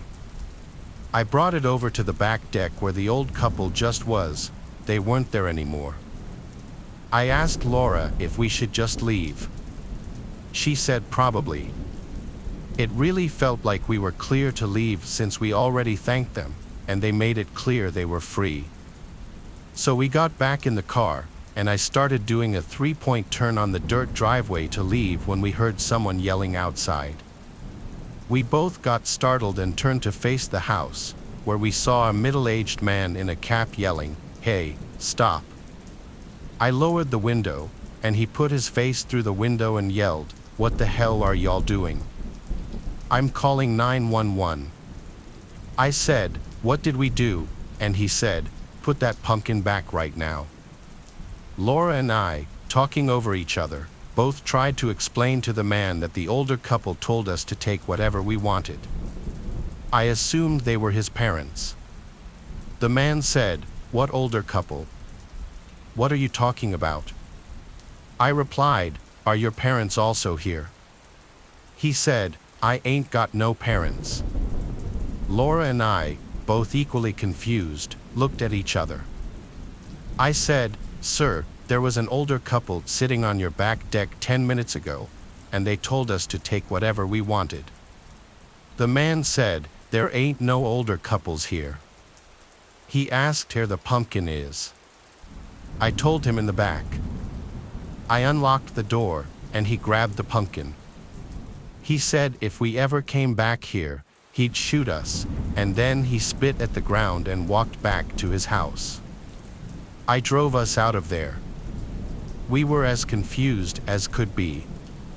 We considered the idea that maybe it was a joke, but that would be a real sick joke. I made a joke saying, "What if they were ghosts?" And Laura said, "Stop, clearly freaked out. But then I got the chills myself as I thought about what I just said. There was silence in the car for a few seconds, and I know we both pondered that idea. Out of curiosity, one day my two siblings went to that pumpkin farm to go pumpkin picking. They bought a pumpkin from the guy we saw, and they probed him a bit, asking about the farm and if the man lives there with anyone. The man said he lives there alone. This was unsettling to hear. It truly, to this day, doesn't make a lick of sense. Could the man have been lying about the older couple being there? I don't know, possibly, but why? The scarier question is, what if he wasn't lying and he truly does live alone? Then who were those people? It was Halloween weekend, and it was falling on a Saturday this year. My mom always takes decorations and giving out candy very seriously. It's almost like she has to compete with the neighbors to have the most sought-after house to trick-or-treat at. We live on a corner in a regular suburban neighborhood, so when we're decorating, we also decorate the side of the house too. Since Halloween was a Saturday this year, kids started trick-or-treating earlier in the day. However, it was a cloudy, cold day, and there was a chance of rain in the forecast. My mom apparently couldn't understand that this may have been a factor as to why there weren't many trick-or-treaters out. Instead, after a few trick-or-treaters seemingly skipped our house, she assumed it was because there weren't enough decorations out to attract the trick-or-treaters. She told me to go get whatever containers were left in the attic containing decorations. I insisted this wasn't necessary, but she insisted otherwise and forced me to. So I went up to the attic, which is directly above my bedroom. The attic door is in the hallway upstairs. I pulled down the door and climbed up the ladder. We had the holiday containers sorted a specific way, so I went over to where the Halloween containers were. There were only a couple still left up there. I opened one to see what was inside and said good enough. I started dragging the container out towards the attic door, then I carefully slid the container down the ladder. As I was about to climb down out of the attic, I thought I heard something on the opposite side of the attic, like a piece of wood cracking under the weight or pressure of something. I looked over to the wall of containers in the far corner. It's an attic, though, so the sound of wood snapping or cracking really wasn't that weird. I climbed down out of the attic and brought the decorations downstairs. From there, my mom and I put out some more decorations in the front yard. It was really windy and felt like rain at any second. There really weren't many trick-or-treaters at all. My mom was disappointed because she goes all out with the candy too. She's always been one of those there really weren't many trick-or-treaters at all. My mom was disappointed because she goes all out with the candy too. She's always been one of those people who makes a bunch of homemade goodie bags with a bunch of different candies inside. I could see how upset she was that she wasn't going to give most of them away at this rate. The day progressed, and I was in my room playing video games on my laptop while my mom was downstairs in the living room and kitchen handing out candies to the few trick-or-treaters that would come. And then it started to rain, and that pretty much put a damper on the rest of the day, trick-or-treaters wise. I was gaming in my room when I heard a crack from above my room in the attic again. Not really abnormal, but I made a mental note that that was the second time I heard something from up there. The rest of the day was rainy, and that night it turned into a thunderstorm, perfect for Halloween night. I used to be a big gamer in my teens, and so instead of going out with friends on a Saturday night, I would often just stay in playing video games. Unfortunately, this night was no exception to that. I stayed up really late into the night past my parents. It was still raining outside. Then I heard something above me again. This time it sounded like footsteps. I was wondering if my mom was in the attic putting stuff away, but it was late at night. I sat and listened for a while. The sound stopped. I would often just stay in playing video games. Unfortunately, this night was no exception to that. I stayed up really late into the night past my parents. It was still raining outside. Then I heard something above me again. This time it sounded like footsteps. I was wondering if my mom was in the attic putting stuff away, but it was late at night. I sat and listened for a while. The sound stopped. I paused my game and went out into the hallway. After a couple of minutes, I saw the attic door was open. I now heard noises from downstairs in the kitchen. I heard the sound of things being moved around in the fridge. My heart was racing now. I tiptoed down the hall to my parents' room and quietly opened the door when I saw both my parents fast asleep in bed. I felt my stomach twist and I felt sick. I quietly closed the door and went up to my dad to shake him awake. He woke up easily, and I whispered to him, "There's someone in the house." He immediately sat up and said, "What?" I said, "There's someone in the kitchen right now in the fridge. I think they're hiding in the attic." My dad is not a large or confrontational man. He keeps a police baton under his bed in case of an emergency, but I don't think he ever thought he'd have to actually use it. My dad told me to stay quiet. He went to go look out into the hall quietly.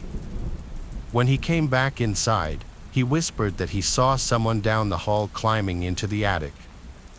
He shut the bedroom door, locked it, and then called 911.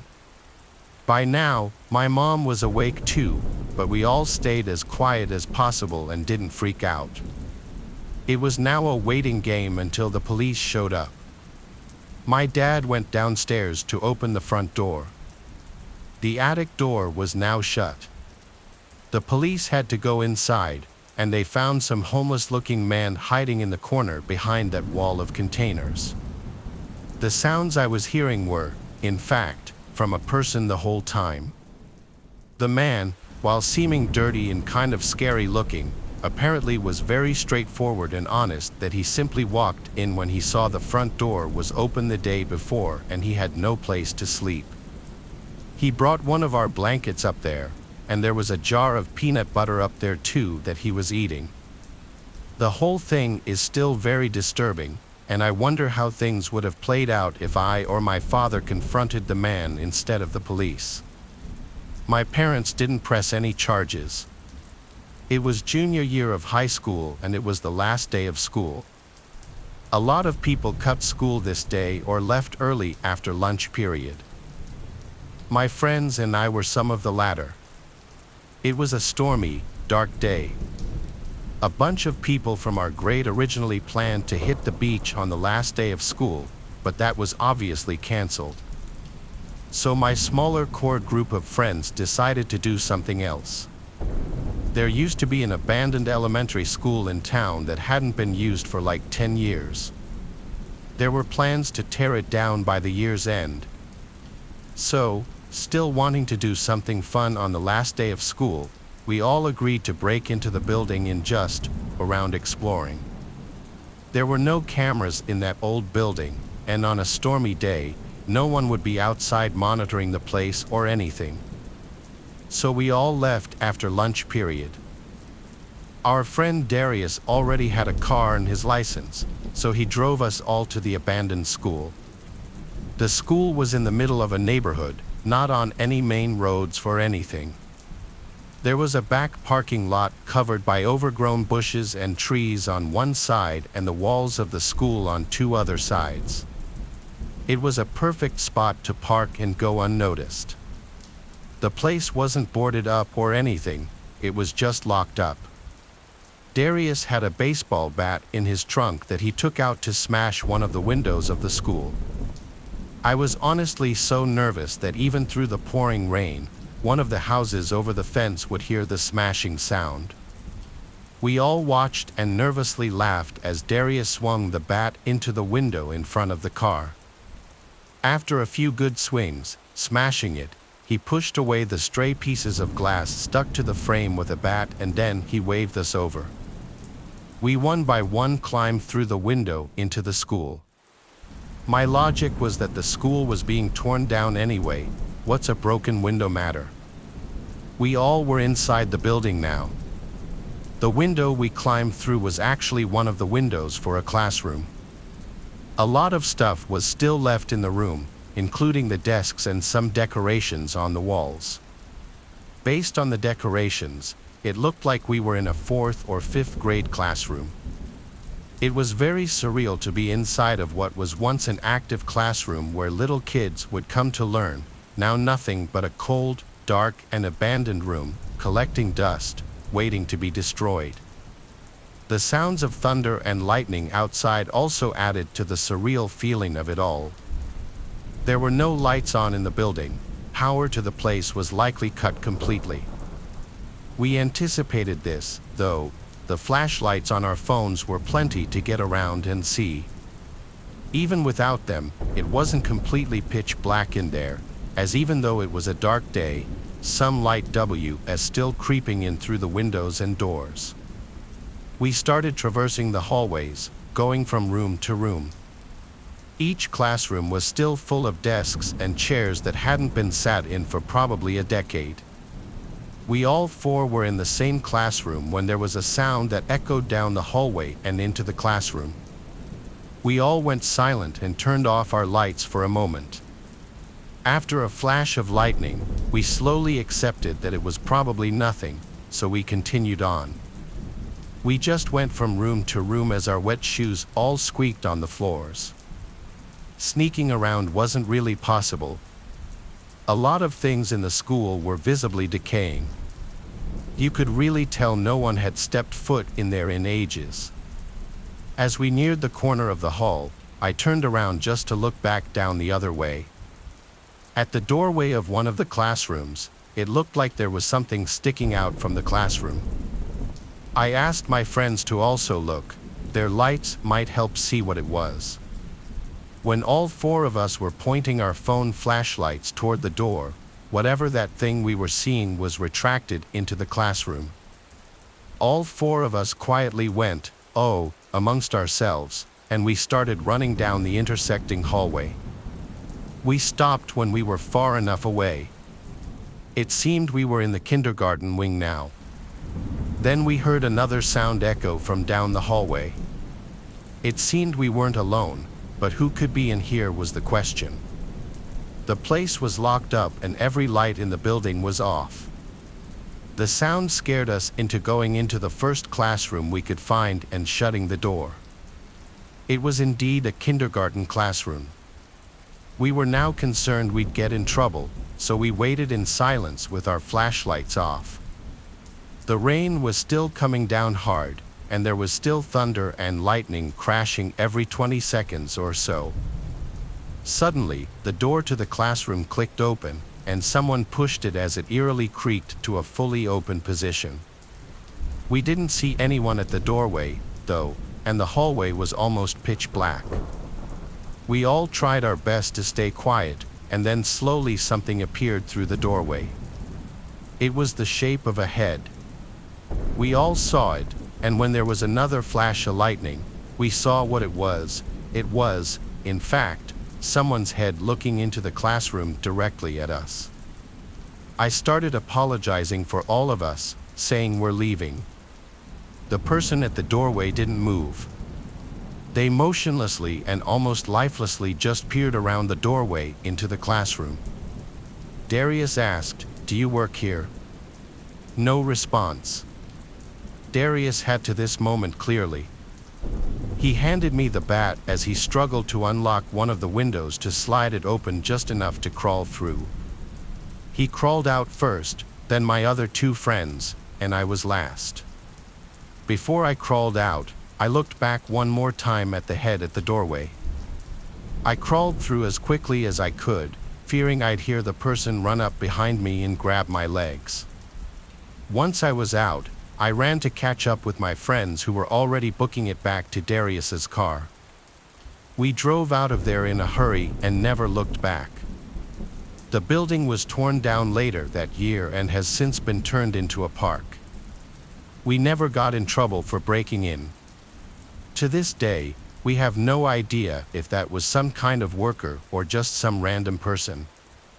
Either way, it was extremely creepy behavior on their part. This particular story took place when I was in the Air Force and stationed in Louisiana. This story took place a few years after I had been stationed there. I first arrived at this base in 2005, and upon my arrival, I, along with many other new troops, were greeted with many different stories of horror. There were stories about a man in a top hat who walked a dark, long, and narrow dirt road on the outskirts of a storage facility area. There was another story about a crazy man who was hit by a patrol car and ran off into the woods next to the same place. But my story relates to a separate story that was told to me. It was my second night on shift, as I recall. I was posted with an airman who had been there for several years. He gave a rundown about some little girl who had been visiting her father when the storage area we were working in was being constructed, which was well before any of our time. The story went that the little girl was playing on some of the structures while her father was working but had fallen to her death by slipping off the edge at the top of the structure itself. Most of the story didn't make sense to me at the time, but regardless of the facts, it still scared the out of me. To make matters worse, the airman had taken me to the exact place where the supposed story took place. He would shut off the engine and turn off the music as we just sat there in silence. He startled me a few times, but nothing ever happened. Now skip forward about 3 years. I was scheduled to work that particular spot of the base this night. Keep in mind that I'd been visiting this spot for years now, but at this point, the storage area had been completely closed down except for a few minor areas, which required us to do physical drive-throughs and checks of this area. The shift itself started out rather shitty. Me and my Steven partner had been given a cattle truck to do this patrol, as our normal vehicle was in the shop for maintenance. Yeah, I'm not kidding, a cattle truck. I know this part doesn't seem very important to the story at the moment, but it will tie into the story eventually. So to save on time, let's skip forward a few hours.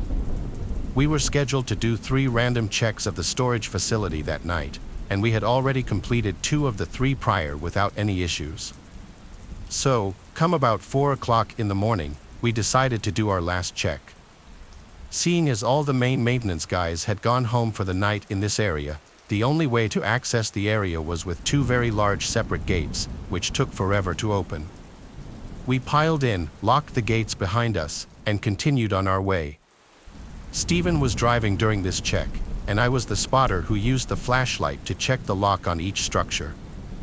An important detail that I left out, which may be necessary here, is that the story of the little girl had taken place on a road within the storage area, which we called Echo Street. By this point, everything was fine, and we had finished our rounds. Steven made the final turn down Echo Street. We had both been pretty talkative during most of the night, and we were just shooting when I got an uneasy feeling. Something felt different, but I couldn't make out what it was. We were about halfway down the road when things became almost completely and frighteningly silent.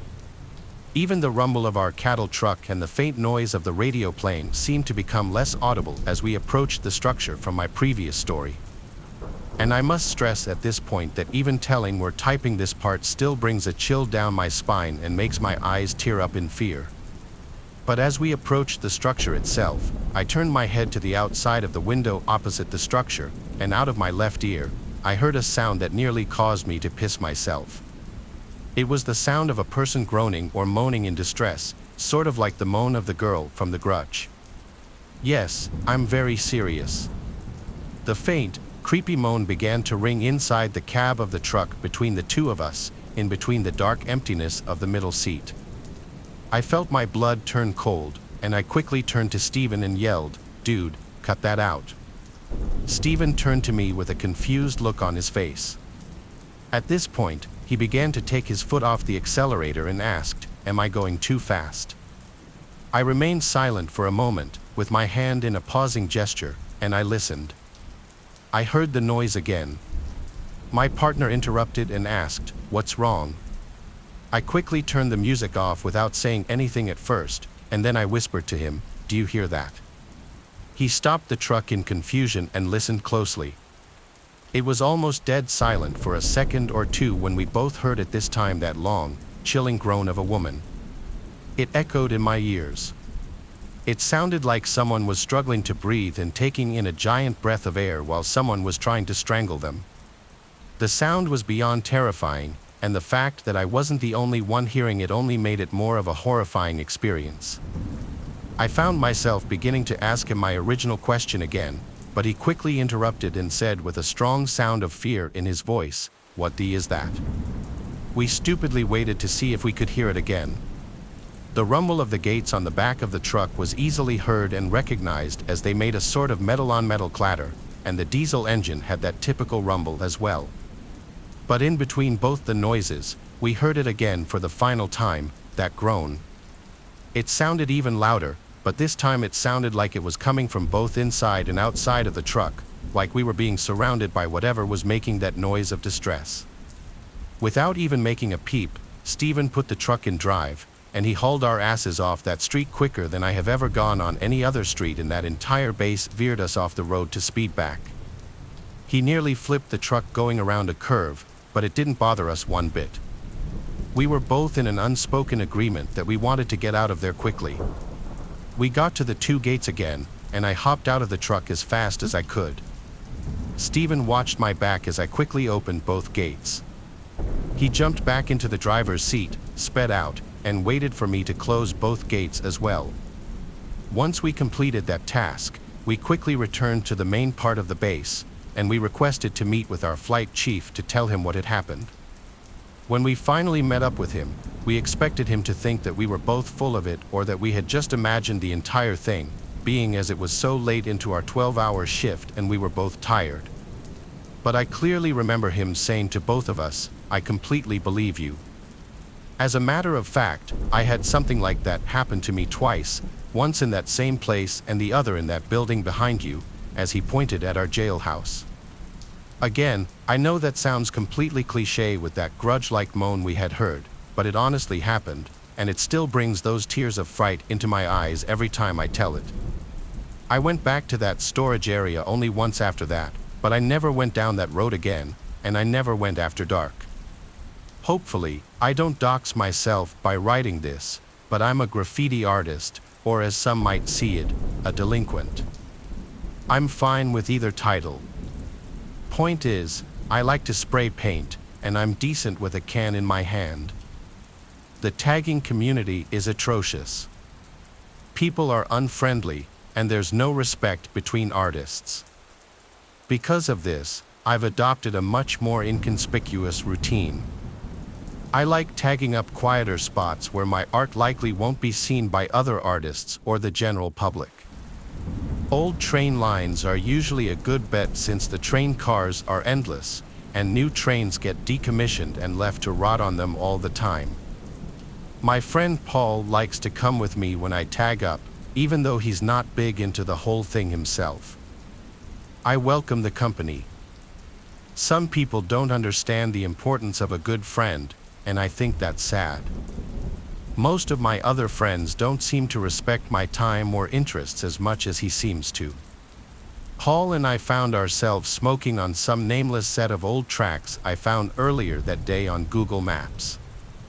I'm not a big stoner myself, but he smokes a lot of weed, so I often indulge to match his vibe.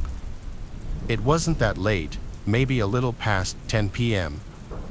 We finished at J and talked as we walked alongside the old rusty freight train. Oddly enough, there wasn't a single tag on the entire train. It must have been recently moved here. I thought excitedly that I'd get first dibs on such a good surface. I tossed Paul a can for him to mess around with, and I started doing my own thing. About 5 minutes later, I finished my first tag. I admired it for a bit before moving to the next car, then the next. About 15 minutes and 2 paint cans later, I had 3 decent tags up adjacent to one another, and I was pretty proud of myself for how they looked in combination with each other. Sorry in advance if this offends anyone, but I tend to discard my empty cans whenever they go dry. So, I flung them back the way we had come, enjoying the satisfying clattering sound a ball bearing makes when bouncing around the inside of an empty can. I then caught up with Paul, who had seemingly rolled and lit another joint, neglecting the paint I had given him.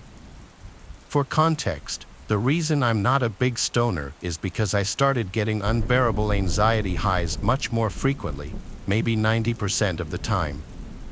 In hindsight, smoking 2 Js with Paul was a borderline detrimental decision. After all, we were doing something illegal, which was already pretty anxiety-inducing. I smoked the second joint anyway, confident that I'd be okay. As soon as the final sparks floated off the J, that's when we heard it. A muffled clang from somewhere behind us rang out into the night. The two of us froze and stared into the darkness. I could feel droplets of sweat forming around my neck as adrenaline began coursing through me. I couldn't tell if the sound had come from outside of the train or from inside one of the cars. It was hard to tell which option was worse. We waited for a full minute in silence, and nothing. That's when I whipped out my phone and recorded this video. Bro, what the was this? No way, bro. You heard that? I heard that. What the, boy? Whoever made that noise picked up one of my empty paint cans and threw it at us before chasing and shouting at us. You can't really see the paint can in the video, but I swear to you that's what the first sound was. As we frantically made our escape, whoever was behind us yelled, "You better not trip, boy." A few seconds later, an actual gunshot sounded off behind us, almost causing Paul to trip and fall. It startled me so much that my finger slipped off the record button on Snapchat, and the video cut out. We bolted down the tracks until they intersected a main road and didn't stop running until we were a safe distance away. I don't think I've ever been more terrified in my entire life. It didn't help that I was stoned out of my mind. My hands were literally shaking, and so were Paul's. We found our way back to the car and drove home in silence. What was I supposed to do? Call the police? I was literally breaking the law. That wasn't an option. The story doesn't end there, though. I actually went back to those tracks a few weeks later, but this time during the day and equipped with my trusty Glock 17. To my surprise, the train was still there. Despite that, there was a pretty glaring difference this time around. In the 3 spots where my tags had previously been were now ugly blotches of red paint. Someone had deliberately covered my work. Quietly, I kept investigating and eventually came to a train car with its door wide open. I took a look inside, and it was bizarre. The train car was completely empty except for a chair in the direct center and what looked like ropes and chains scattered about. Some of the ropes were wrapped around the legs of the chair, and others were just lying on the floor. The weirdest part was the smell, though. The whole car smelled like bleach. If you closed your eyes, you would have guessed you were in a cleaning supply closet. I can't overstate the smell, though. It literally smelled like the whole train car had been doused in bleach. I went to take a picture of the scene when I thought I heard a metal clang somewhere further down the train. I could have imagined it, but I wasn't taking any chances. That was enough for me. I was out of there as quickly as I had come. I've told so many people this story, and none of them could rationalize that psycho's actions in a way that makes sense. I doubt a homeless person would be able to get their hands on a gun, but I can't fathom why someone other than a homeless person would respond so aggressively. And why they decided to cover up my tags is another mystery. I think the most disturbing aspect of this whole thing was the chair in the middle of the train car. I really want to go back to those tracks just to take a picture of what I saw, but I haven't worked up the courage to. I have no idea if whoever was there that night was really shooting to kill us or just trying to scare us, but sometimes late at night, when it's just me and my thoughts, I can still hear that shot ringing in my ears. I'm a librarian. This is something that happened a few years ago at the library that I used to work at. This library was pretty close to my apartment, so close that occasionally I would walk to and from work. Now, it was about a 15-minute walk, so I only really did this when the weather was nice or if I wanted extra exercise or just felt like it. The library that I worked in I would describe as pretty average-sized. It was not that small, but also not too large. I really enjoyed it for the most part. Well, one night I was working until the time we closed at 8 p.m. I had walked to work that day, so I would be walking back as well. Things quieted down in the library significantly in the last hour that we were open. By the time 8 p.m. rolled around, I was the only person there. I then went over, I locked the doors and then went around the library, making sure that everything was in order. After that, I was able to leave. I started walking home, which would be on several different sidewalks. Normally, when I would walk home after a closing shift, I would be the only person on the sidewalk for most of the way. It really wasn't that common of an area for people to walk, especially at night. But on this night, literally within the first minute, I heard somebody walking behind me. I looked over my shoulder and saw a hooded man wearing a gray sweatshirt trailing me a ways back. Instantly, I was nervous, and I didn't want to cause myself to panic or anything. I told myself that it was fine.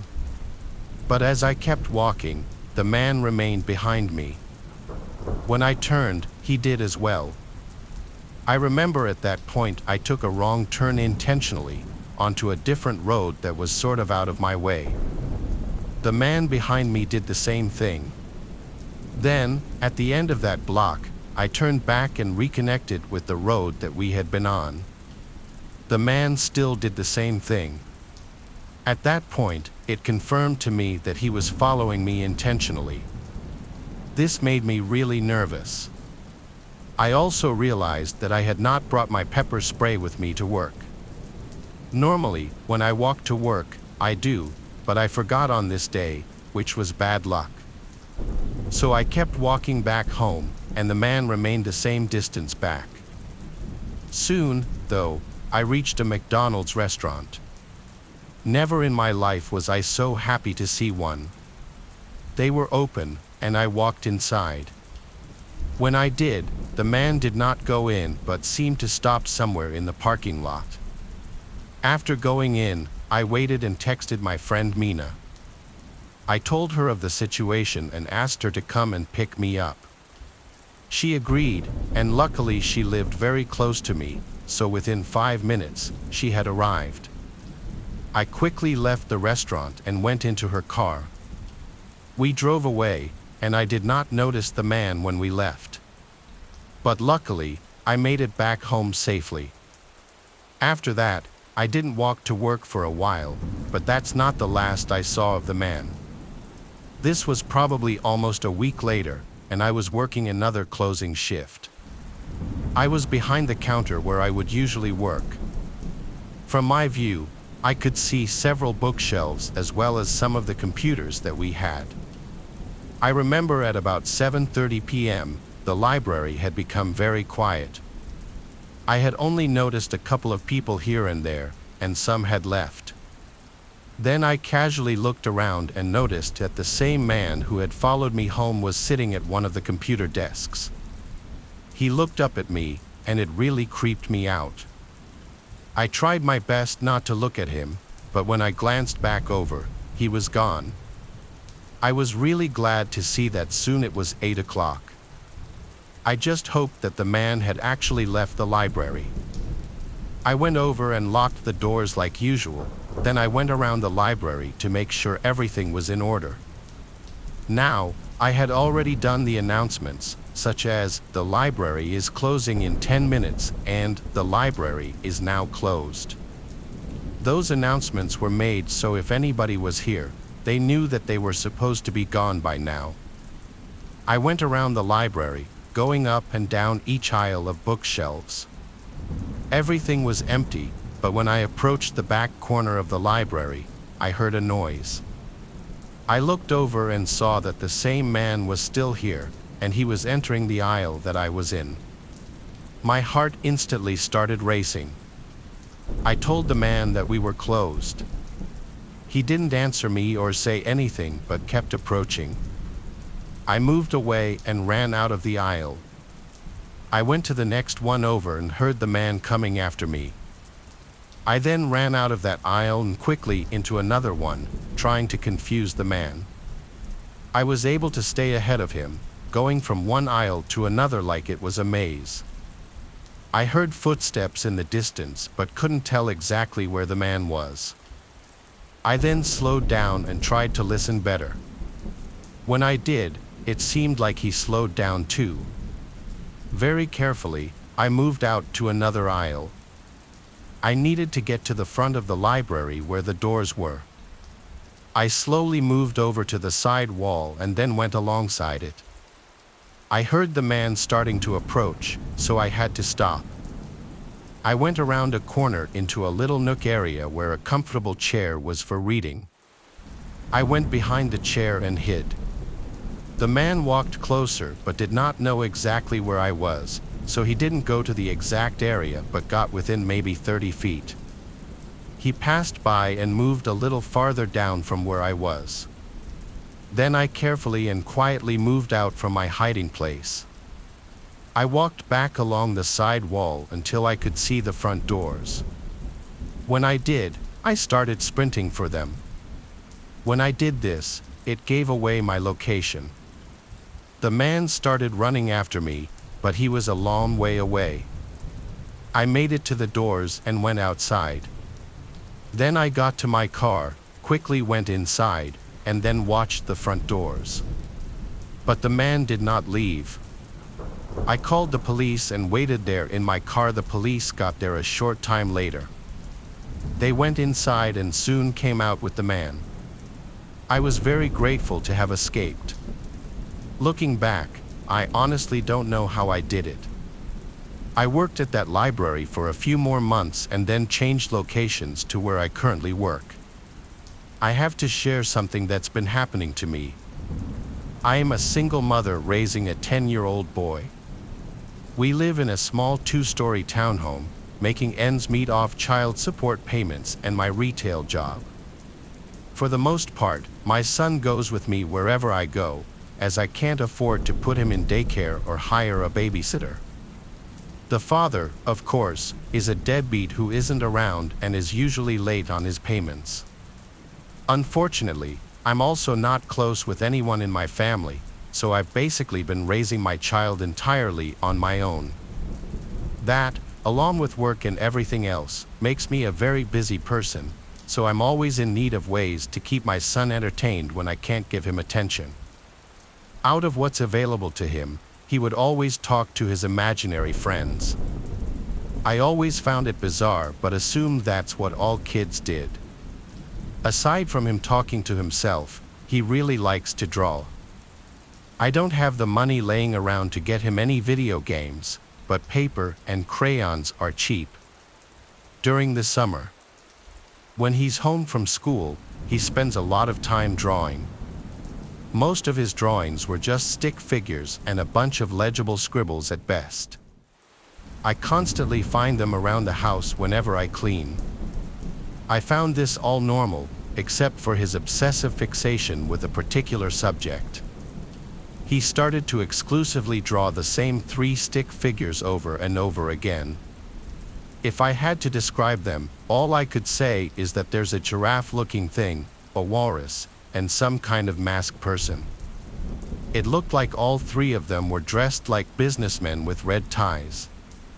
When I saw this repetition in the beginning, I brushed it off, thinking it was just a summertime fixation that he would get bored with eventually. However, He only seemed to get more interested in doing this one thing repeatedly, so I decided to ask him about it. "Hey Jason, who are those people you're drawing?" "These are my friends, long neck, big tooth, and no face." When I realized he was drawing his imaginary friends all the time, I was a little creeped out. It was something he did every night, and considering he didn't have any real friends outside of school, I wasn't willing to acknowledge how serious he was about it. I was just too busy and overworked, but I wish I'd paid more attention to him because things only got worse. One night, I was feeling very overwhelmed with my circumstances, but I wanted to hide my depression from my son. So, I locked myself in my room and cried quietly into my pillow while curled into a ball. I even played some music so that if any sounds managed to escape the pillow, they would be drowned out.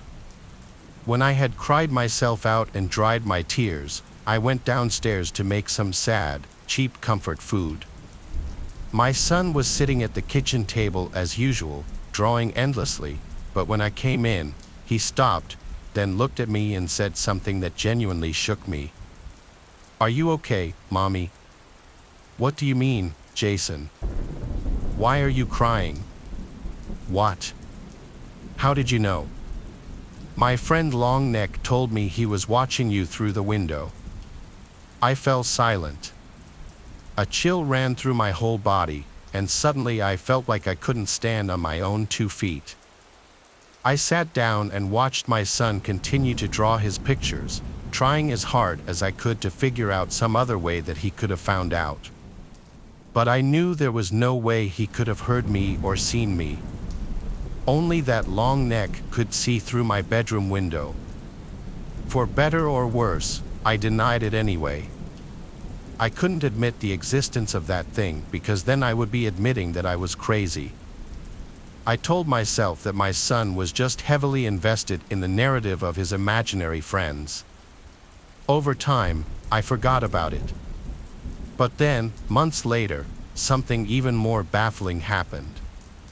I was making dinner, and my son waited at the table. In the middle of me cooking, he asked me to make another plate for his friend.